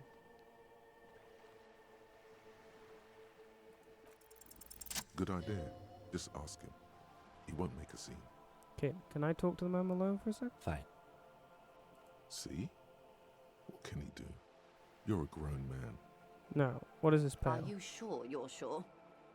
Your colleague seemed adamant. Yes, what is the Pale? Okay. The Pale is the most dominant geological feature of the world, Detective. The separative tissue between the islas. It is the inter-islary mass. Okay, what is the Pale like? Achromatic, odorless, featureless. The Pale is the enemy of matter and life. It is not like any other, or anything in the world. It is the transition state of being into nothingness. Okay. Is it here? What are its physical qualities? If we're surrounded by Pale, how do you get from insula to insula? Oh, it is so difficult for us. A squall of birds. Hardware operating in the harbour. Firm. Self-evident. It is possible to force dimensions on the Pale. In modern times, we can even compress its latitude, bouncing radio waves from one end to the other, shortening the path. But it is still hard for humans to navigate the Pale without getting lost, or having our minds damaged. Is it here? No, Detective. We're safe. It begins there, 6,000 kilometers to the north, and even more to the south, east, and west. You are in the middle of the Isla. And point north there. An uproar of matter, darling. Rising into the Pale. Rolling. Evaporating even. A great vision. The area of transition between the world and the Pale is called Porch Collapse. Imagine a grey coronal mist. Cold vapor, marked by spores of an opportunistic microorganism. A mold that's adapted to grow at the edge of the unrest. It's the most disco thing you will ever see. Sure. Well, it's the Pale can damage the mind? Extensively. How? Some say the damage stems from extreme sensory deprivation. Others argue that Pale somehow consists of past information that's degrading, that it's rarefied past, not rarefied matter. They call it the blend over of the self. The Pale does not only suspend the laws of physics, but also the laws of psychology, maybe history even. The human mind becomes over-radiated by past. Who says and who argues? True. The logical positivists say, the dialectical materialists argue. What does this over-radiation feel like? It feels terrible. Absolutely terrible. International standards strictly limit civilian travelers to 6 days of Pale exposure per year. It's more for her. Way more. You're not a civilian passenger. No, nameless detective of the Citizens Militia. I am a member of the Entreprenetic Business Class. I'm cleared and trained for 22 days of Pale transit annually.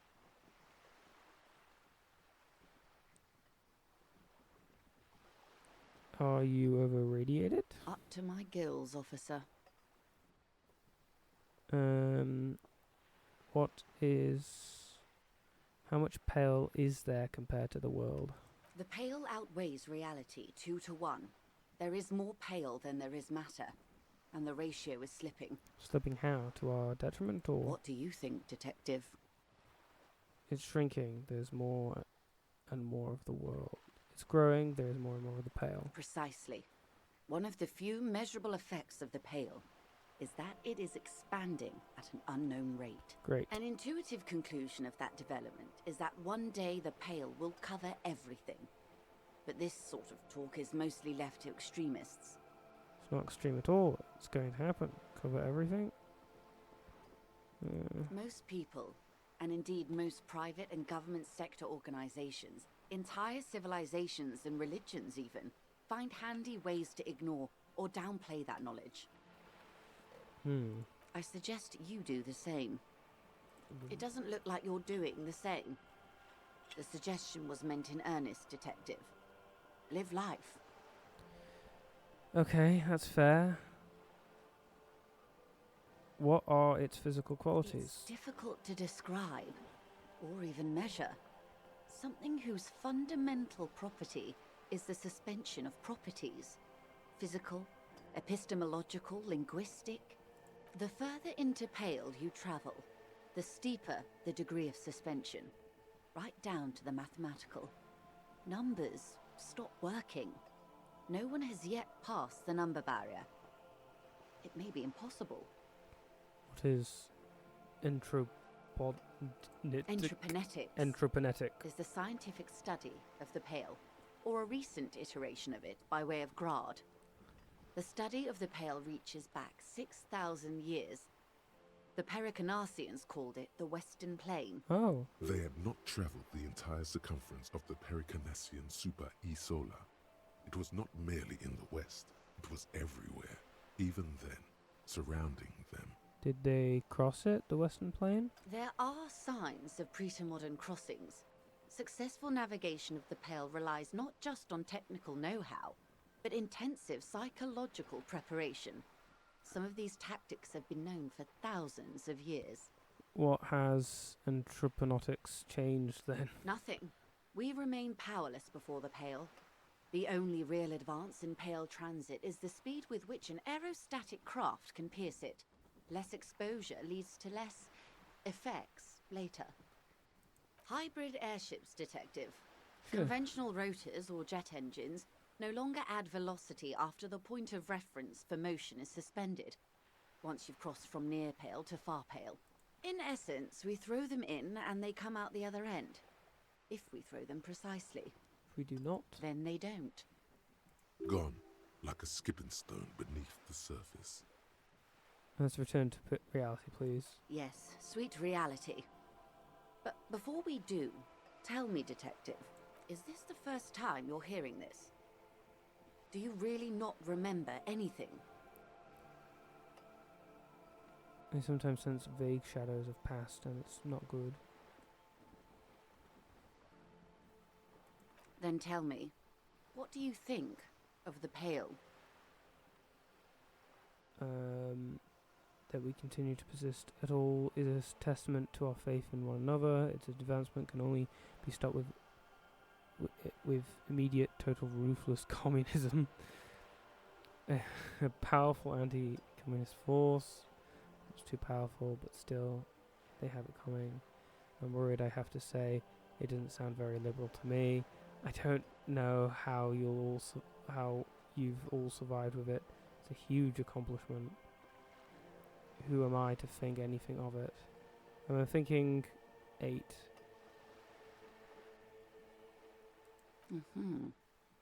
As tense crow's feet radiate from them, she observes you with bloodshot eyes and swollen face. You really didn't know. This does not spell good for the investigation, Detective. If you don't know even this, then... This investigation will be my masterpiece. The one they remember me by, I promise.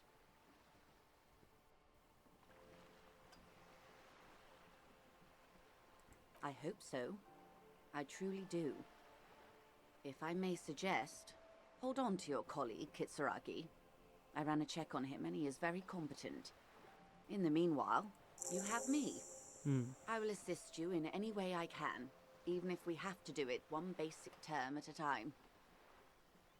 Good. You have not passed out from it. Perhaps I worried for nothing.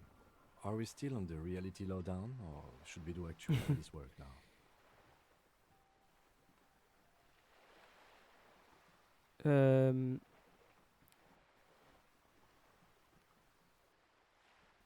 That was fucking insane, Kitten. Yes, well, the rest of us have dealt with it for thousands of years, so... You will have to deal with it, too, the lieutenant thinks. This is why I didn't want you to know. Right. Oh. Right, let's get to work, Lieutenant. Good luck, detectives.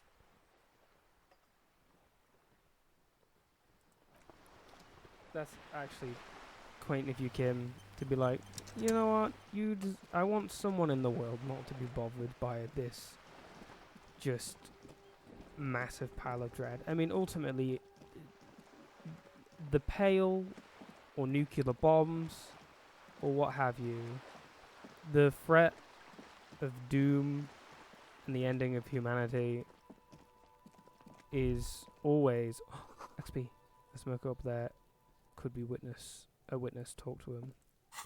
Did I get XP? Did I get XP? Did I get XP? Presumably, since I don't think I've ever gotten just 1 XP point, so that seems to have worked. But yeah, regardless, it's just set dressing, and that sounds really cool and crazy, but it's nothing. It's nothing new. You see a young man on a balcony nursing a cigarette. His eyes have been following you for a while. The concept of something that could doom us all, there's something that's out of our control. I mean, you can even talk about asteroids and comets and things like that. Of course, this has a very more ethereal, interesting note of complete mystery. And I'm sure there are real analogues for that, but I suppose it's just nice to have a more narratively potent version of those dooms. Not looking for any trouble, officer. His shirt hangs unbuttoned on his frame. It's the voice of someone who has something to hide, my liege. No trouble for me. I just wanted to know what's going on here. Too late, young man. Trouble's found you. Ha ha ha. No trouble for me. From me. I just wanted to know what's going on here. I don't want to be seen talking to the gendarmerie, if that's okay. I just want to finish my cigarette. Don't let him go. This could be your witness. The balcony has a great view of the whole thing. Actually, the really needs to talk to you. Is it really that important? Like a nervous cat, he keeps stealing looks at the neighboring windows. All right, but make it quick. Once I finish this cigarette, I have to run. All right, cool. In the backyard, can you tell me anything? You tell me anything about the hanging? I can tell that you finally got him down. Thank you. It was quite a disturbing sight, even by Martinet's standards. What were you doing last Sunday? Oh. You already asked me that, didn't you? Wait, is someone else investigating the lynching? Did you? No, not you two. Some more muscular type. And when did you speak to this more muscular gentleman? Takes out his little blue notebook and writes something down. Last week? I don't know. Look. Looks around the courtyard again. Old patio chairs and dead houseplants lit up the scene. He's an actor declaiming a soliloquy. See how you hang on his every word. You didn't answer the question. What were you doing last Sunday? I had a friend over. What kind of friend? It was my Sunday friend. What's your friend's real name? Did he see something? He doesn't reply, gesturing no with his cigarette. Under the dull and darkening sky, the neighboring windows stand silent. Can you tell me your name? My name? My name is Martin Martinez. That's definitely not his real You're name. not actually called Martin Martinez, are you? No, of course not. Could you please lower your voice? It's silent like the bottom of a well. Everyone's sound captured and reflected back. Alright, we'll talk later. No. We won't.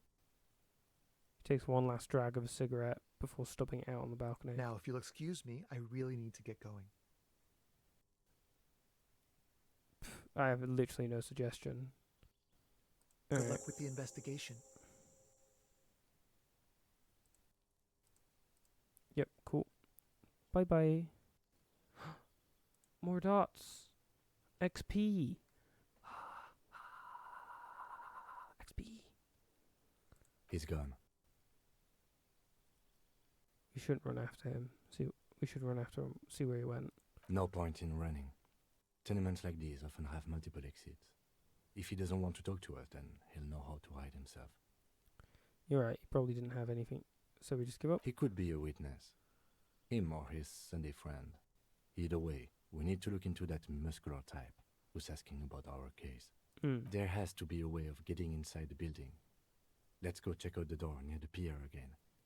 Once we found a way in, we can ask around for his apartment. Great, let's do that. I mean, I won't do that right now. A stone, like any other, lying in a whirl of sleet and mud. Maybe there's something under it. Turn it over. There's a key beneath it, Ba-ba-ba. rusty from the dirt. This must be for the front door. Pity it doesn't have the apartment number on it. This building has hundreds of apartments. Are we going to find the right one? We'll just have to go in and see. Bam, we have a key. Do have the item, presumably. Interact, tools. Supposedly I have a key. And then yeah, this is the same sort of sitch. Oh yeah, I got that there. Is there any way I can interact with it from here? No. More bubbles. Grr, give me the bubbles. I'm glad I figured that out fairly early. I don't think I can interact with that.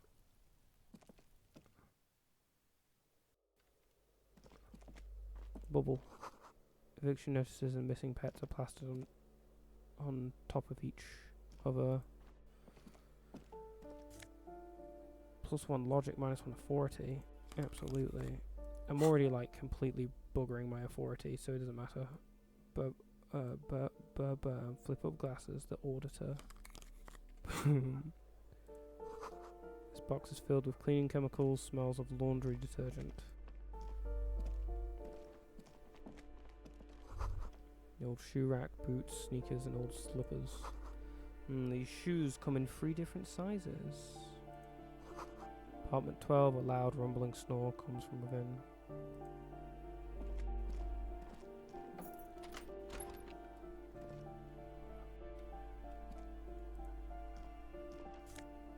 Ba-bam. Alcohol, Commodore Red. No. That's a terrible idea. I'm not taking that. Moss crawls on those bathroom tiles. Actual moss. Okay. These shower curtains are covered in some sort of slime. Let's see what's in here. Some Monet. Oh, true. I want to have my bag out. I'm surprised I don't already have it out. So I can get all of the bottles that are presumably going to be in here. It is getting on the later side, but I think this is the best time to actually go. Some money. Someone has drawn a 5-point star on the wall. This door has been closed with a padlock. A chalk-drawn number on the board says number 11. It's a solid lump of metal, but the shackle is deeply corroded. A solid pair of chain cutters would make short work of it. Better whip out those cutters. You won't get very far otherwise. Yeah, but I don't necessarily want to do that. Don't think just breaking in enter. Oh, 5 real. Okay, well we're sorted. More real. Door number 9 is locked. Got a postcard. Apartment 8, their mailbox is overflowing. Oh god, the amount of XP I'm getting from this. The graffito says, firing squad for the rich. Give me a moment. Another woman is leaning on her broom, her knuckles white as bone. She seems to be having difficulty breathing. The cold never does any good for my bronchitis. She sneezes into a dirty handkerchief. Are you alright? Should I call the doctor? This won't take long. I only have a few questions. Go ahead then. What do you want to know, policeman? She's the cleaning lady. She knows the floor plan and the residence. I'm looking for a young male in his mid-20s, dark hair, skinny build, a smoker on the balcony. Yes, yes. I know who you mean. The scrawny boy who's always smoking like the devil, right? Somewhere in the building, a child starts crying. You hear a radio tuned to a talk show and someone taking a shower. What's he in trouble for? No trouble. I just want to talk to him. Do you know where he lives? Talk?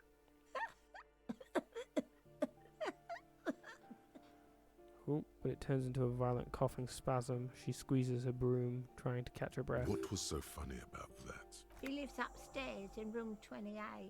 Go to the balcony. It's one of those doors there. He's usually home in the evening. Thank you. We should go check out his apartment on the balcony. See if he's home. I have a question about those apartments. Ask away, policeman. What can you tell me about Sydney? The artiste? Nothing I can do about her, I'm afraid. She ruins the walls faster than I can clean them. Still, She leans on her broom. she leaves an old lady to her business. More than I can say for others. Sure.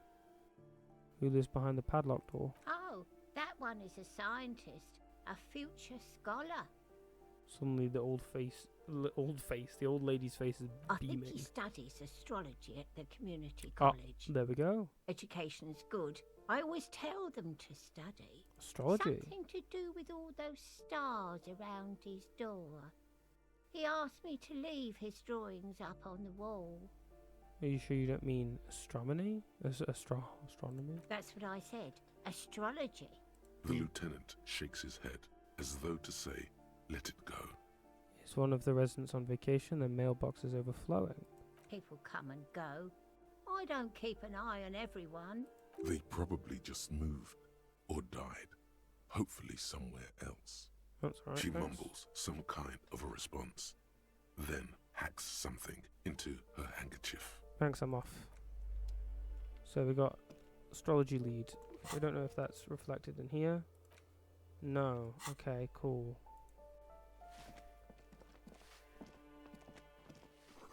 Note reads foreclosed by Martinez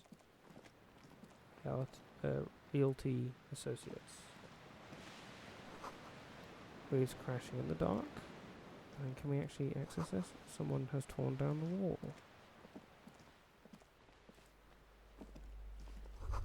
An old grocery list on the table and checks. What happened here?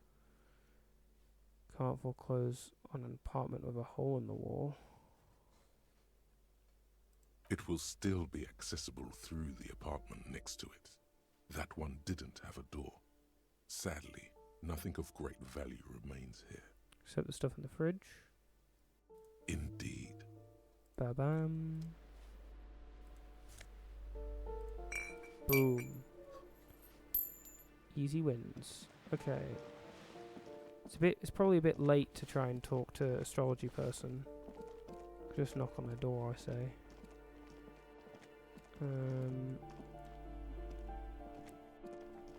You hear someone walking around inside, rearranging the furniture. The Yeah, okay. Yeah, because it's just a bit late in my That head. isn't just a five-pointed star. It's an inverted white pentagram cradled in a wreath of antlers. The iconography of communism, in other words. Look out, Kim. The communists are around. Inspect the symbol The closer. star and antlers was developed in the 6th decade of the last century and quickly adopted by Mazov and the communards during the revolution. Even today, half a century after, the star and antlers retains the ability to evoke hope, disappointment, and fear in equal measure. Why is the star upside down? To symbolize the toppling of the old order. Also, some social democrats were already using it. What's the deal with the antlers? The wreath of antlers represents a natural crown. It was about building a society that could exist in accord with the natural world, and at the same time above it. Okay, cool. Because white is the color of peace. Sure. What does it invoke in me? Nothing at all yet. Right now, it's just meaningless shapes on a wall. And then that's just gonna be... This door has been closed with a padlock. A chalk-drawn number on the board says, number 11. No reply. It's a solid lump of metal, but the shackle is deeply corroded.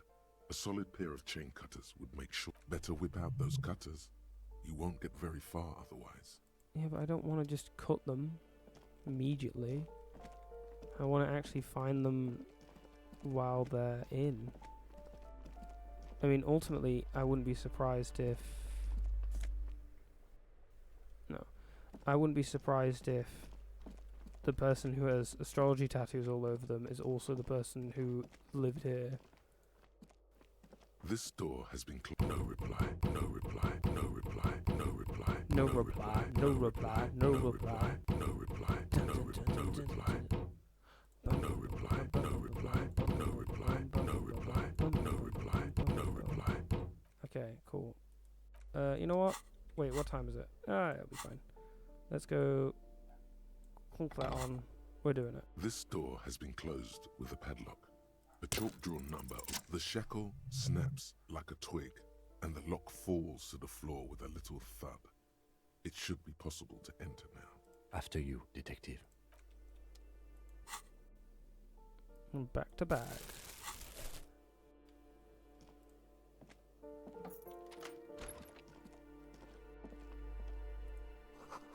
Flamboyant poster of a white star, real iconography. Poster of revolutionaries posing with guns. Books of critical theory on the monstrosities of capital and such. A plaster cast bust depicts a middle-aged man with impressive sideburns. The name on the plinth reads Kraz Mazov. Kraz Mazov, nom de guerre, was an economist and a theoretical historian. He was a leading figure in the Grad side of the turn-of-the-century revolution, where he headed the 9-day government. Mazov is considered the father of scientific communism, Mazovian thought, or Mazovianism. Why does this tenant have a burst of Kras Mazov in the bedroom? The white star, the photos on the wall. I think we have broken into the apartment of a young communard. How fitting. Why does this tenant have a bust of... Wait, didn't I just... Yeah, I just did that. What's in here? 9mm bullet. Conceptualization. Doesn't my other thing already do conceptualization? But it doesn't reduce suggestion, so... I'm stealing your clothes. I'm stealing your clothes and I'm wearing them. Do do do do do do do. Oh, look at that chest. Okay, let's put that... Wait, is this a jacket? Oh, it's a jacket. Okay. What does it actually look like, though? Probably best I stick with not wearing a stolen jacket, unless I need to. Like, if I'm going to try and figure out a crime scene. Okay, we'll just close that.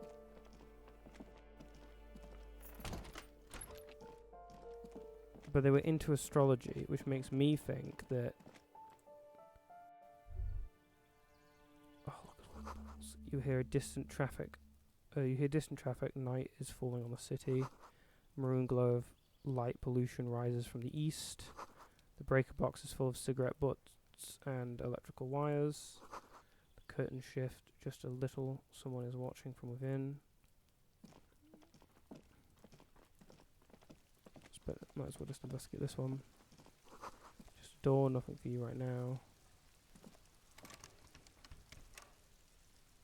Look at all the bottles up there. Oh, whoa. Someone's growing rosemary, thyme and cactus. This is the door to apartment 29. Complete silence. Whoever lives here isn't home. This is the door to apartment 30. Voices from within singing along to some buoyant dance track. Okay, cool. And there's this door as well. This door is made of metal and appears to be reinforced. Someone here really values their security. Fair enough. Number 28. This is where the cleaning lady said the smoker on the balcony lives. Let's see if anyone's home. Knock on the door. Okay, fine. No one answers. Looks like the young man we are looking for isn't home. I think our best chance to catch him is in the evening. We should return tomorrow after we have finished with our day's work. How about 9 p.m.? Sound good?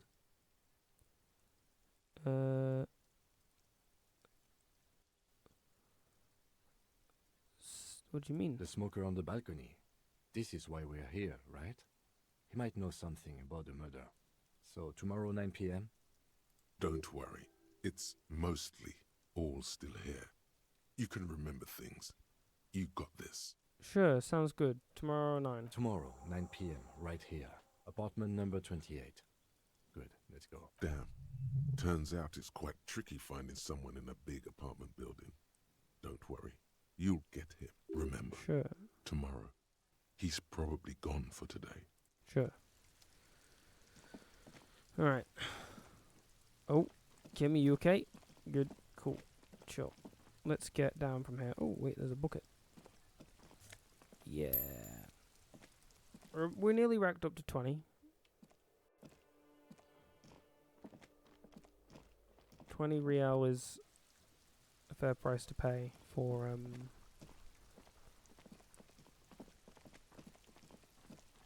oh, they're still here. Hello. I assume you don't want me doing this because you already Trying to sneak up on me again. yeah, soz. And oh, did I get level up? I did. I think I like the idea of doing more into conceptualization. Because that's what this is for, right? I gotta put a level into conceptualization, right? Just an ordinary wall. Nothing. Eesh. Okay, this, I'm gonna put this jacket on because that increases conceptualization. And then I'm going to go into my thing here and increase conceptualization.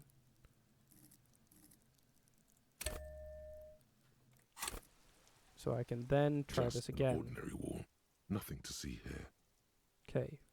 Go! Yeah. Why? It's a wall. An ordinary wall. Why must we stop to look at this wall every time we pass by? We have business to attend to. Oh. Sorry, Kim. I just thought it would be good. Close. Back to the good jacket. I do like how Kim picks up on that. I am probably going to have to end stream very soon. Which is fine. Okay. It is quite late in the game. So we shall... I don't know. Apparently, we can apparently interact with this person, but I don't think they had anything to say. Spend money to make money, yep. Got nothing else to mention of you, do I? Can I help you? Another thing. Great. I love those. Yes. Okay, goodbye. There's nothing in here I'm missing. No. How close are we with... Got plenty more things done. Map? Yeah, it's annoying. That it won't let me. It was 72%. What's that for? Choice messer. Choice info on lynching. Oh yeah, that. I mean, I can to some degree try and push that, but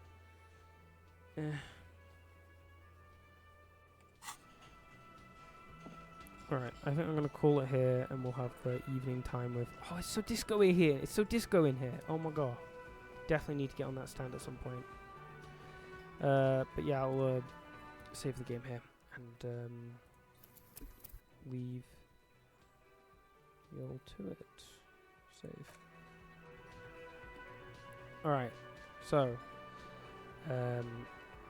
thank you all for. Thank you everybody who has even spent a little bit of time on this stream. I appreciate your time and your cognitive ability to appreciate the patterns onto your visual cortex and there's some sort of semblance of noise into your, I thought olfactory, but that's smell. I don't know a fancy word for hearing, so oop. I hope you all have as good of a day as I did a time playing this game as ever, because God, I love this game. Bye bye.